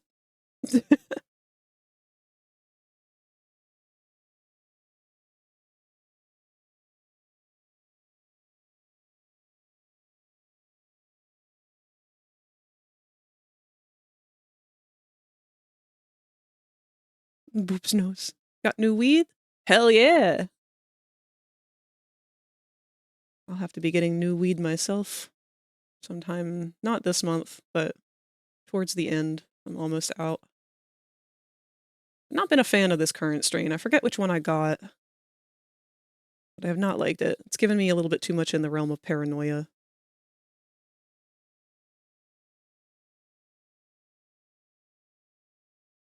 Wouldn't be so bad, but unfortunately all my plans fell through in some way. My sister apparently was planning on setting up a dinner for me, and she learned I had plans with friends, online friends. Unfortunately, last minute, they planned to watch Lord of the Rings, which I am not interested in at all. I have issues with Lord of the Rings in that it feels like a not real fantasy. Sure, it has dragons, but all the characters are basically humans with extra steps, or skipped steps if there was a dwarf. It never did enough to feel like fantasy for me. I can honestly pick up on that and agree, because I think that might also be the same issue I have. I could never really get into Lord of the Rings, even though I really am into fantasy and stuff like that.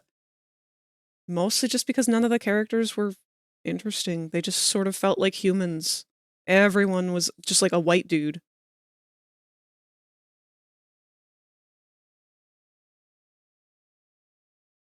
Are there any people of color in Lord of the Rings at all?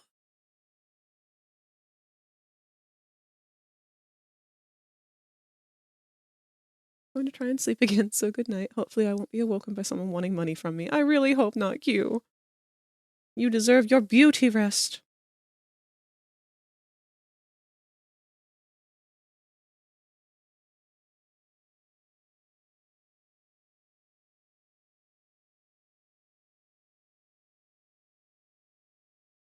Even the D&D movie, while the main characters were the same situation, at least they gave us a variety in monsters. Yeah, I actually haven't seen that movie yet. I keep meaning to. It looked like it was going to be really good.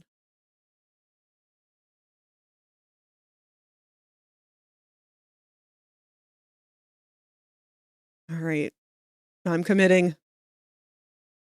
I'm doing the thing. I'm just going to do them flat at first.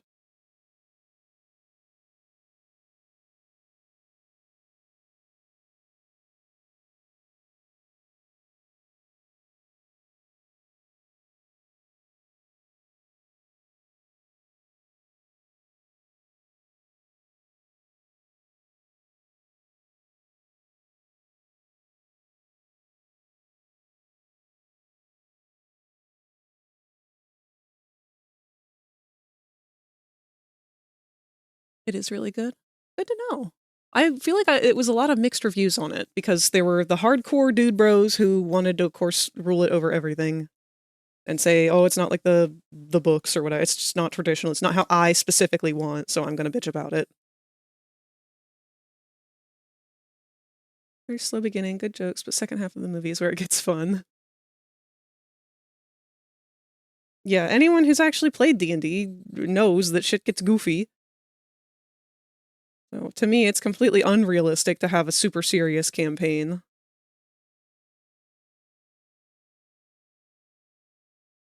If that's your cup of tea, if that's your vibe, go for it. But I feel like that's not how most people play D&D anymore.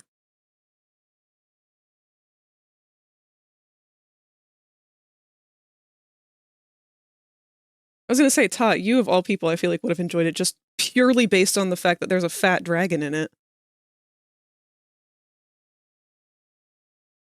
I feel like that decision in that movie made it purely a movie catering to you specifically.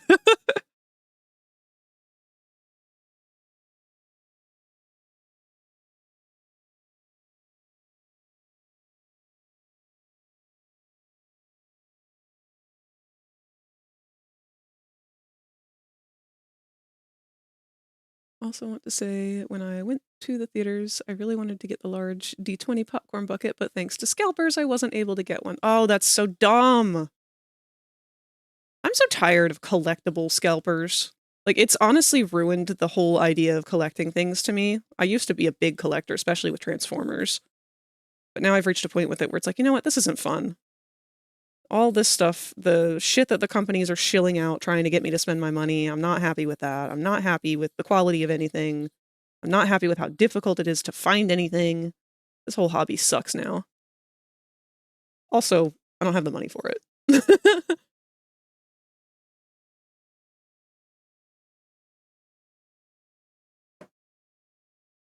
The Ember Chod. Would have found it funny if a reoccurring character randomly changed voices in one scene and was never brought up.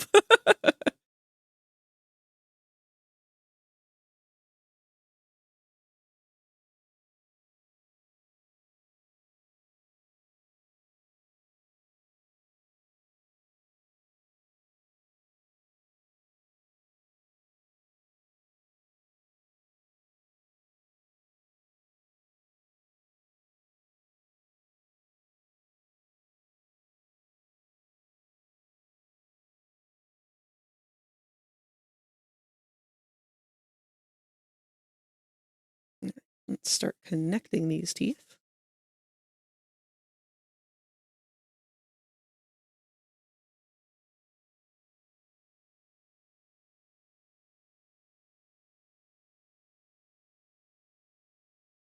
I want to keep these lines a little thinner, I think.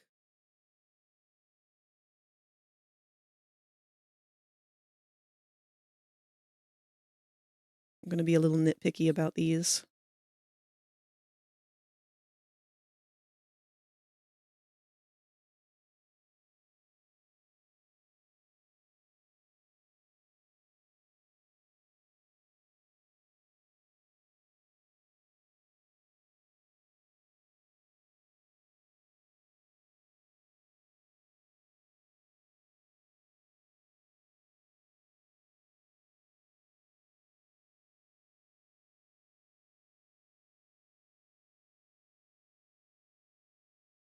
It's funny I could not get into Transformers, but go insanely into Bakugan.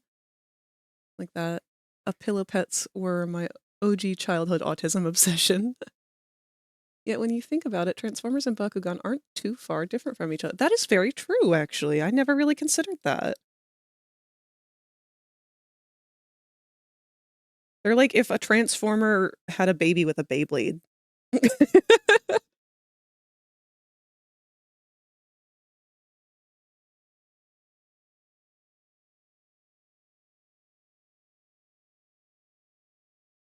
I didn't understand what Bakugan was about as a kid, but I liked the idea of it. I liked the toys that turned into tiny creatures. That's honestly all it really took for me to be interested in something as a kid.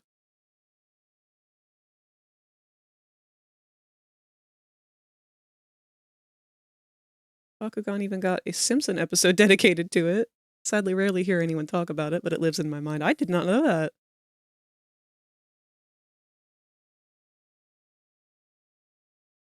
Did y'all know that Bill Cipher was directly referenced in The Simpsons, like voiced and everything. That was a recent discovery.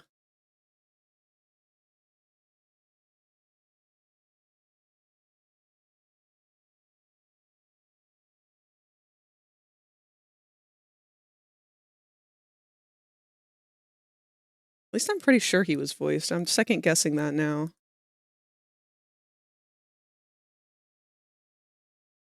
Definitely feels like something Alex Hirsch would be on board with, though.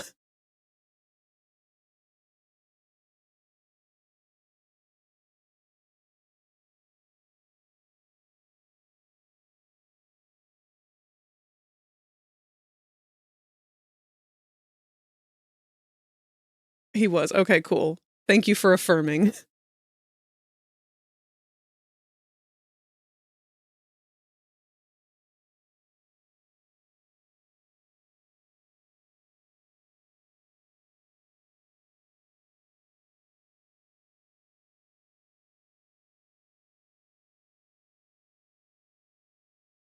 It's funny because I don't know much about a lot of adult cartoons. Family Guy and South Park and all those. I've never really watched any of them. Simpsons I did watch a little bit of, but really not much. I think I liked that one better than the others because it didn't focus so much on sex jokes or celebrity references. Because I did not understand a lot of those jokes. I don't know a lot of celebrities. Nor do I really care to keep up with their business.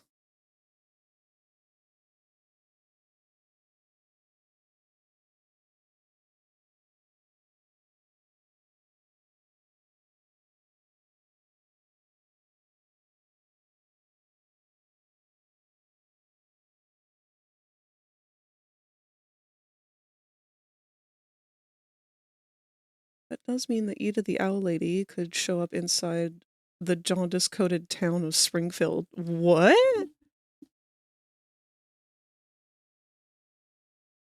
There's lore here?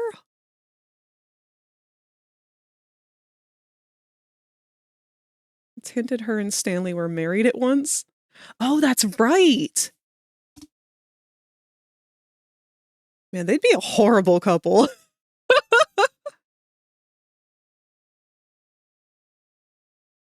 Like, they'd be a power couple at first. Their love of shenanigans and crime would work very well together in the beginning, but they are definitely a toxic pair.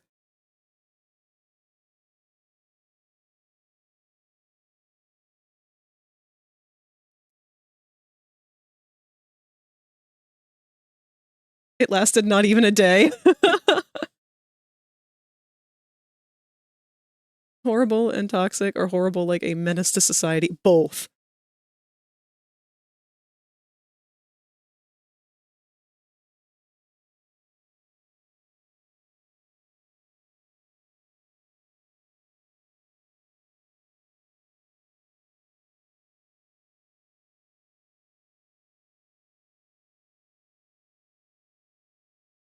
Wait a minute, Q? You're supposed to be asleep.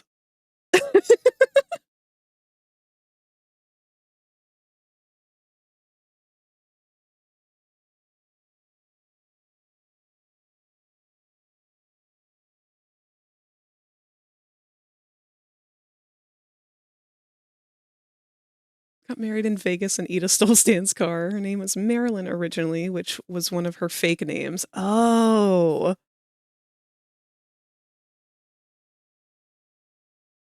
God, Eda's such a great character.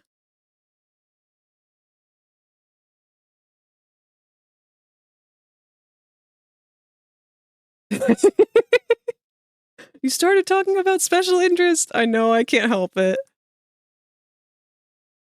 I can't argue with that.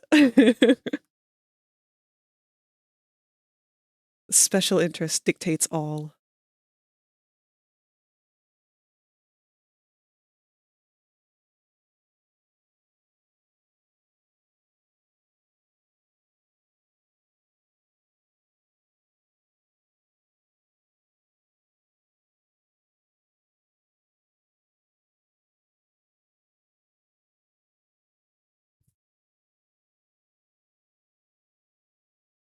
Could have had Bill Cipher as an Owl House antagonist. That would have been terrifying.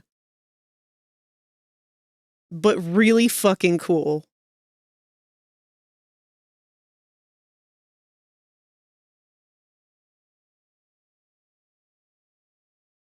Oops, that's the wrong layer. Can't talk about Gravity Falls with the Owl House around me.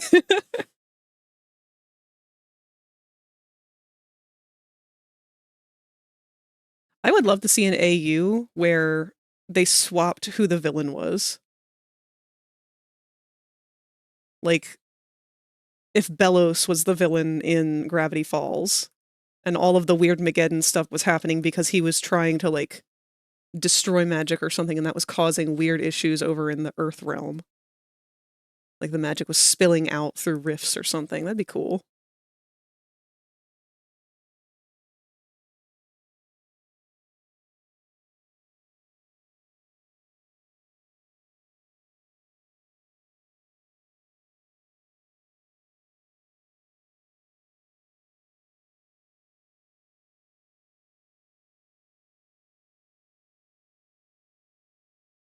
Kind of did with the Collector. Oddly, who's worse, Bill or the Collector? Oh, good question. Bill. Because the Collector is capable of evil, but too young to understand. Bill chooses actively.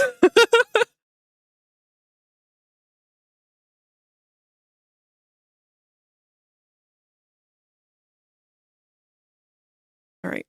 That doesn't look as bad as I was expecting it to.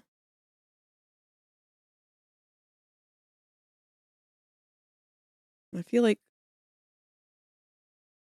it looks kind of weird behind the eye here. Because technically it would end like that. I don't know if I'm willing to commit to that.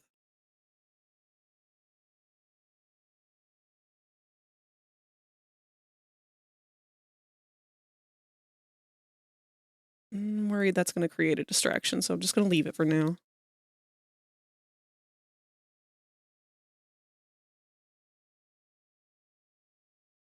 Say Bill, because at least you can reason with the Collector. Yeah. I feel like the Collector very much could have become as big of a threat as Bill, if not worse. Which is, that is the scary part about him, not so much his own abilities. Children can be managed.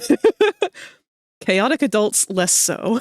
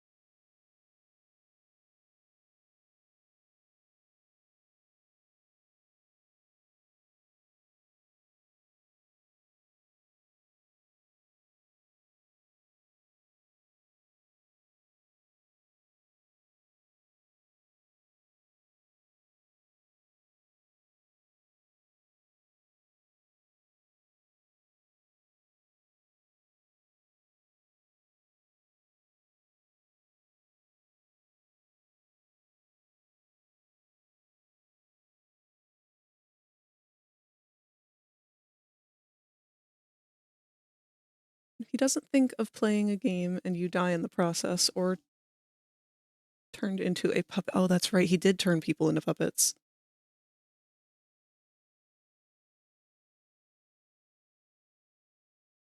Yeah, damn.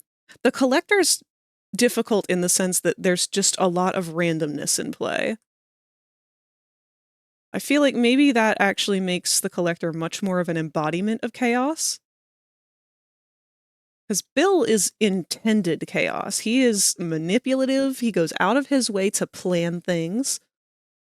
He has direct motives, whereas the Collector's just kind of a kid. If he hurts you, it's not because he's trying to hurt you a lot of the time, or that he even understands the gravity of what hurting something means.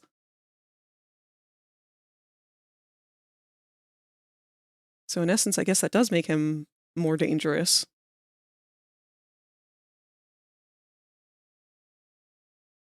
Gotta roll the dice.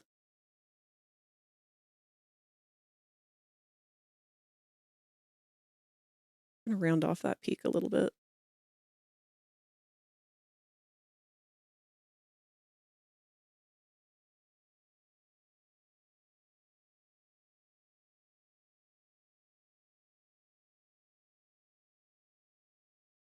Not round off. Accentuate. The opposite of round off.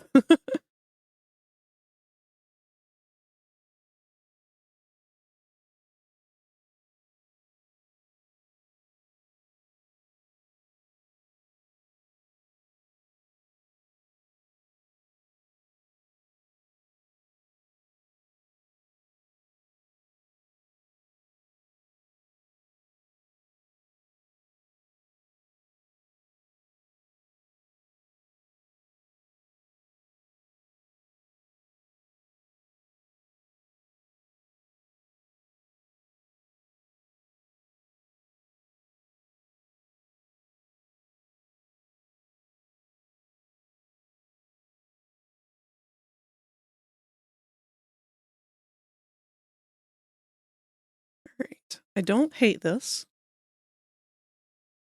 And I'm going to overthink it if I am able to mess with it for much longer. So I think I'm going to just call this one here.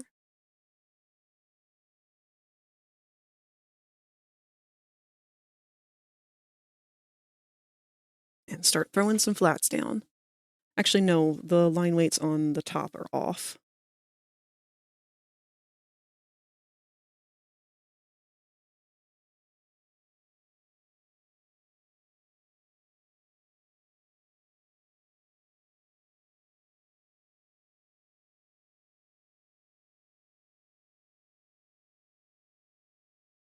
Let's be real, Bill, you can probably guess what he's going to do or plan to do, or at least make a deal to buy some time.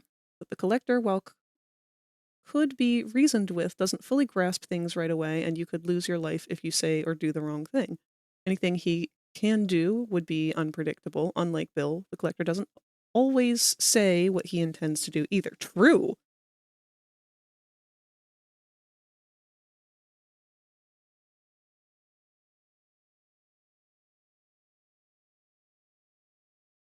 Okay, worst case scenario.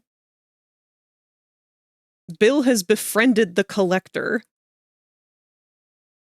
and has convinced him that destroying the world or making it as weird as possible is all part of a big game. That's the crossover that we need.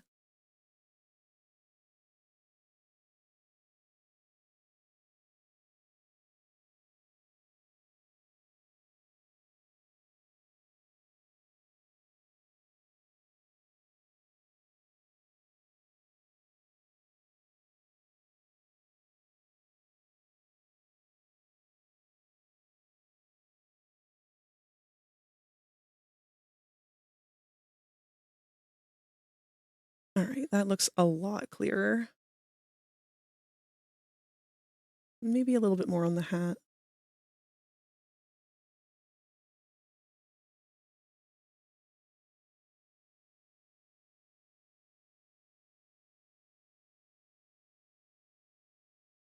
You could prepare for Bill, you couldn't prepare for the collector, not without finding a way to reach him on a deeper level and doing so very carefully. Y'all are talking about one of my favorite The Owl House characters while I'm AFK.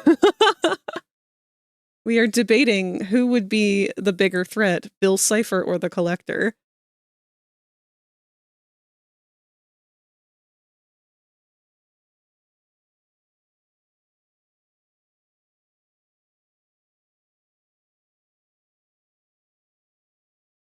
It's unfortunate, but I think I'm going to have to end that little piece like that, whether I want to or not, in order to maintain the colors. Although, I think it's okay. I think it works. Maybe. We'll see. Maybe I can fix it in coloring. Let's make that the selection source. We're going to add a new layer, and we're going to open up that picture of CAINE again. Actually, I'm going to find the 2D version. Try to take some samples directly off that.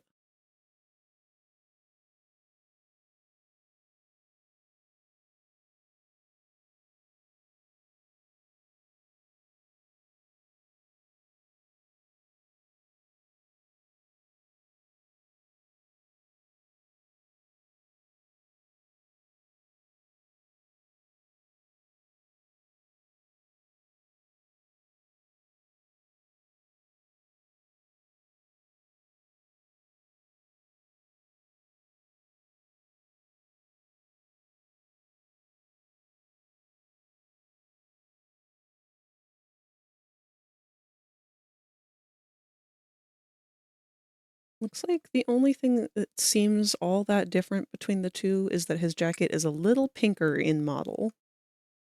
Otherwise, their colors seem fairly close, so I'm going to sample from the 2D predominantly.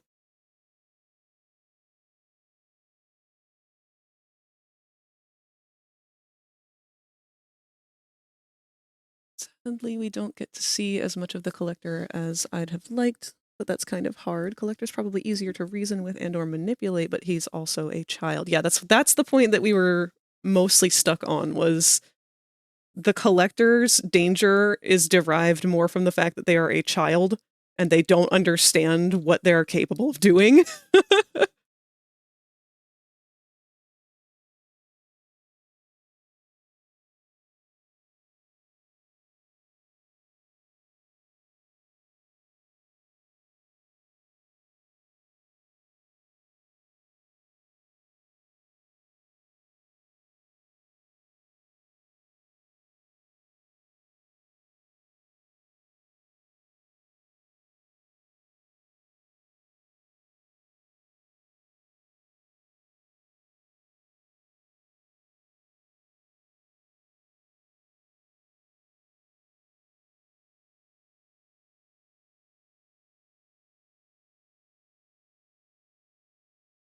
He's not dangerous because he's evil, he's just a child that has way more power than they should.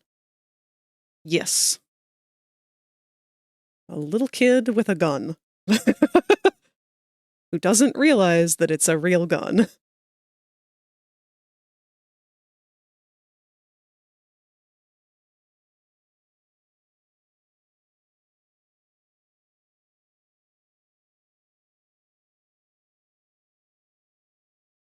Arguably, I'm going to throw you guys for a major loop with this one.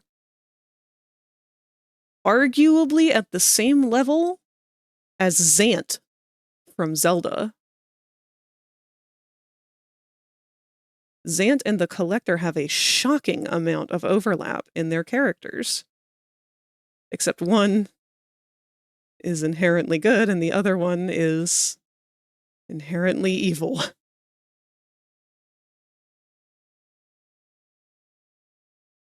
Even good is a questionable statement for the Collector, because I don't want to align them with good. I would say that they are more of a true neutral, if anything.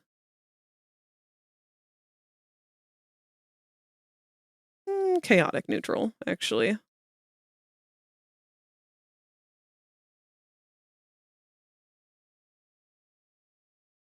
What do you have there? A knife! No!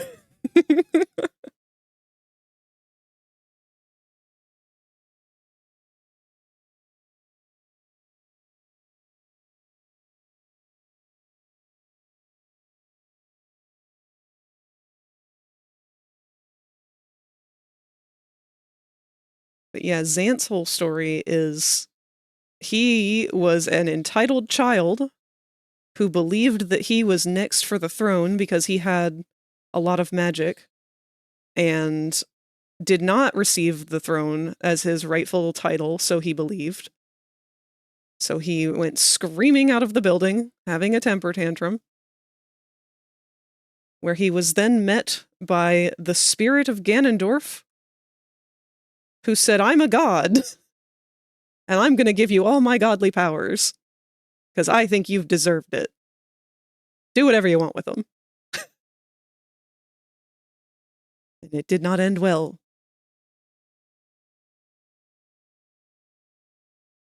He is batshit fucking crazy and goes on to use this power to abuse it to its full extent because he has no concept of just how much power he's been given.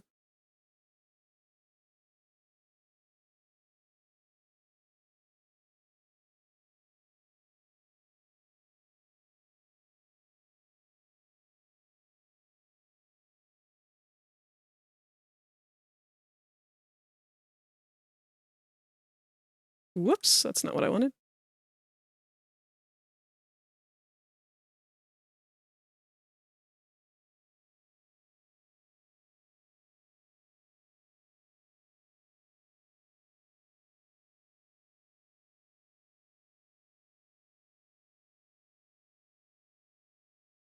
As someone that often played a child character in D&D, I usually went with true neutral for the alignment. Yeah.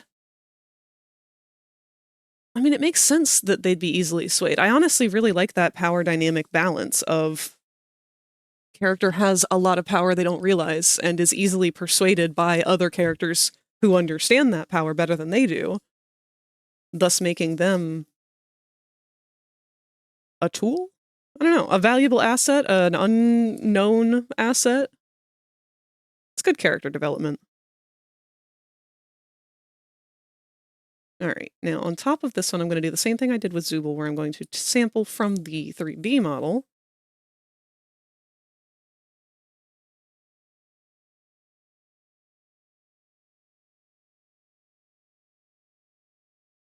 And then I'm going to set the overlay at 50%.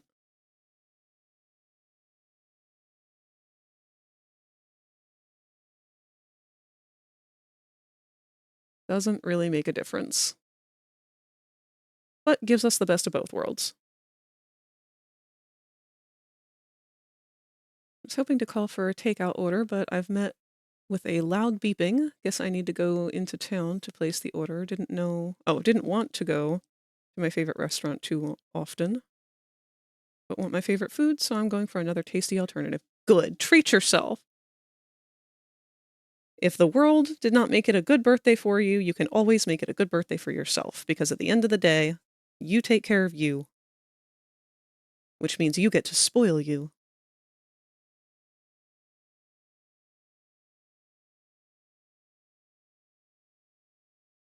Just hope I get some sort of win on my birthday. Oh.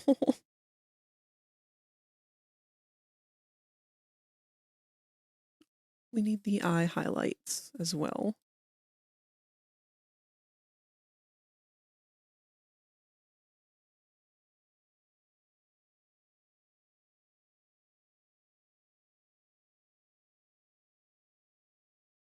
And how does this look at emoji size?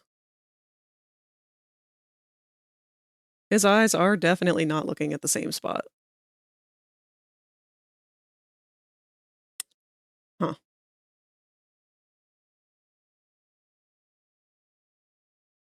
Let's see what we can do about that.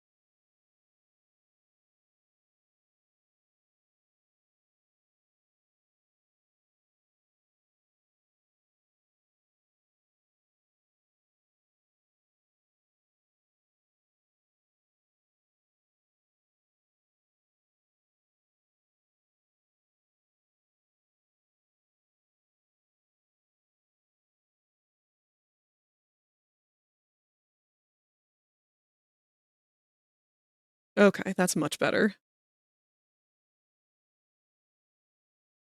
Actually, his teeth don't look nearly as terrifying as I was expecting them to.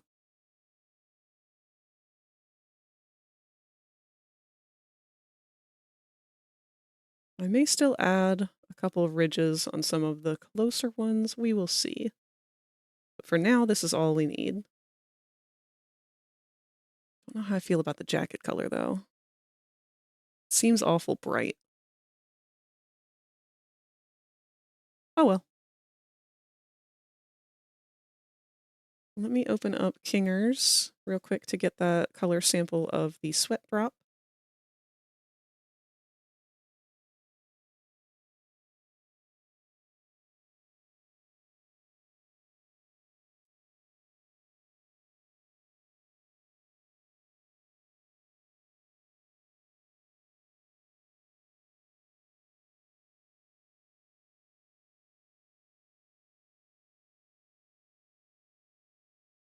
I think that's all we need on this one.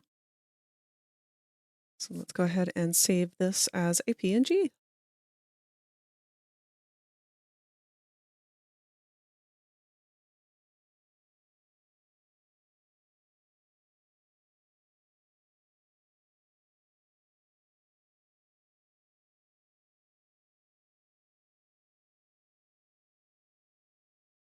All right. We got about 6 minutes until our next ad read. When that happens, I'm going to take a short break myself just to check on things, make sure that Bronx and all the other animals are doing well. Mom doesn't need anything. Take a little bit of a breather myself. So it might be a little bit longer than just 3 minutes.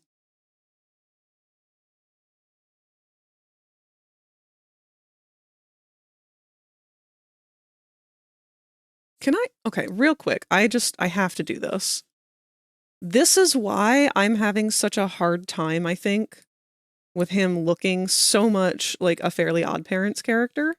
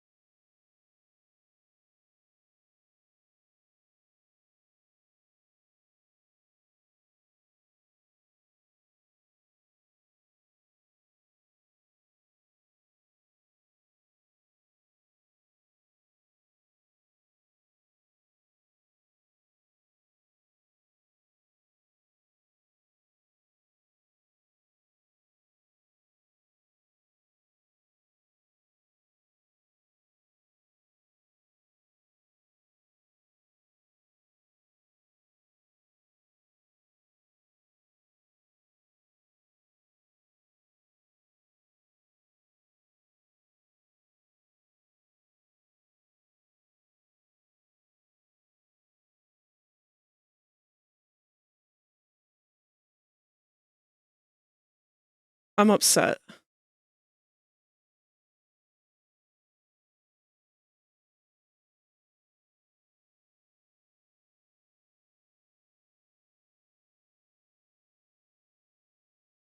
If this were my fairy god kid, I would also be upset. Or god fairy. All right. Let's pick out another one here. I'm still not thrilled with this thinking one. It's the only one that I'm not really a big fan of, so I'm just going to keep trying to ignore it. Let's see.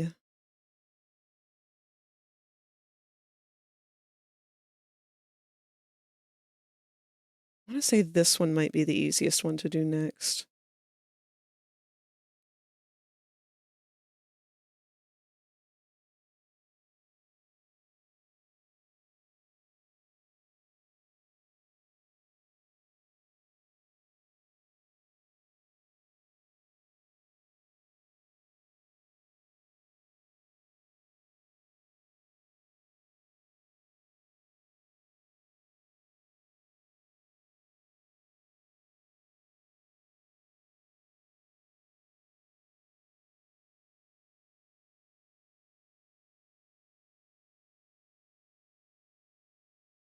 On an extremely random note, can I just say that I'm so happy the grocery store had those banana-flavored popsicles? Good! That's your happy thought.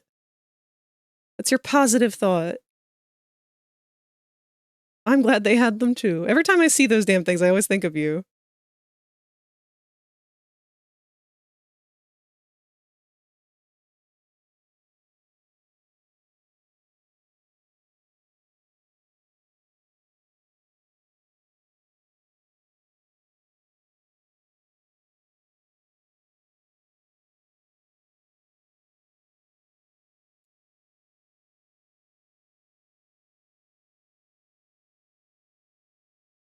It's so funny because I don't actually like bananas.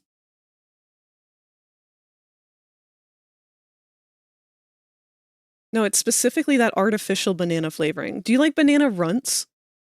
Because I feel like that's the exact same banana flavor, and that's the only other candy I can think of off the top of my head that has that, like, artificial banana flavor.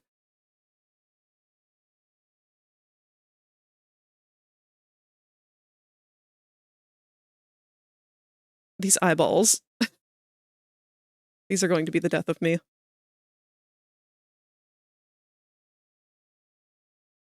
Oh, Laffy Taffy, you're right! Oh man, I used to get so much banana taffy on Halloween. That was like the one flavor they always gave out.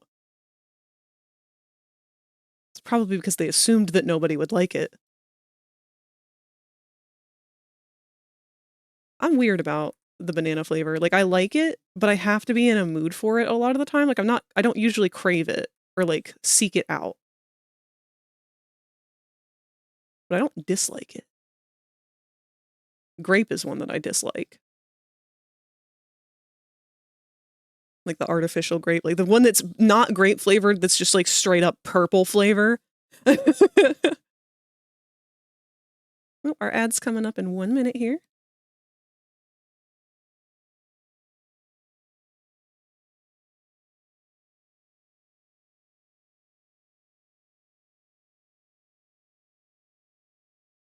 Grape's okay. It can be.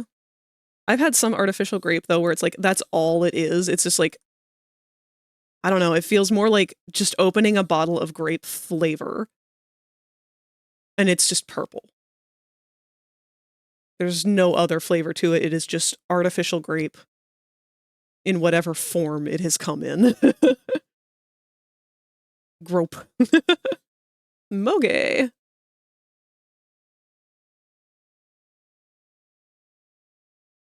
Little bitch for like the Jolly Rancher watermelon type flavor. Jolly Ranchers need to have more flavors.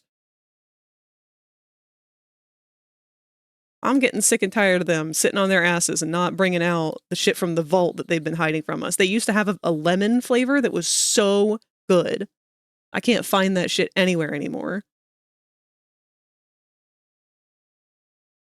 Jolly Ranchers are one of the only ones that I like the lemon flavor, or the watermelon flavor of.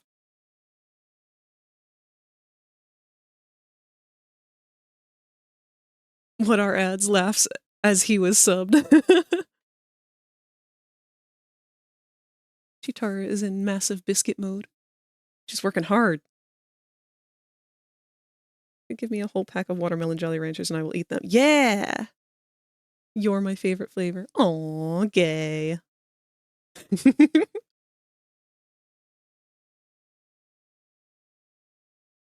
All right. Ads are rolling. So I'm going to go ahead and move over to our away screen for just a few minutes here. 3 to 5 minutes or so. I will see you guys again in just a little bit.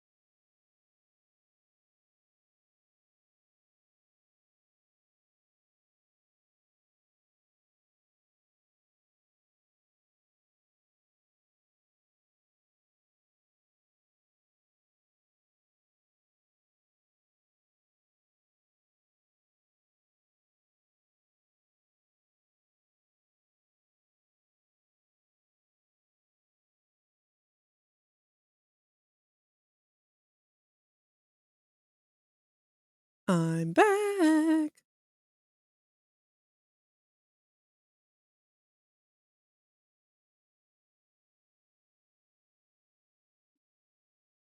Oh, took me a minute to get situated there.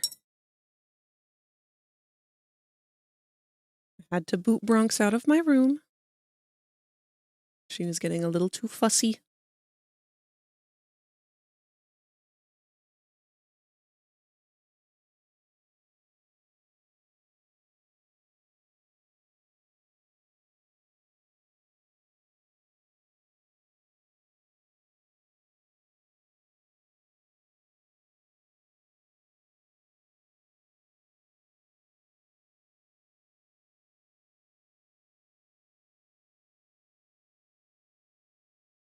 Oh shit.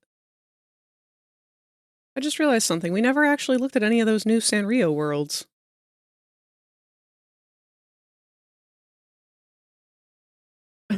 Jumping you. Hi, Snoopy. What are you getting into?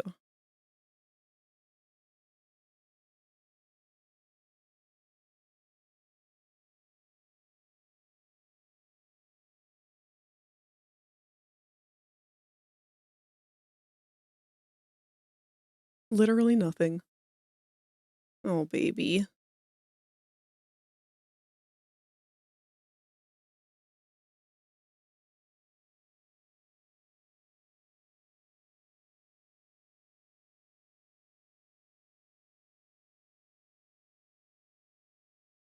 Do you want to draw anything?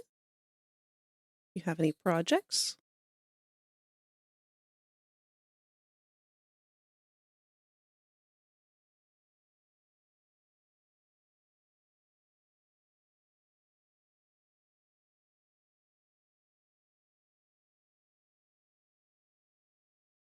No, because I'm brain dead. Wait.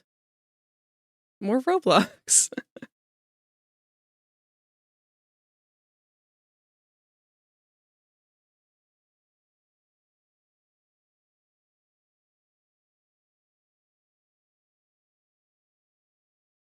That is one thing I'm happy about with Creatures of Scenaria, is that whenever they do their events, they last just long enough for me to burn out on them. I did the Valentine's Day event. I no longer feel like doing the Valentine's Day event. Now I give myself a little break from it. And I will return just in time for the next event.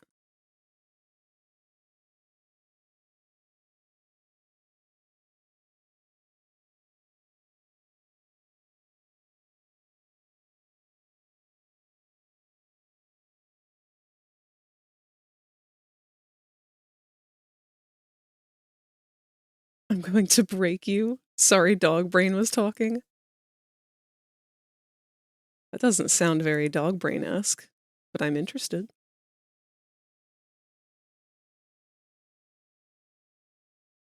Been grinding the event as much as I can. Got the warden, but I'm grabbing more species to sell for big bucks later on, especially the new one. Yeah. Hey, bitch! Hey, bitch! Oh, sorry, CAINE is in your way. Let me move him to the other side.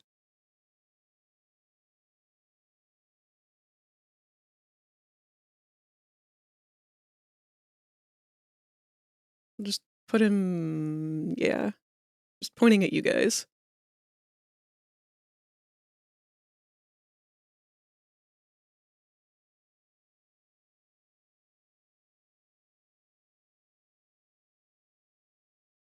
Did you remember to save all of your Thank you, Void. files?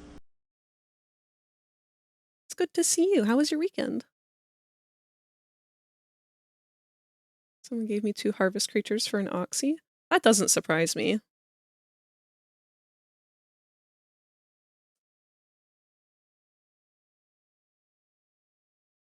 How is Frag? I am doing quite well. Still sick, but surviving.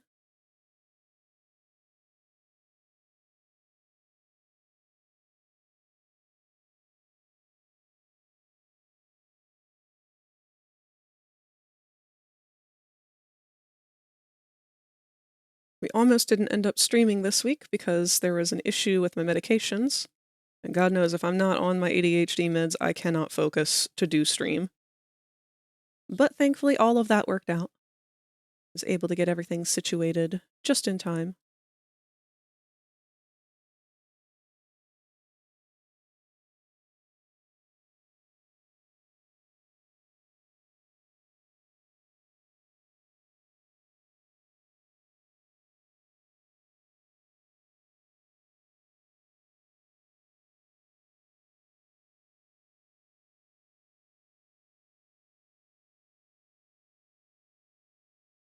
Weekend was eh. Oh, that's all right. Not everyone's going to be a great weekend.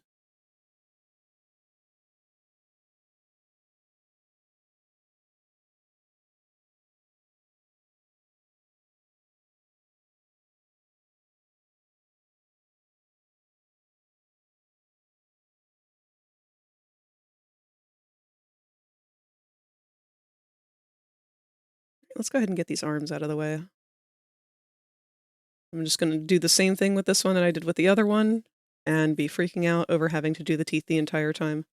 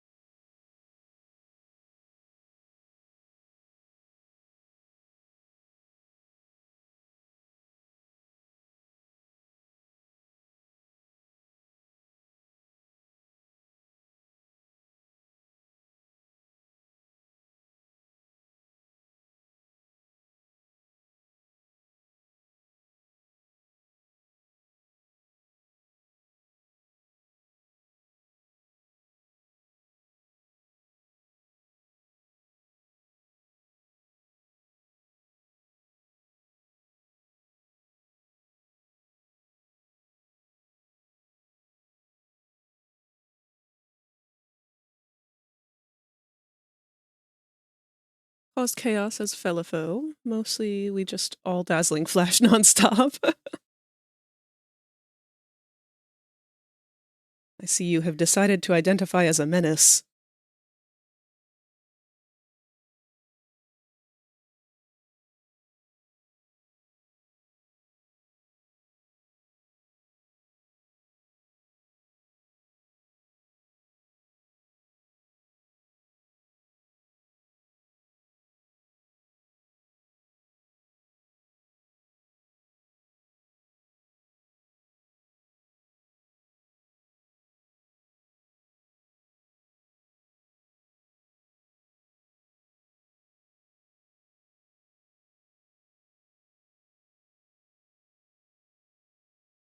If anyone wants to play Creatures of Sonaria as a group, let me know. I've mainly been vibing on my own recently. Yeah, you're more than welcome to join along with anybody who was playing with us as the mini Wee Brigade. It would be up to them to volunteer their friend information for that. I would happily join you guys if I didn't have so much art to do today.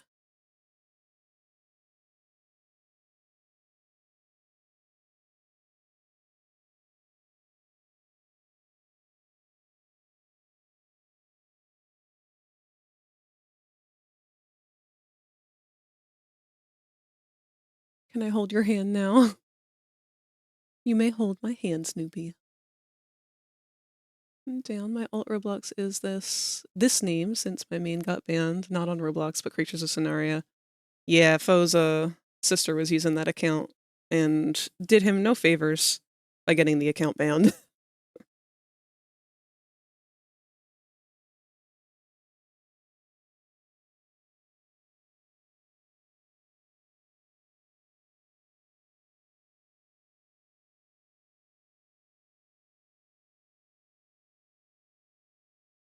It's funny that this song is on right now.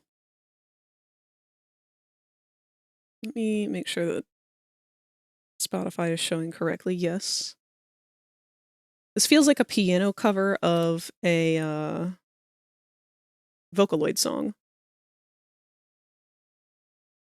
And I used to listen to a lot of those back when I was doing resin casting. Mostly to drown out the sound of Grandma's television, but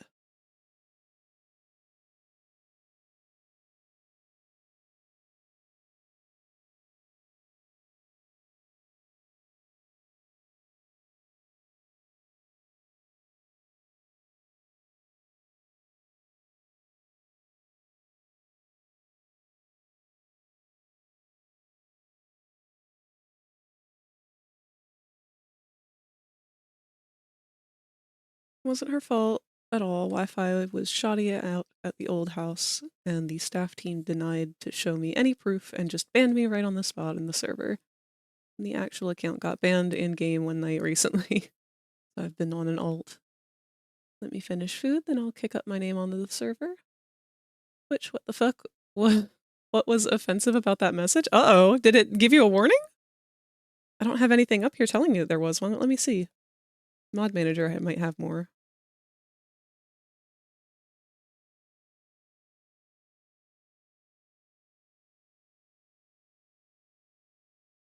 CAINE is my mood right now. I just cracked my toenail. Aww.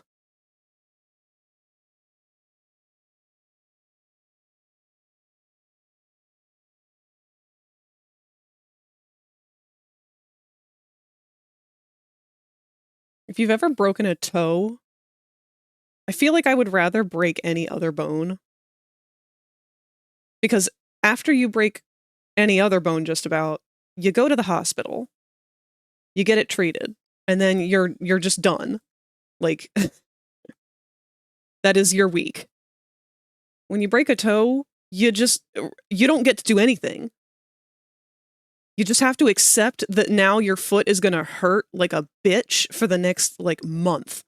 And there's nothing you can do about it, and it's not enough to stop you from doing anything in your daily life. So you just have to exist that way.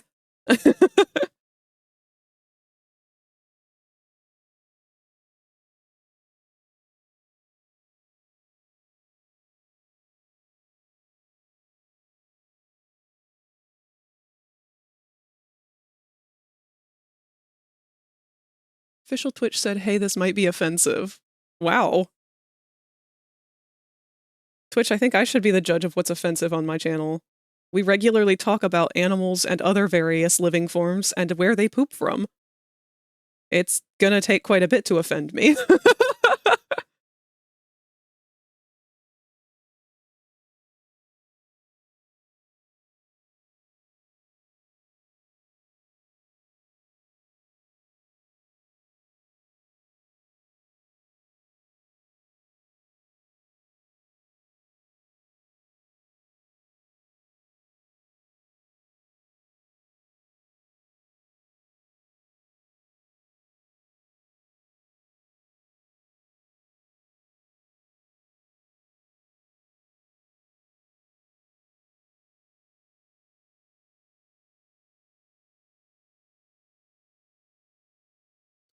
Void, I can pass your name along over to Foe, if you would prefer. I'm not sure if you feel comfortable sharing that over in the Discord or anything. Let me do that real quick.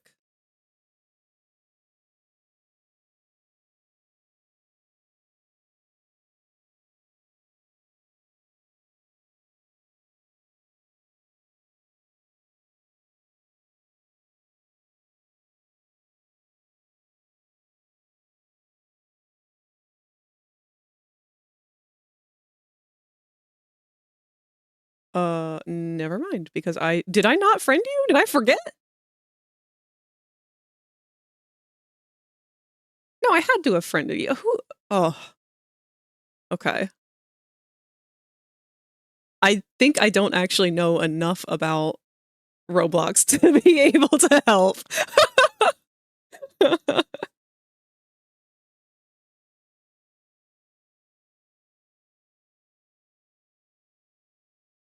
Just don't know where to put it. Just go ahead and use the show and tell category, since that's where all of the active stream stuff goes on, if that would be better for you.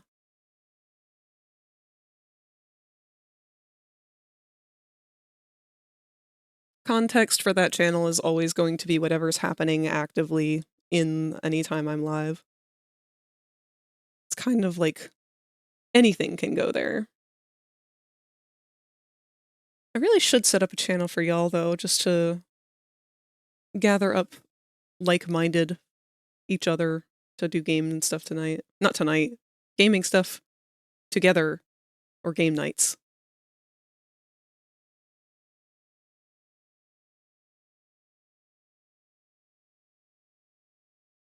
Don't worry, the stream lag's fine. It helped cover up my fumble.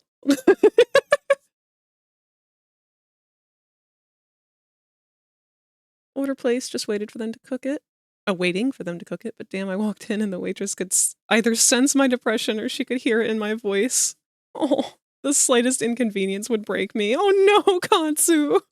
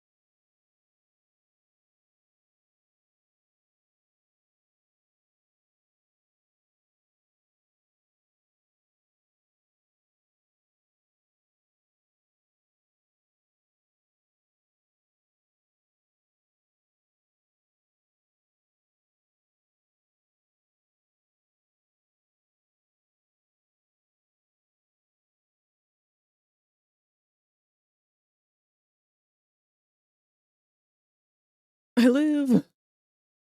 For real though, I was literally driving here, like I swear to God if they ended up being closed today, I will cry. Oh no! Man, I have definitely had days like that. I'm so sorry.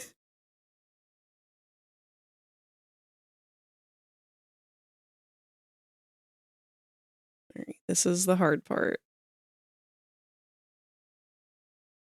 Especially because I gave him like a fucked up expression in the process too.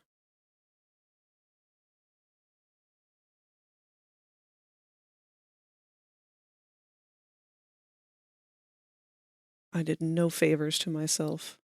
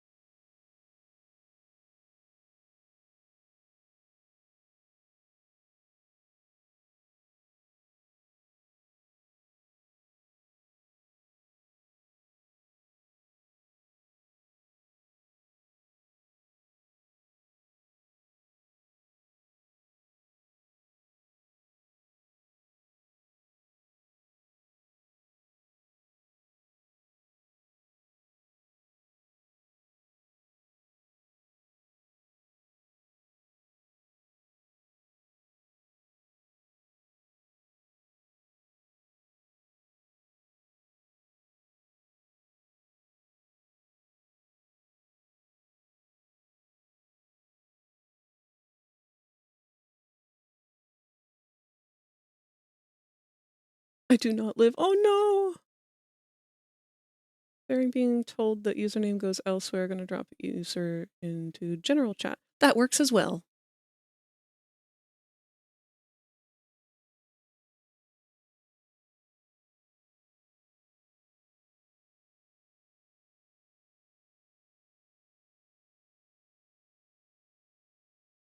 The general chat is exactly as it is named as. It is just a general chat. It is for anything and everything.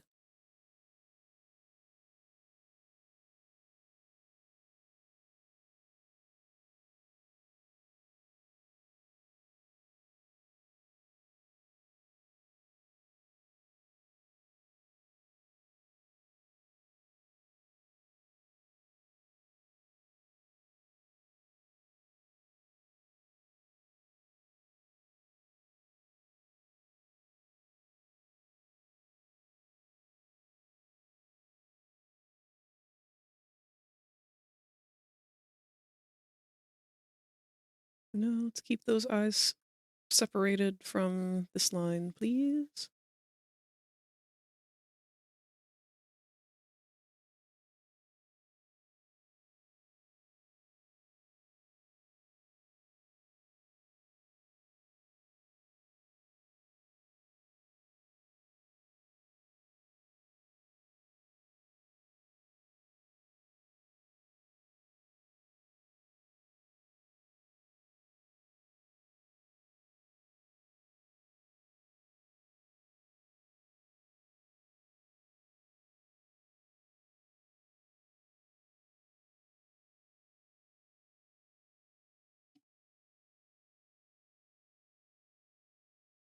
I hope that this one will read the same way once it's inked as it did when it was sketched. It's always the thing I'm afraid of losing the most when it comes to sketch versus lines.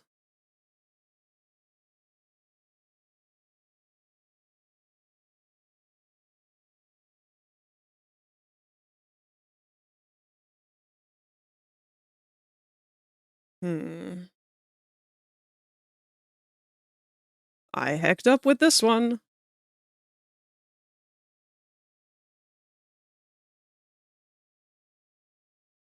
There's not going to be a nice strong line there like I intended.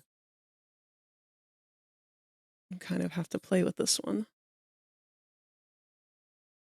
It's okay.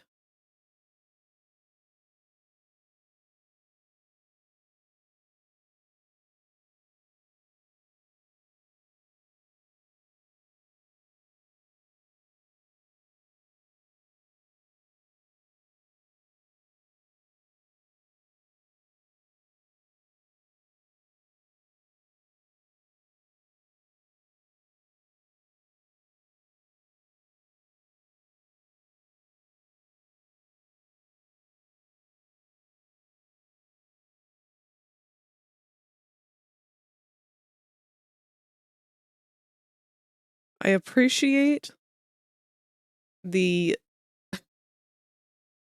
supermarket at the beach vibes that this song is bringing forth.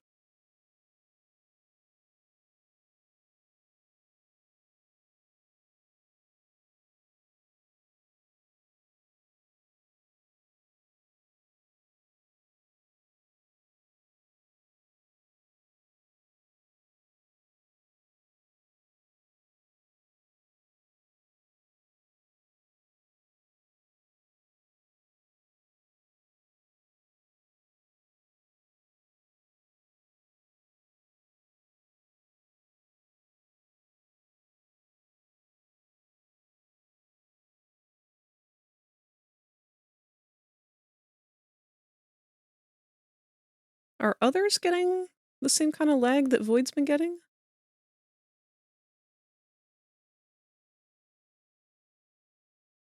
I'm actually worried about that now.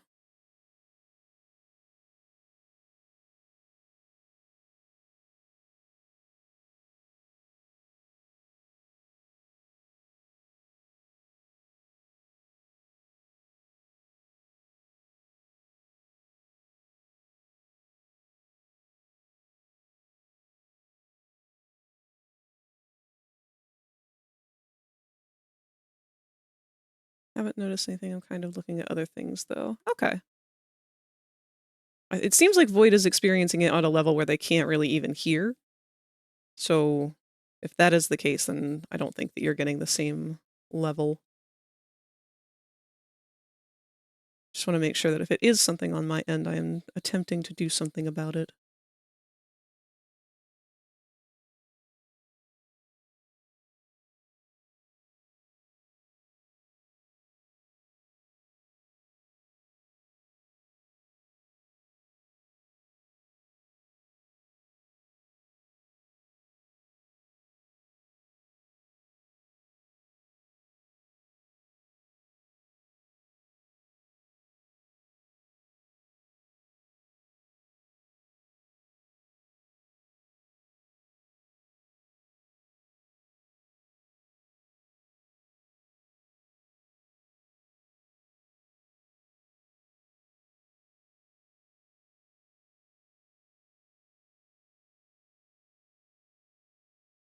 And he does not have a ribbon around his hat like I initially thought.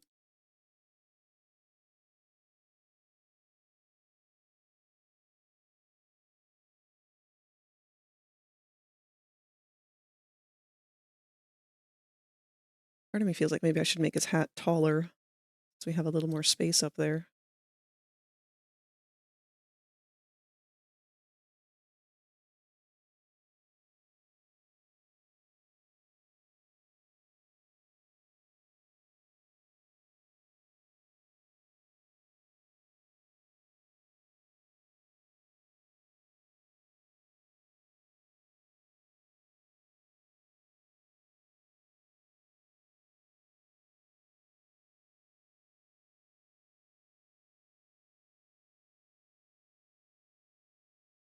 Did you remember to save all of your files? Thank you, Snake. I don't actually know when the last time I saved was. If I did save, it was not consciously. So let's fix that.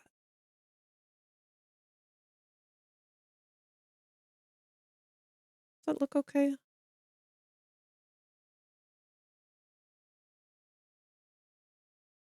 Hopefully.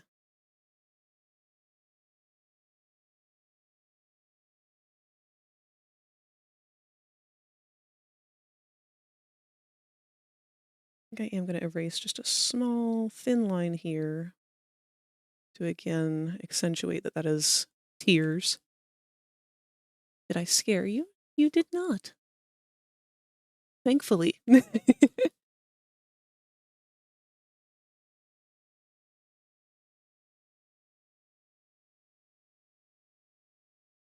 I actually like how that's looking, so I'm going to flatten all my lines. Close off these.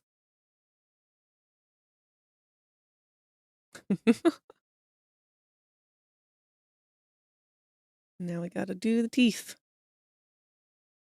I think actually we're gonna move these tear-like lines.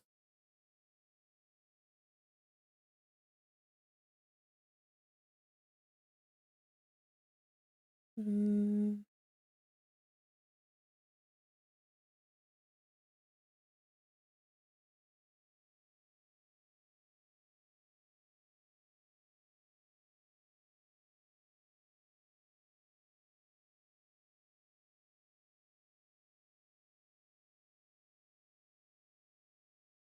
Yeah, we'll see about that one later. Why did I make his tongue so moist?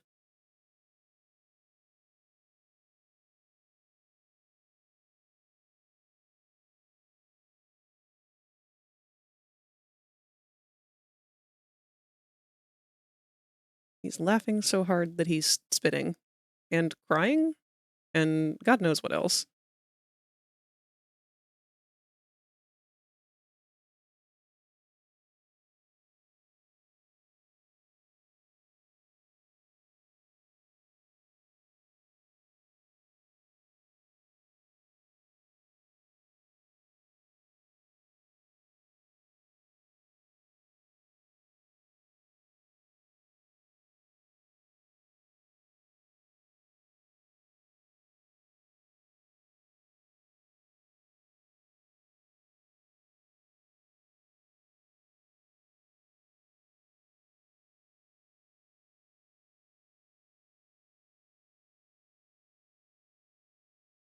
Well, hello, Boko.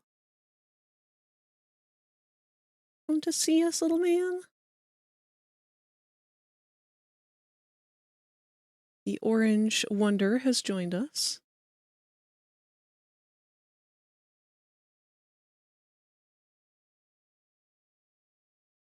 Oh no, Void, I'm so sorry. Twitch is out to fight all of us today.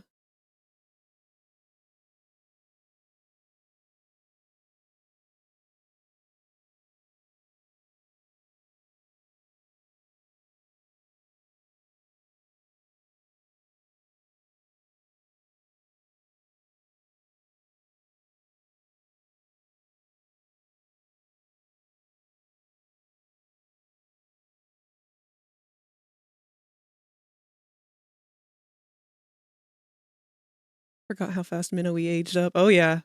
They're one of the faster ones, I think. Of course, a lot of the tiny creatures don't take very long. Are there any tiny creatures that do take a hot minute?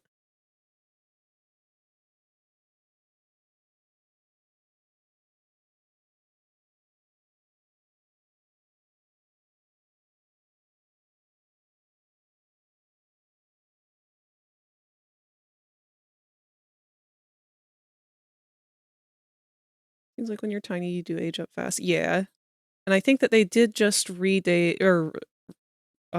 back the satiation update, because I know a lot of people were bitching about that.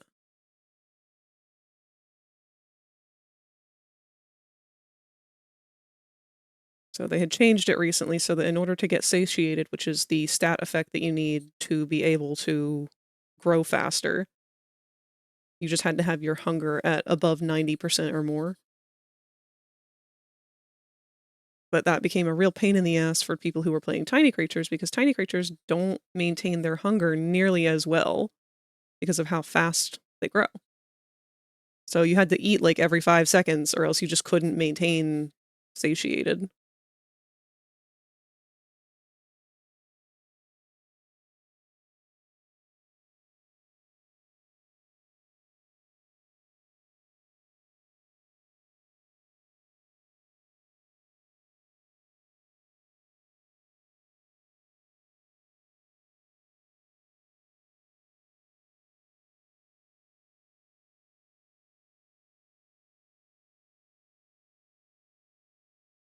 I don't like that I feel like I'm starting to get a little bit of an endo headache.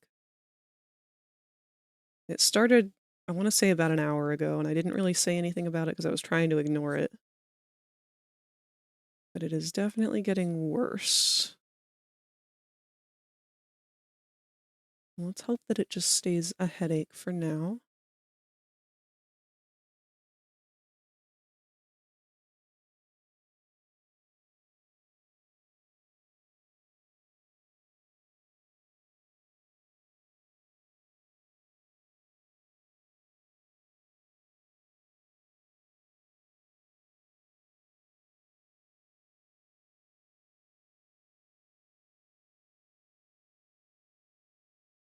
I'm very excited for this week's 3D Thursday. I've been working very hard off stream over the weekend on Dog Days model, and I'm thrilled to say that the public version is just about finished. The paid version is also getting very close to being finished, but because I had extra accessories that I made for it, it's going to take a little bit longer. And I will also probably end up selling the public version as well for a cheaper price. Undecided on that for the time being.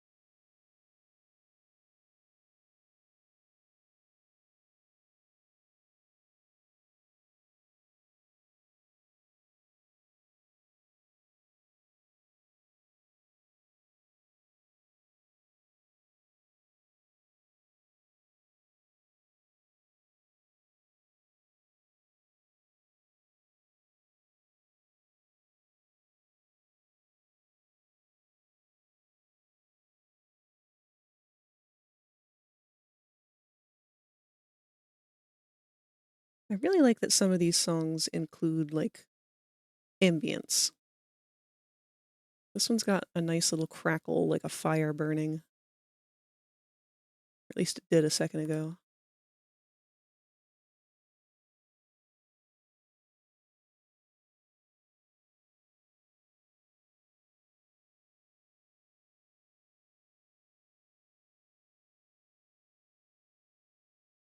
Part of me feels bad that all I want to do lately is just brain dump Poppy playtime theories.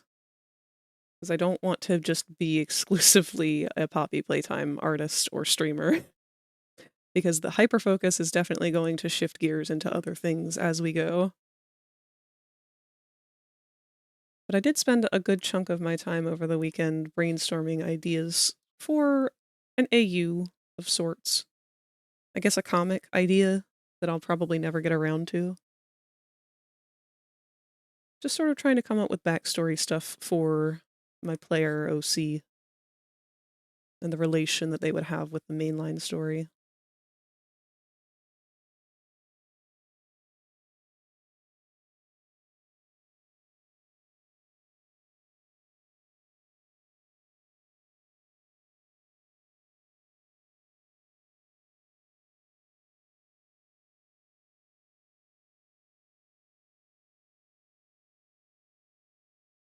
I'm also 100% committed to the idea that the main player is absolutely rich.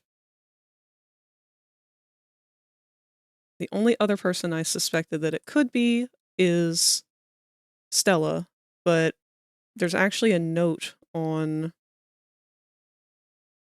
some of the files and stuff that we find throughout Chapter 4 that deeply incriminate that bitch.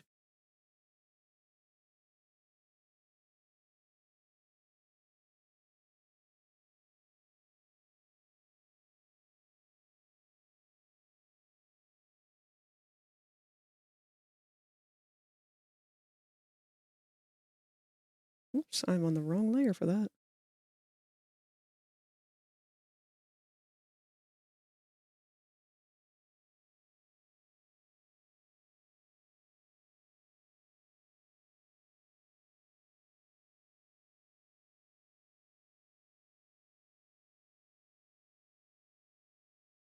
Alright, CAINE, let's see how bad that is.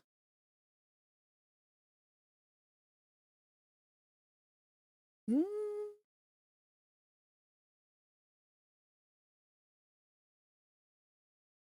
Could have been worse. Not perfect. But perfect doesn't exist. The big question now is, do we give him solid eyes or try to stick with the cartoony ones? Let me go look at the original meme that we were referencing for this one.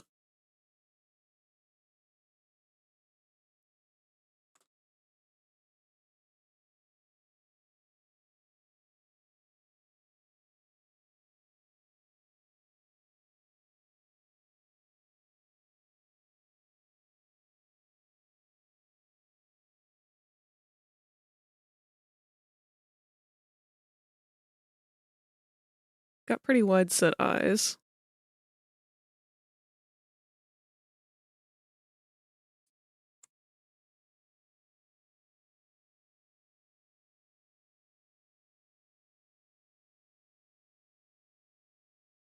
Let's try it with the pupils. And if that doesn't work, we'll change it after.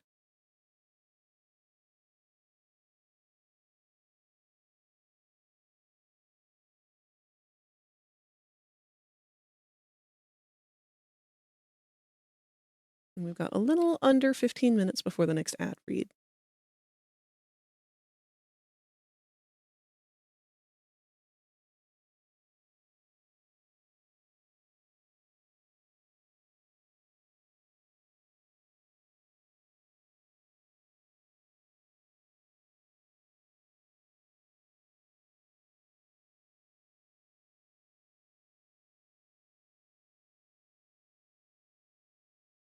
That just looks like boobs.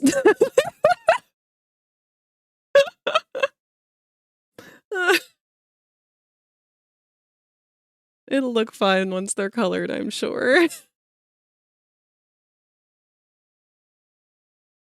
Alright, let's grab our color sample.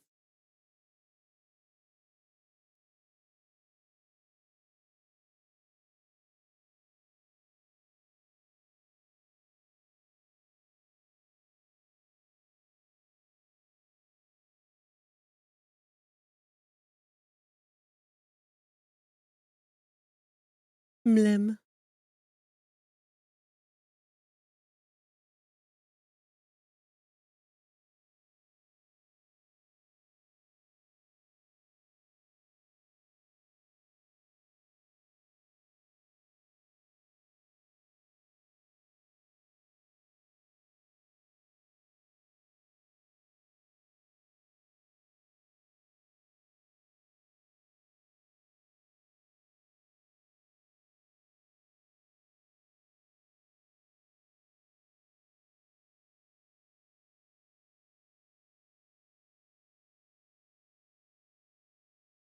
Is his tongue a different color than the rest of his face? Nope.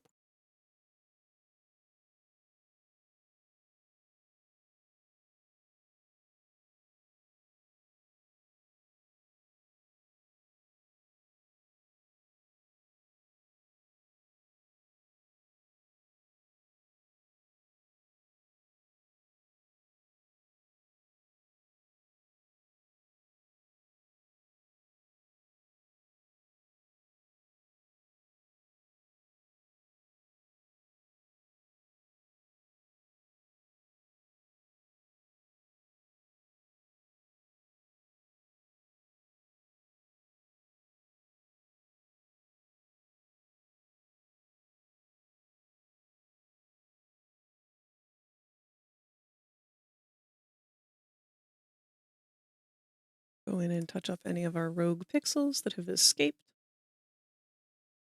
Also just now realizing that he is kind of also wearing the exact same uniform as Charlie from Hazbin Hotel. Don't know what to do with that information.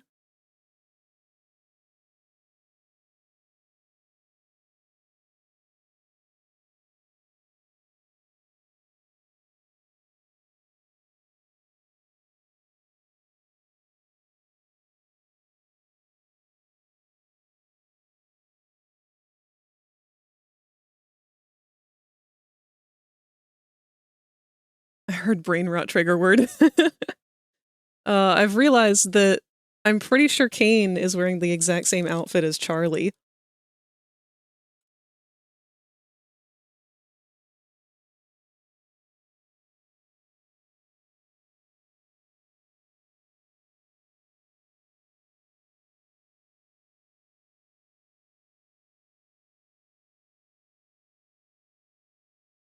Yeah.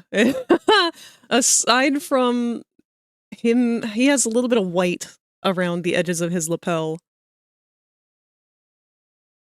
And coattails. But otherwise, they're pretty much wearing the exact same uniform. That's really funny.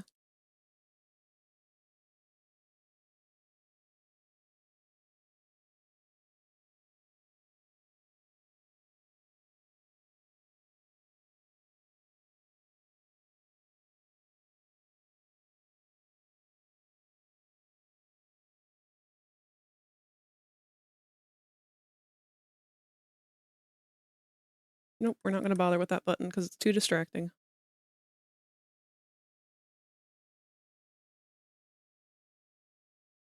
How do I feel about that? Feel like we need to make the tiers more prominently tiers. So let's open a previous crying emoji. Let's just open the whole so far bin. I think Kingers is the only one that I did properly. I gotta redo Gangles. Oof. Got me a little bit on that one.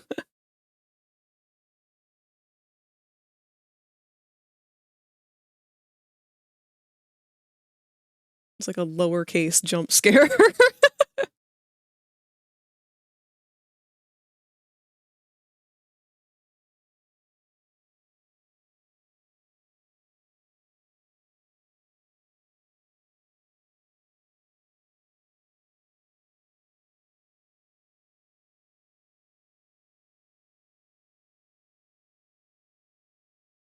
That was a large thump from the other room.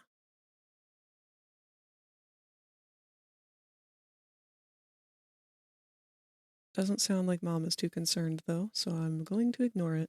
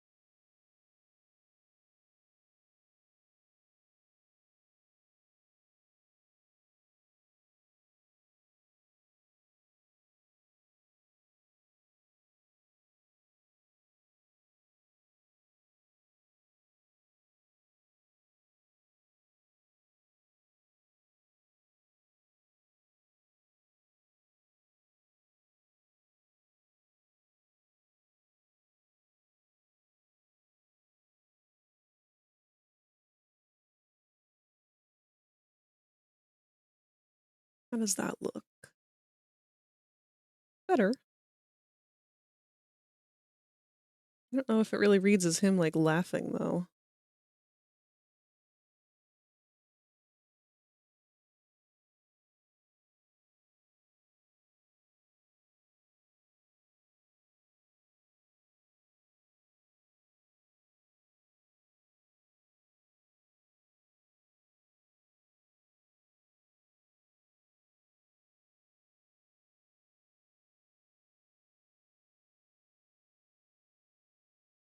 Maybe if I compare it back to his sketch version.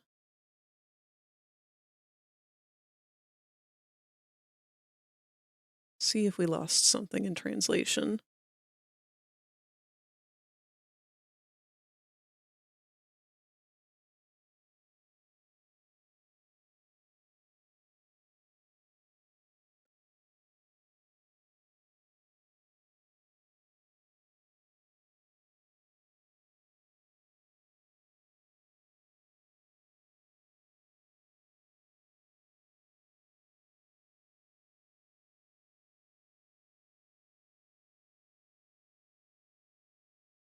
Aside from maybe changing these little, like, drippy marks to more of the yellow marks, that might be it.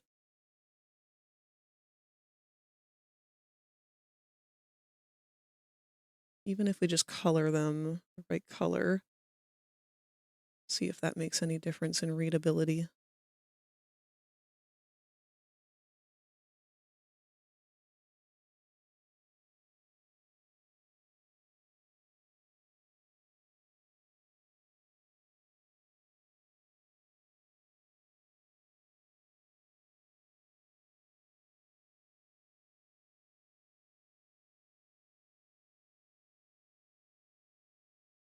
Welcome home, Katsu. I hope that you're finally able to relax a little bit. Also, hello, Locke! How did your scan go? If you're comfortable sharing, that is.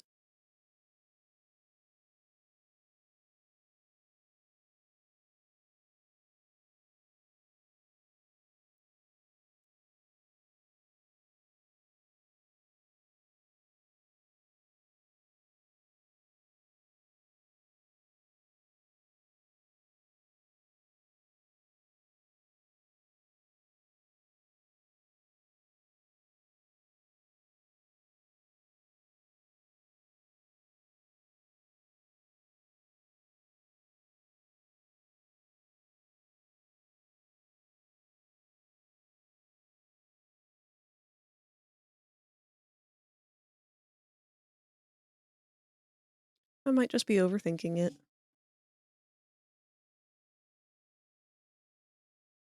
think I'm just going to let it be what it is.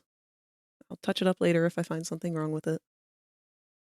So we'll go ahead and change our background to transparent and save this one also as a PNG.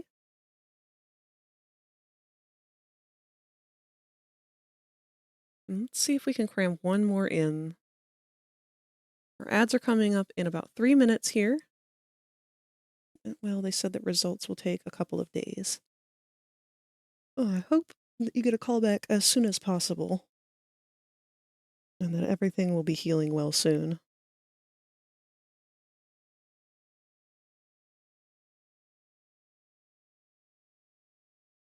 All right. I'm going to be honest, the thinking one is probably going to be the easiest one to belt out here. Because we only do have about an hour left.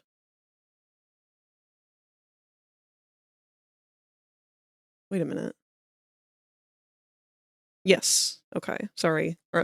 My time says we're at 4 hours and 59 minutes, so I was confused over why we weren't at the 5-hour mark. I was just like completely ignoring the rest of the minutes.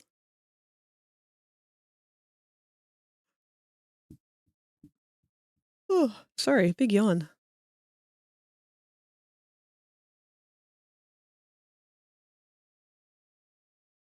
The only problem is I don't like this one. And I definitely had that issue with it before.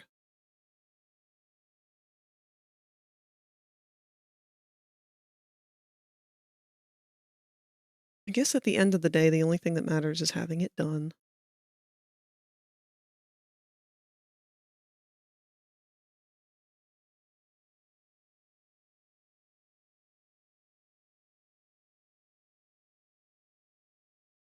Let's see if we can cheat the system, though, because I can't settle. We're gonna do angry. We're gonna do the hard one. Are you still down for playing? Oh, for game with me and Foe tonight, passive might join too. Maybe. I don't want to like be non-committal like I always am, but I did realize that I'm starting to get a headache, and I'm afraid that it's an endo headache because it's definitely feeling like one, and I'm trying to keep an eye on it. If it starts to get worse, I'm gonna have to dip, but currently it has been pretty level, so fingers crossed.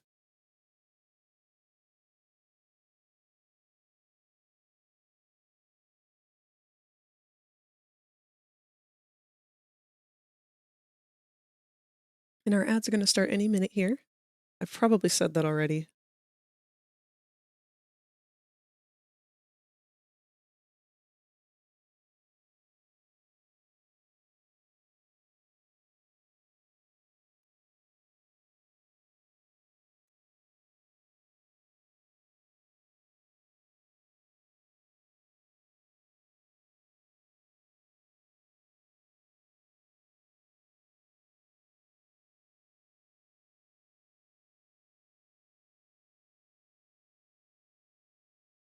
Whoa.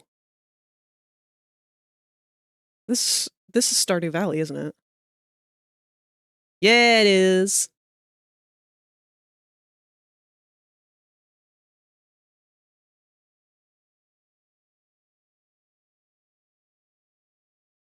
Thank you, Locke.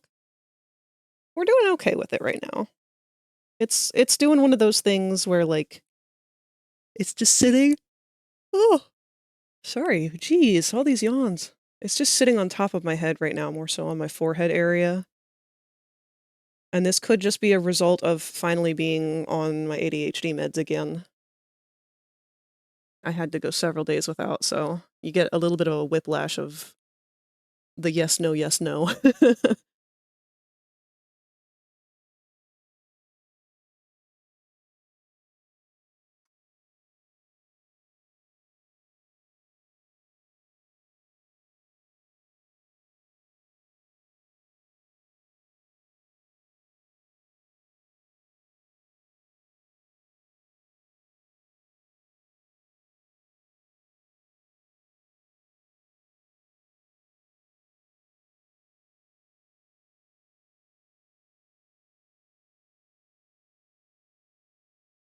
Actually, while these ads are going, I will mute for a minute.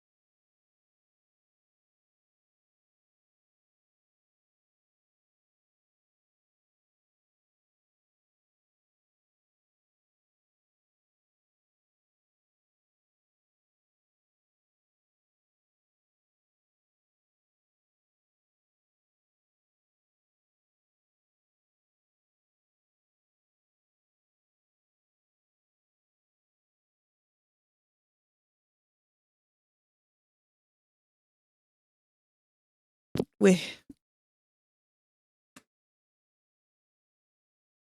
I really hate the whole process of blowing one's nose.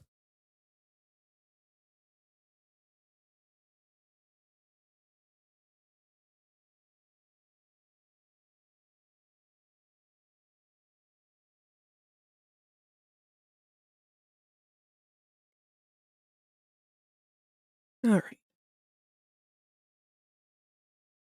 Back to inking. Whoa, when did I do that? We were using size 9, I believe.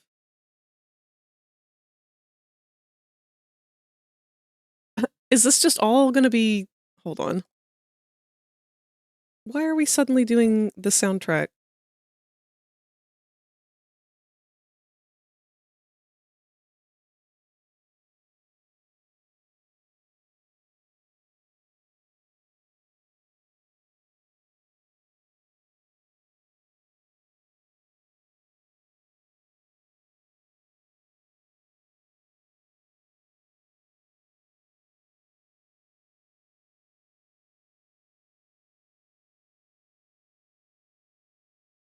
There we go. All right, we're gonna try and speed run this one.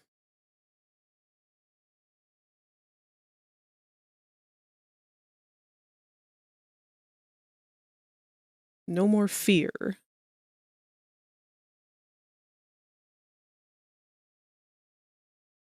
Just the eternal struggle of trying to draw half of a circle.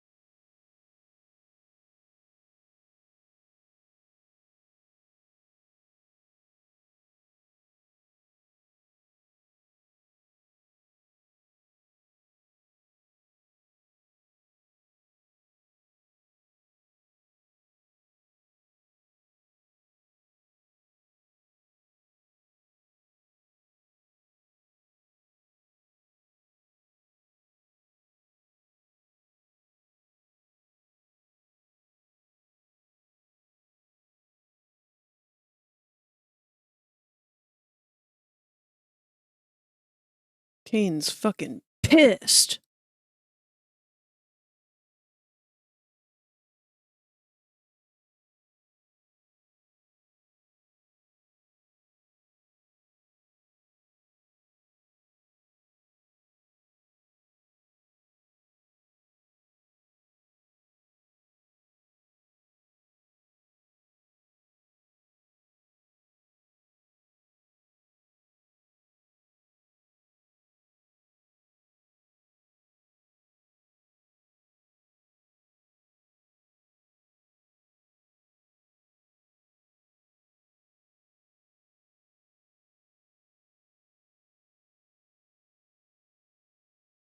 This is so weird.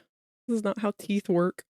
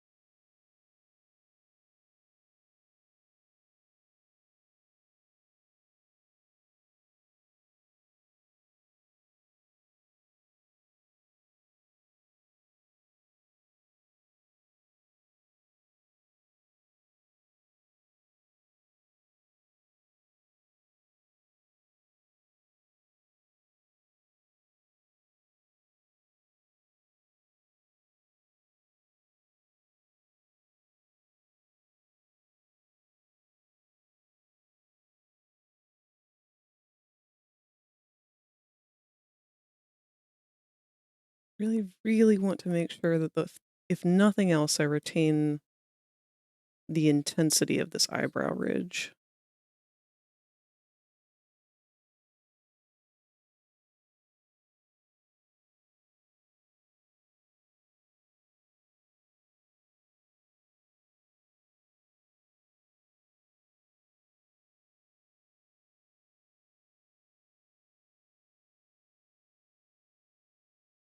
Welcome back, D-Cruz. We are on to our very last hour of the stream. I am doing my best to speed run our boy.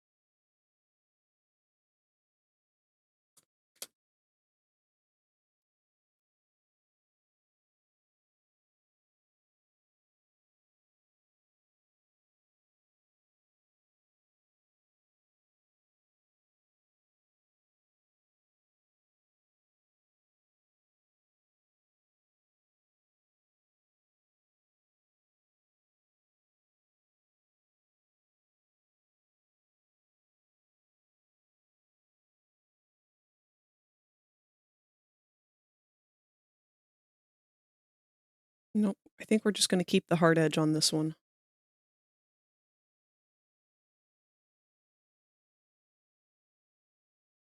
Maybe. Let's see.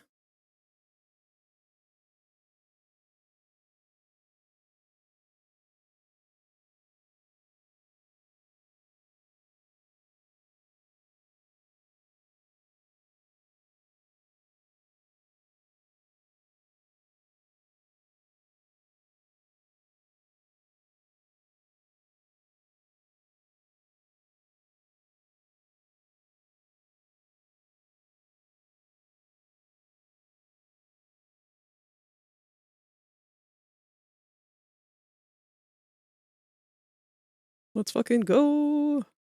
It's working for now. I had to do a lot of tricking of the eye on CAINE. Like this one, for example.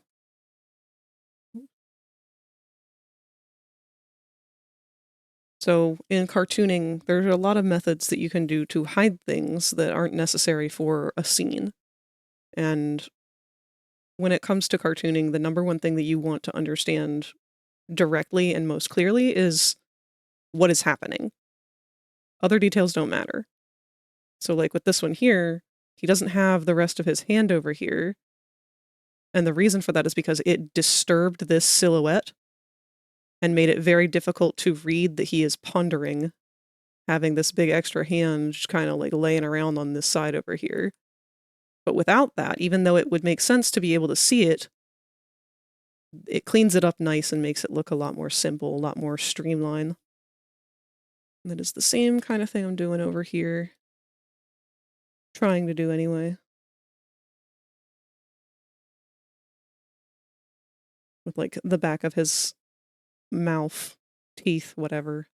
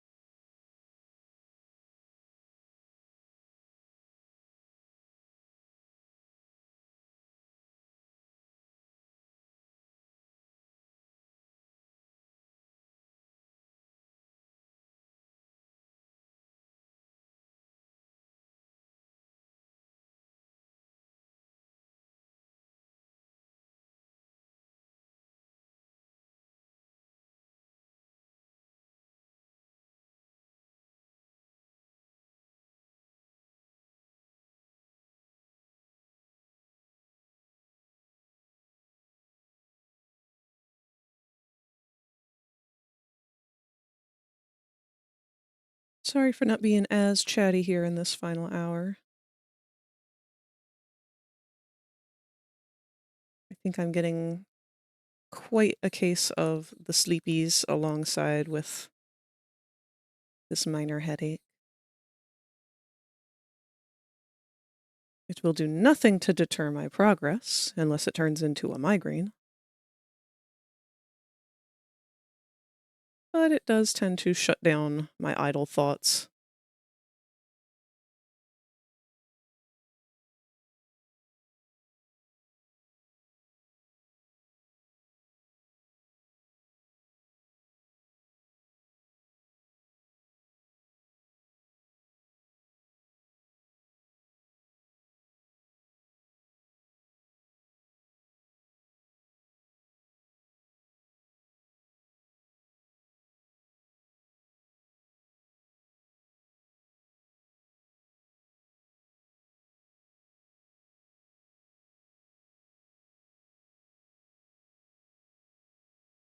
One thing I've been meaning to do, I'd like to go through and kind of start to collect all of the different things that I've noticed that have directly referenced I have no mouth and I must scream in the last just year alone. Because I'm not gonna lie, I didn't time that intentionally or anything. I honestly didn't even mean to start streaming when I did. But I did, for one of the first games that we played on stream, I had picked I Have No Mouth and I Must Scream. Because it was a story that I had always had kind of a fascination with, but did not know firsthand what the story even was. Which is why I wanted to play it.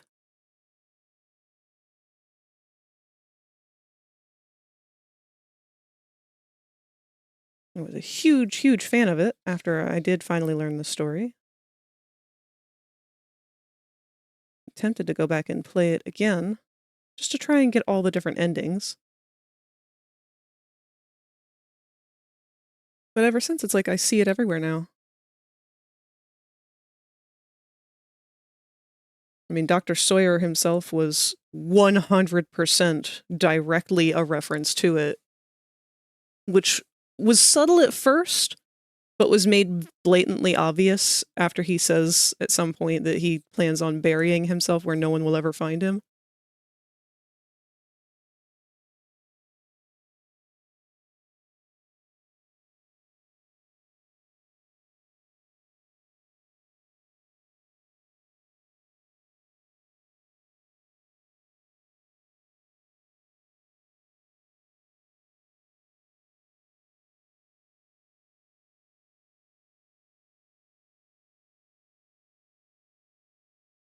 I want to say it was Foe who mentioned something in Warframe now has an I Have No Mouth and I Must Scream reference as well.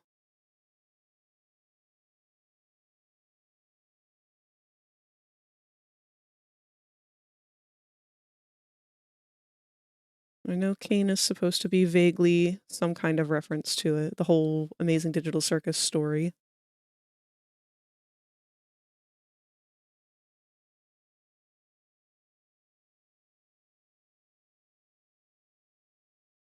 It does make me wonder, did it just have like a sudden resurgence in popularity, or like me, did many people just kind of stumble upon it around the same time? So I wish I could say that I was a fan of it since the beginning or whatever, but I didn't really discover it until this last year or so. I didn't know that it was a game until I had said the phrase enough times that eventually a friend had told me, "Have you ever played that?" And then I realized I did not know what I was referencing every time that I said, "I have no mouth and I must scream." I thought it was just a general saying of some sort.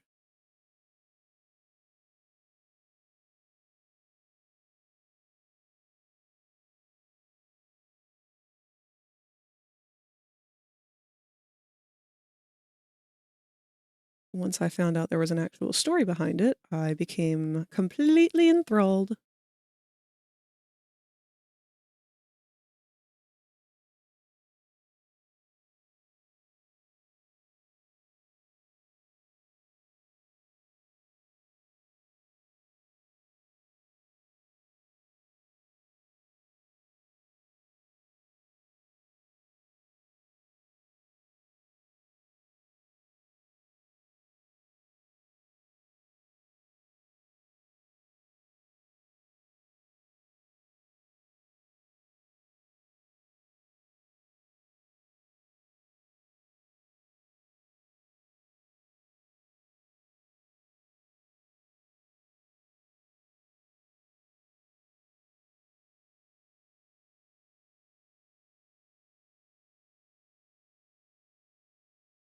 We are making very good time on this one.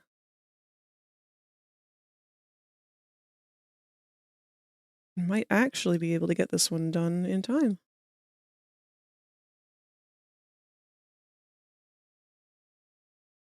Now, I can't guarantee that I will be finishing up these next week, because I might go ahead and do them over the weekend, since CAINE is only going to have 2 left after this.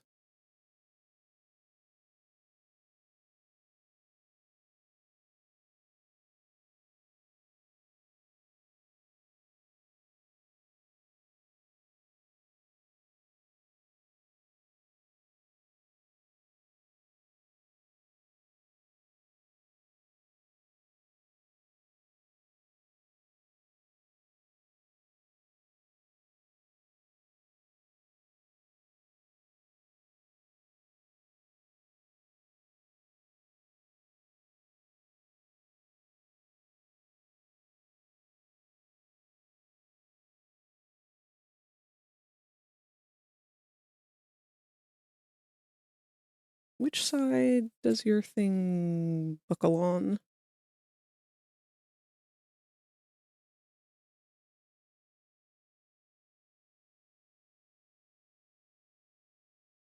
Does it just split right down the middle? It sure does. Okay. Less for me to draw.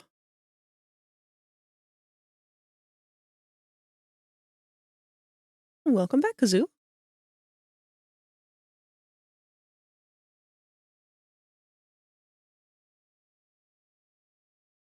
We're just cleaning up, doing these lines on the last emote for the night. Didn't get to all of them, but that's not a bother. I expected as much.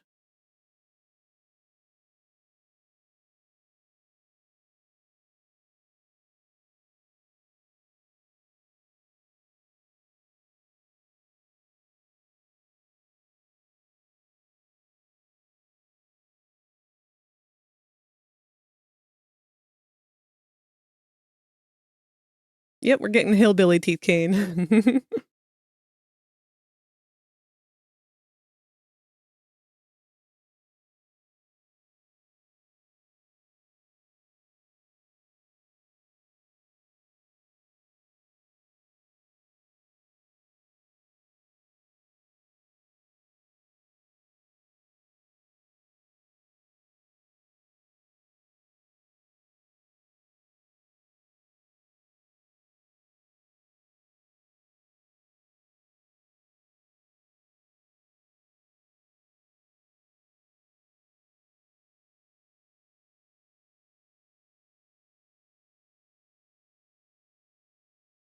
Do I really want to have his hat just floating like that?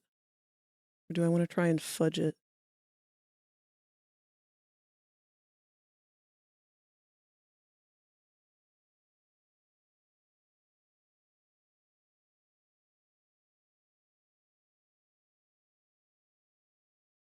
Honestly, that works. I don't have to overthink a hat.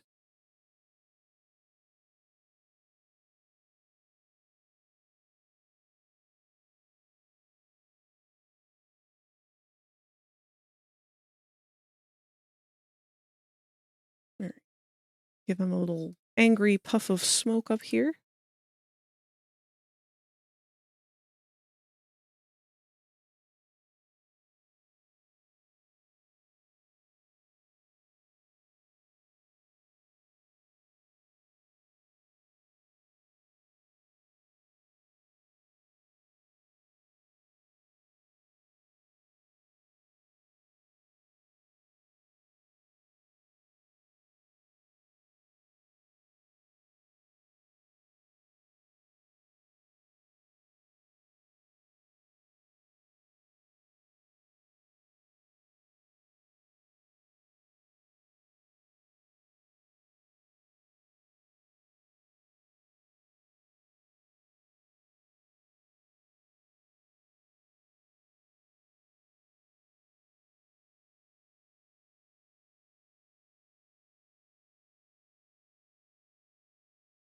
Oh, wow!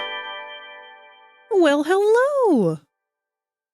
Friendly One Travert has raided the channel with 2 eggs. Welcome back, Friendly. I didn't even realize that you were streaming. I would have happily come over to join you. At least spectate silently. Thank you for the raid. How did your art go? Did you finish up what you were working on?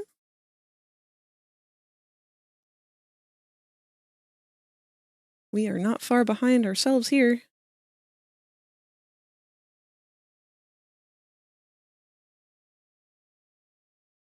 So we've only got about half an hour left of stream.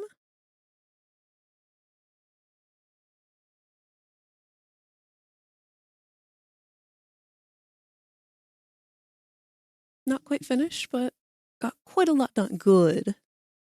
Only send a whip if you feel like it.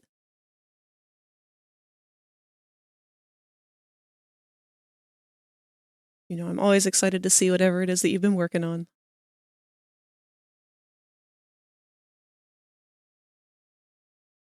Should I use like another little puff of smoke on this side?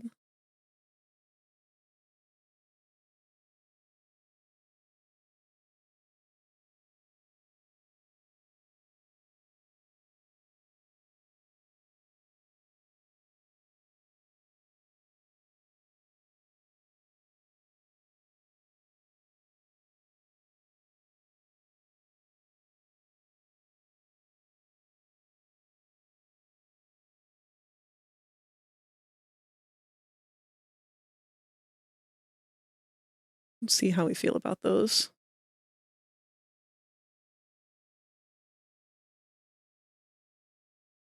All right, get his eyes in here.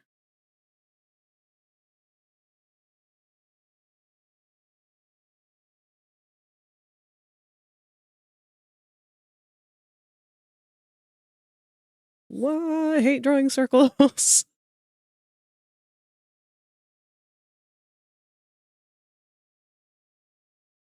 I'm going to try and keep these from touching any of the edges because that causes some weird looks in emote size.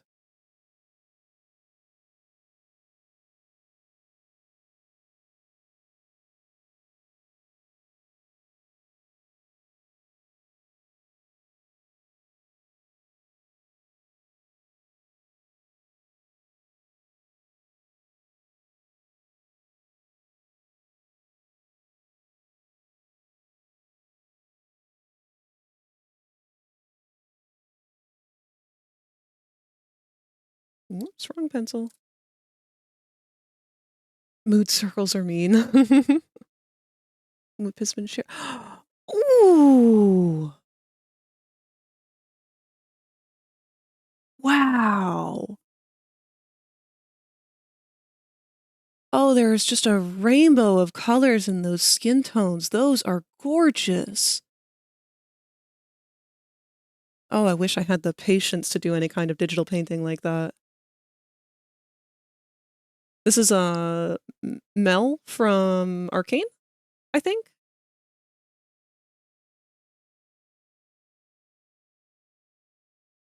Oh, that whole color palette.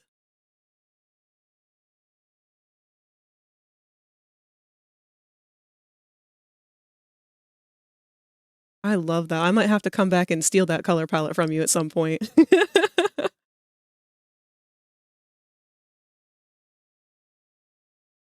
That is some insane work. Guys, if you don't follow Introvert already, you really need to. Because if you're hanging out here with me, just picking up the vibe of doing art and stuff, like, the quality that this one outputs. Chef's kiss.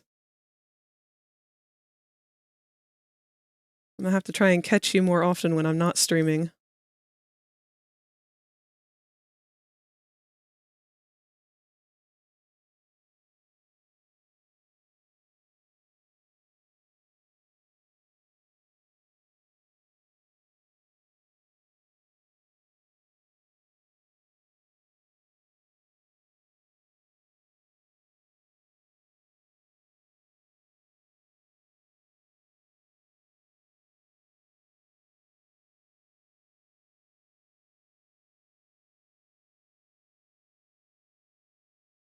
We're speedrunning these final lines on CAINE.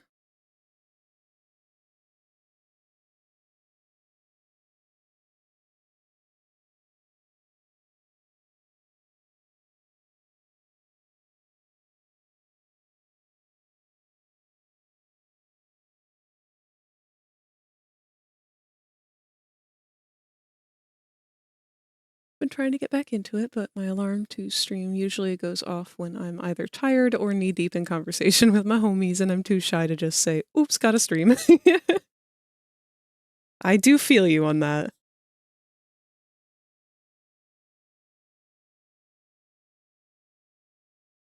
Sometimes I have the opposite problem too, where I just am so into the conversation of what we're talking about here while I am streaming that I don't want to stop. And then before I realize it, it's 12:30 in the morning.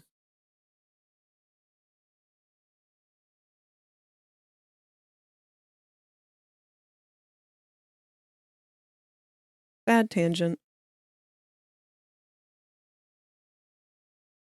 Still a bad tangent, but slightly better.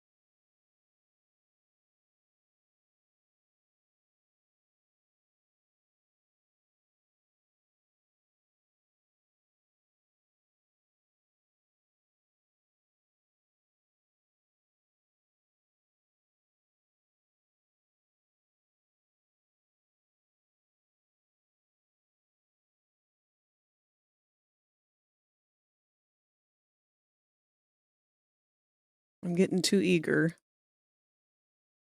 I'm sitting here thinking about how I'm going to throw the flats down already. It's like, no, stop thinking about that. Get through your line work first. This is how you get impatient. You cannot be thinking of the finish line while you're running the race.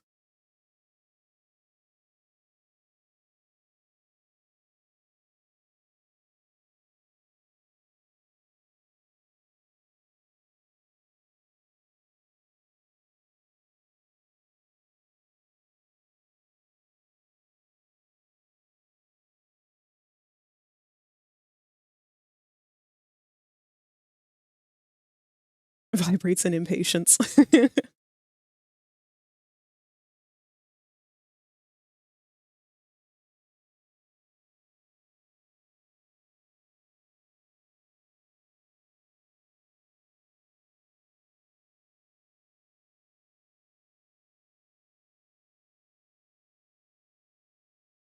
That, and I think I'm also starting to get a little bit of shaky hands because I should eat something soon.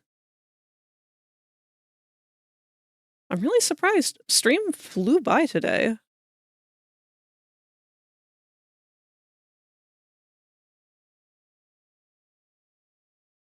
There are some streams where I feel like it just takes forever. Not that I have any complaints about spending time with you guys, but I do have complaints about not getting art done as fast as I would like.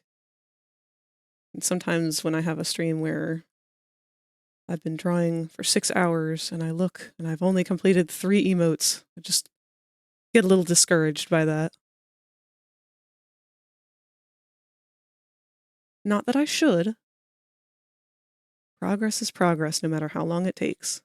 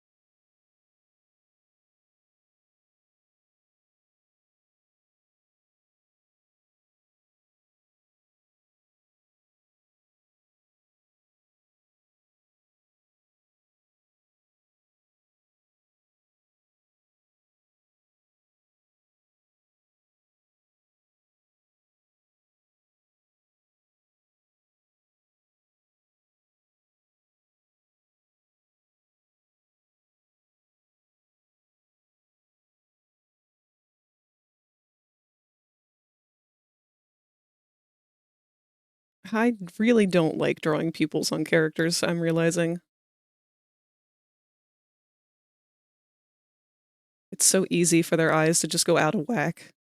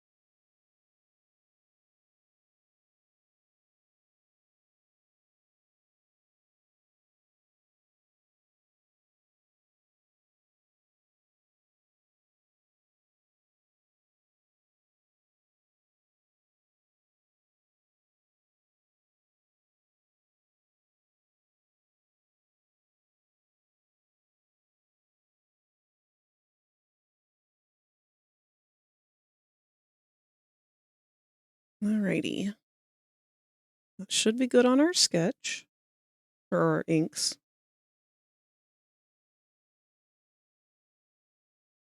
Feel like we could maybe accent this just a little more in some vaguely cartoony way. Nope, I do not like that. Sometimes you know something's wrong just before you even start.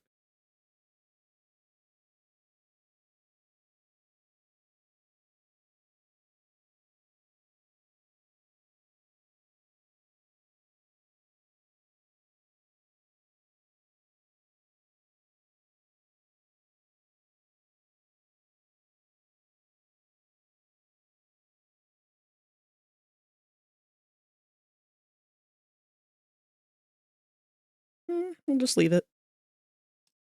See how it looks with color.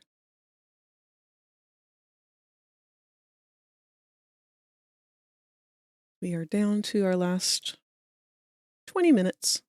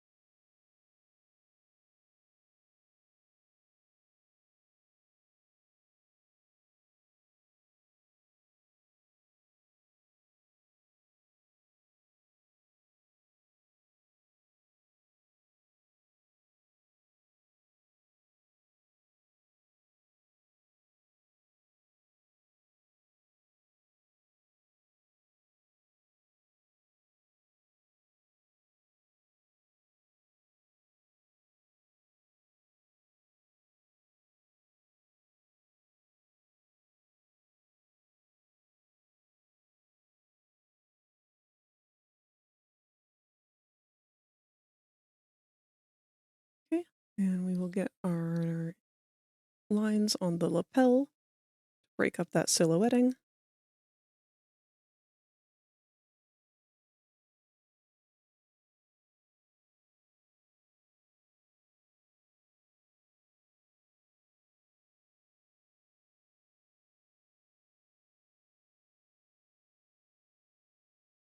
And he does not have anything special on his bow tie of any sort.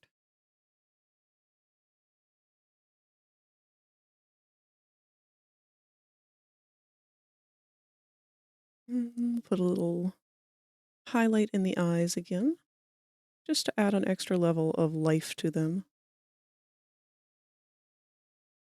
And when we zoom out, I don't know about those little puffs of smoke.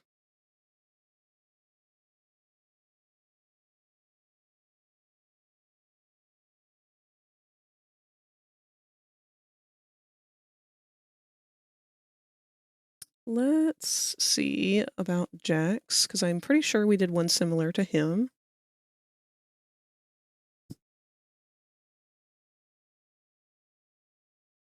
Actually, I needed to resave this one anyway because I forgot it still had the sketch layer underneath.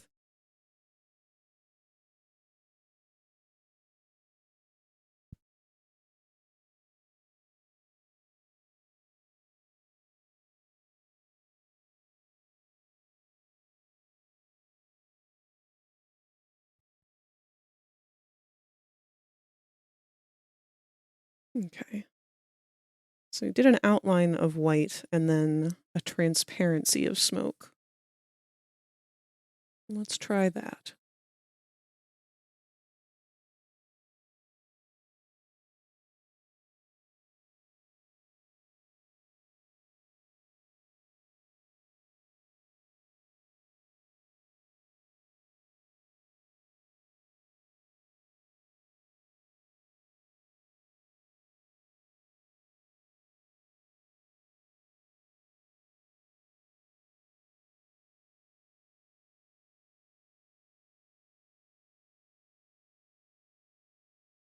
Put them at about 50%.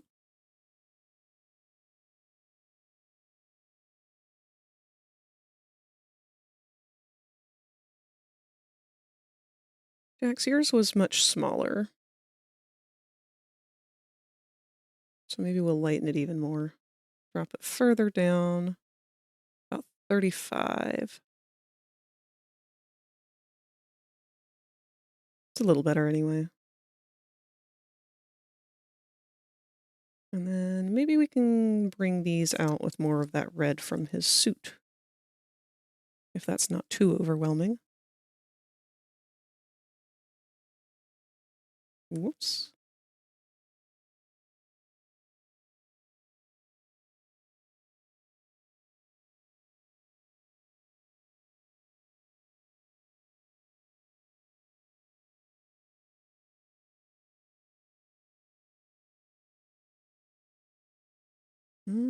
Very tiny. They tend to disappear. So, what can we do about that? We can brighten them, make them a little bit less pink.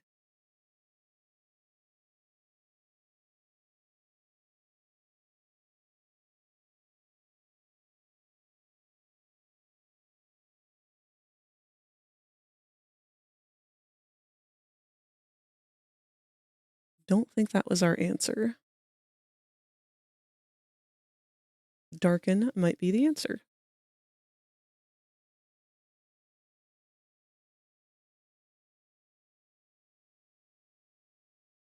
That's also hard to read. All right. So, next best thought.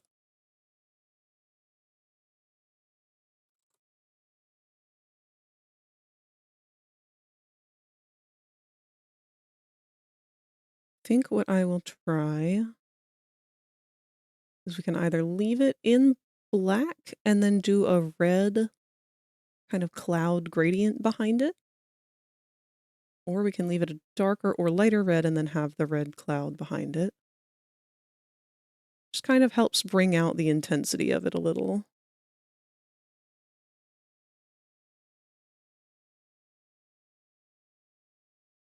Let's try that.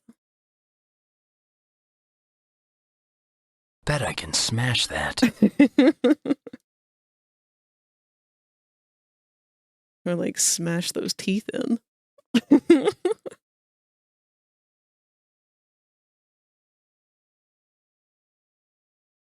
Nah, we love ourselves a good warlord around here.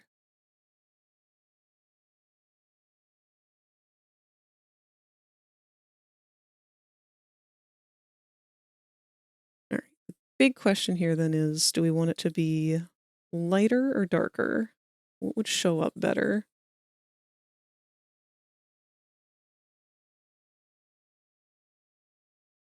I may suggest something if you allow me. Absolutely. It's still kind of rough to see.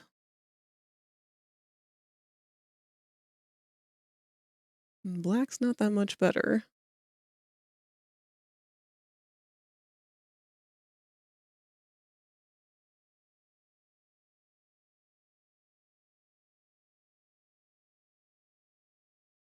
Although I think I did an awfully dark color of red.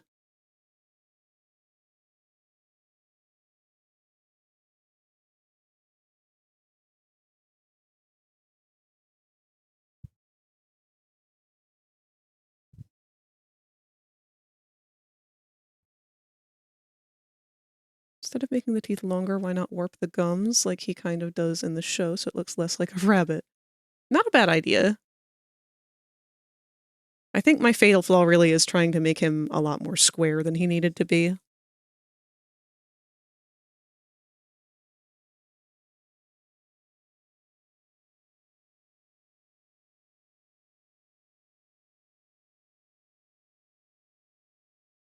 Where? Hello? Oh God.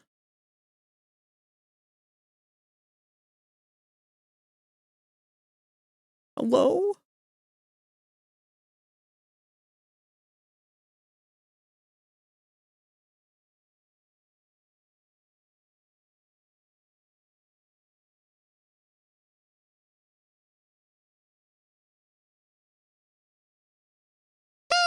Where? Are we alive? I don't know where I cut off. Our quotes are gone.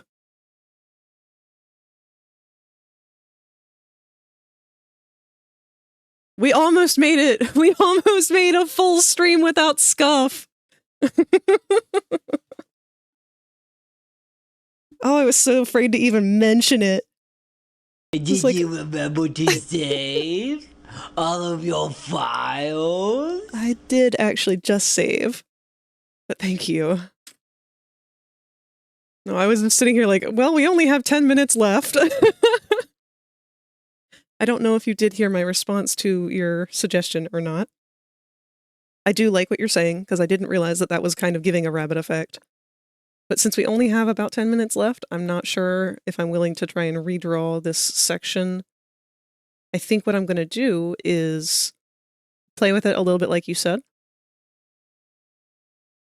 but do that kind of off stream. Because all of them need a little bit of touching up. All of them need just something, you know? But I agree with you. I feel like this is... something's off here. And my big issue that I think I shot myself in the foot with was making him so square. I think that this section kind of here is what throws everything out of whack. If it were more curved, then I think it would help create that illusion a little better. So I'll play with that. But thank you. I do very much appreciate the feedback on that, because I've been staring at this the whole time thinking, like, what can I just change a little bit? What can I shift? What can I move? And I think it's a combination of in here, like you were saying, and then this whole zone.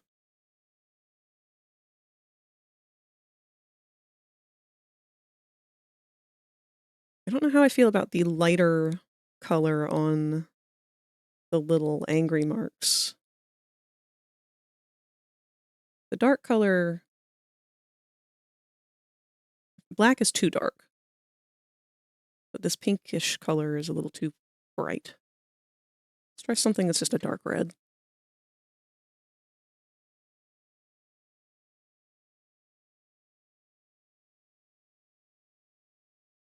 See if that's any easier. Kind of.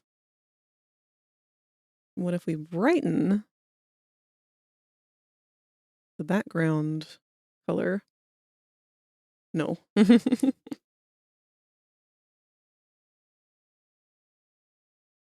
if we darken? What if?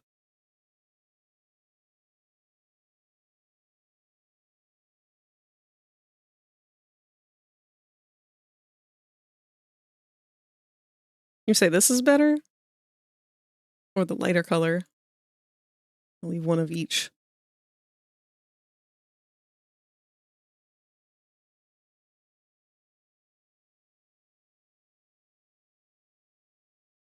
My biggest hangup is they just sort of disappear at a certain level. Could be that...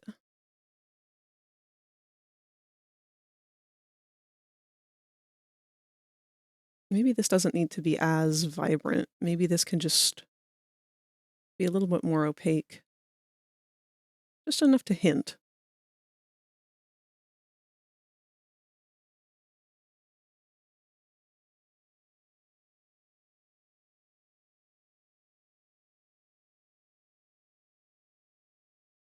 Might be as good as we're going to get. At least for the time being.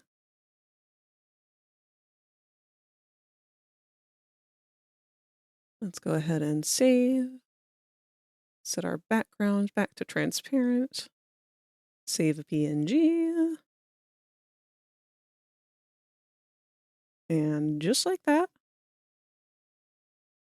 we're going to reopen them.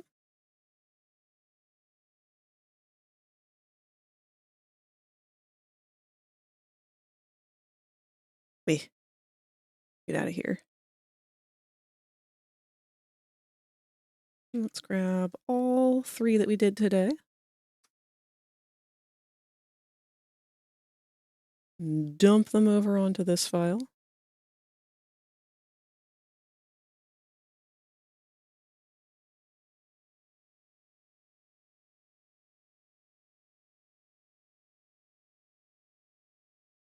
Group them all together. Squeesh.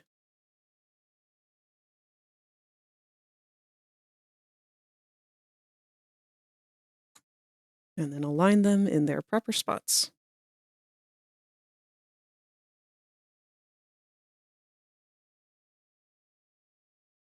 You go here. You are already where you're supposed to be. You go here. Why are you so much bigger?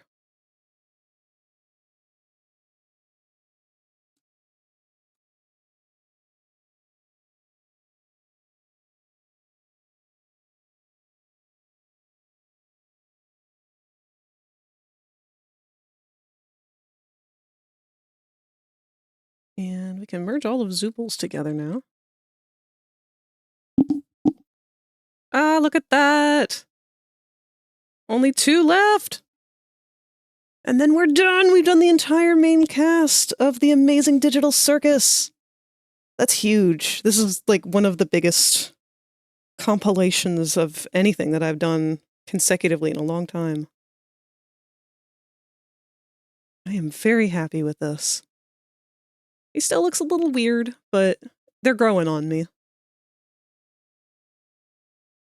I'm still not committed to this one, though. I think I may potentially still come up with a different emote for that one.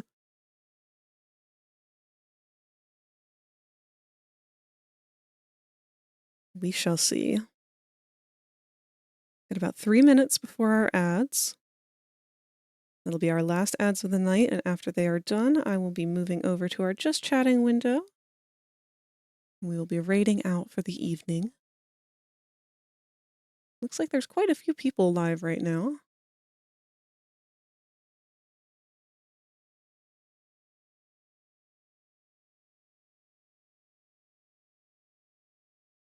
In fact,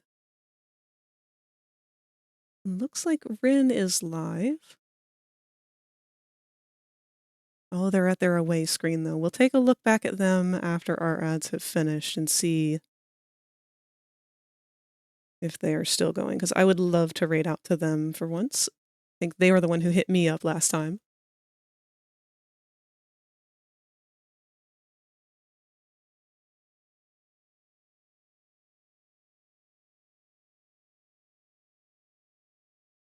Just want to double check on our options here. Check on our browse tab just to be sure.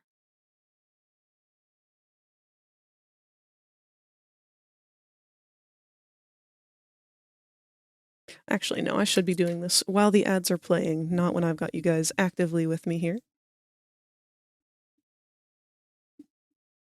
So, got 3 emotes done, and got a couple of doodles of doughy in. We'll go reopen those real quick, take another glance at them last minute here. Oops, not that. I don't know what that is.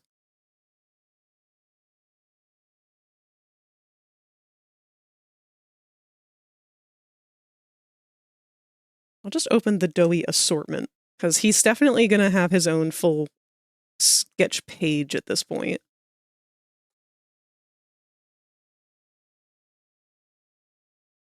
So there's today's doughy. I forgot about them already. Such a big old grump. And then we have these from another stream. Go ahead and copy this one. Another flat boy. Pop him in over here.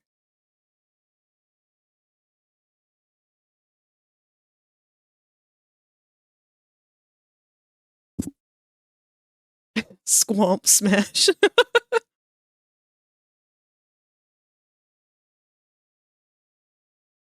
And then, of course, we have the original sketches I did of Doughy when I was first trying to do any kind of character study with him. And a little Sawyer thrown in as a treat. Is this all on a PNG? Yeah. Okay, I flattened that with a background. Let's open another one.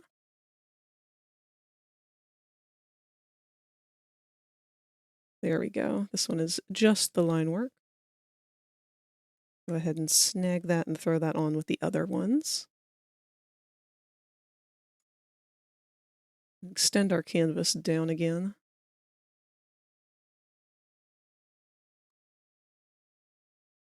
Ads are going to start any second here.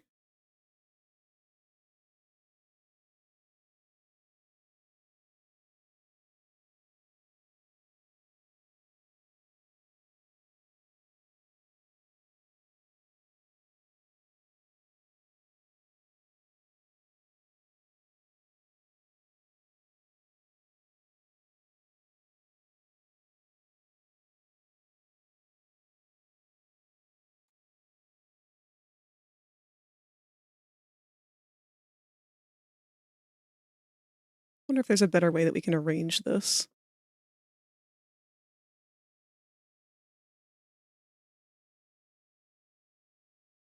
I guess we could put this one here and move Booty Doughy over.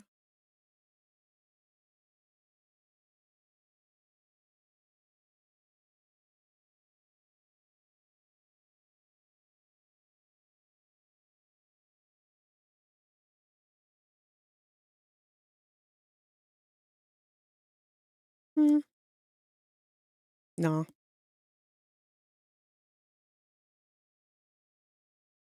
Where's the one that's... Yeah, where are you? Could put you up top, maybe. Or maybe we just have to draw more Doughies.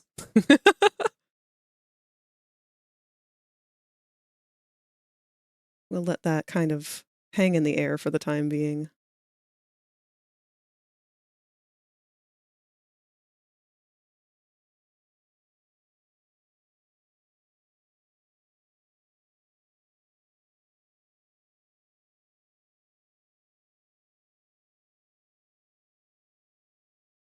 There we are. On to our final ads here for the evening. I'm going to go ahead and pack things up, migrate over to our Just Chatting window.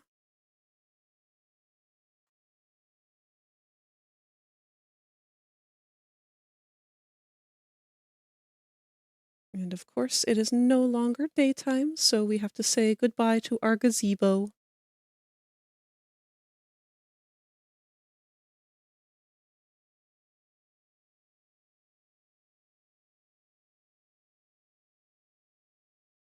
And Rin is back,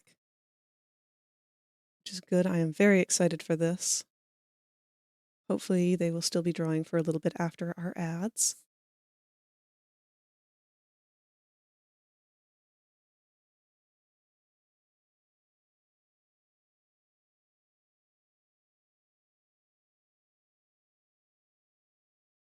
Sorry, I'm just trying to grab the last minute setup here.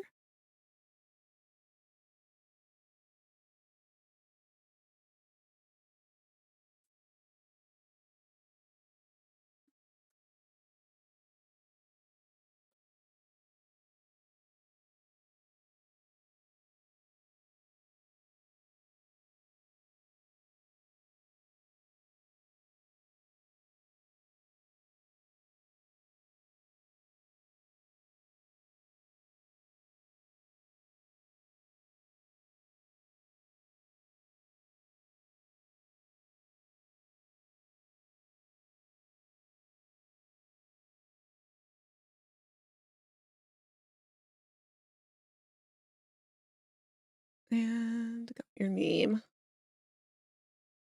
Okay. Our community is back and we are ready to wrap things up for the evening. I think I've finished up with the Mel portrait. Ooh! I will take a look at that after we are done with the end of everything here because we have reached our time for the night. The new screen protector I bought for my phone is wrong. I thought my phone was a Galaxy S1 FE, but no, I forgot my phone is a Galaxy 23 FE. The protector's a bit small. Oh, I hope it still gets the job done, though. I'm gonna be honest, I never even took off the film from mine. It comes with like a protective film over it, and they always say, oh, peel this off. And I just kind of looked at that like, why though? If the point of that protective film is to protect it from scratches before you get the phone, doesn't that also just kind of work as a built-in protector? So maybe I'm wrong. Maybe I have damaged my phone way more than I could have by leaving the protective film on it. But so far it seems to have been doing a good job.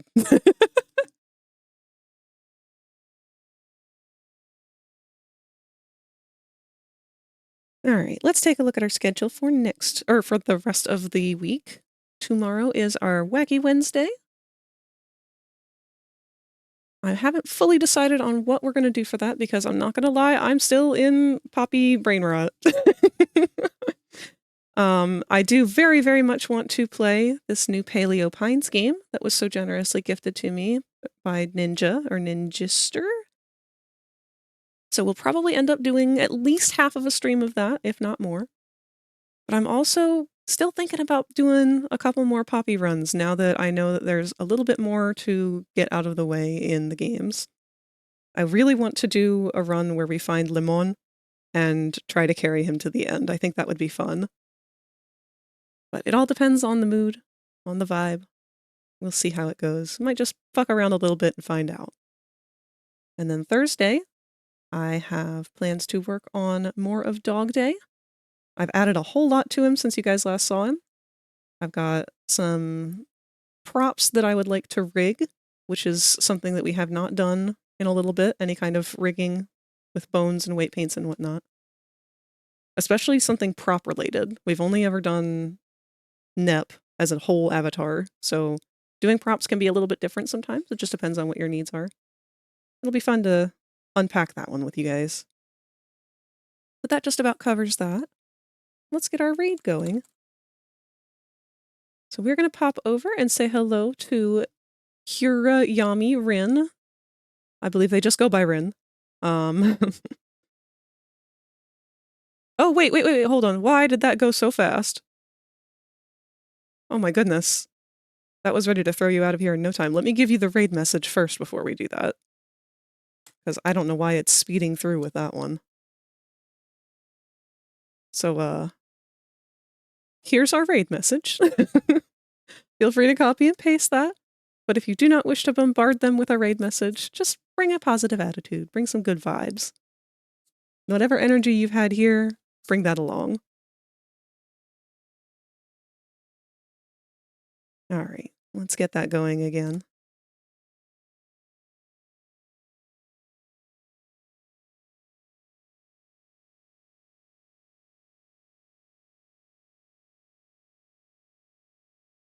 Okay.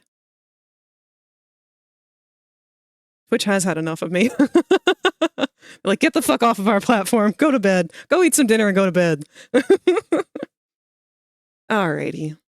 Well, thank you guys so much for hanging out today. I had a blast. I feel like I got a good amount of work done. It wouldn't have been possible without you guys here. I hope that you were able to get a lot done yourselves. I know Introvert was able to with that Mel portrait. That was beautiful. Thank you so much for sharing that with us. Well, I love you guys very much. I will see you again tomorrow, maybe. Goodbye.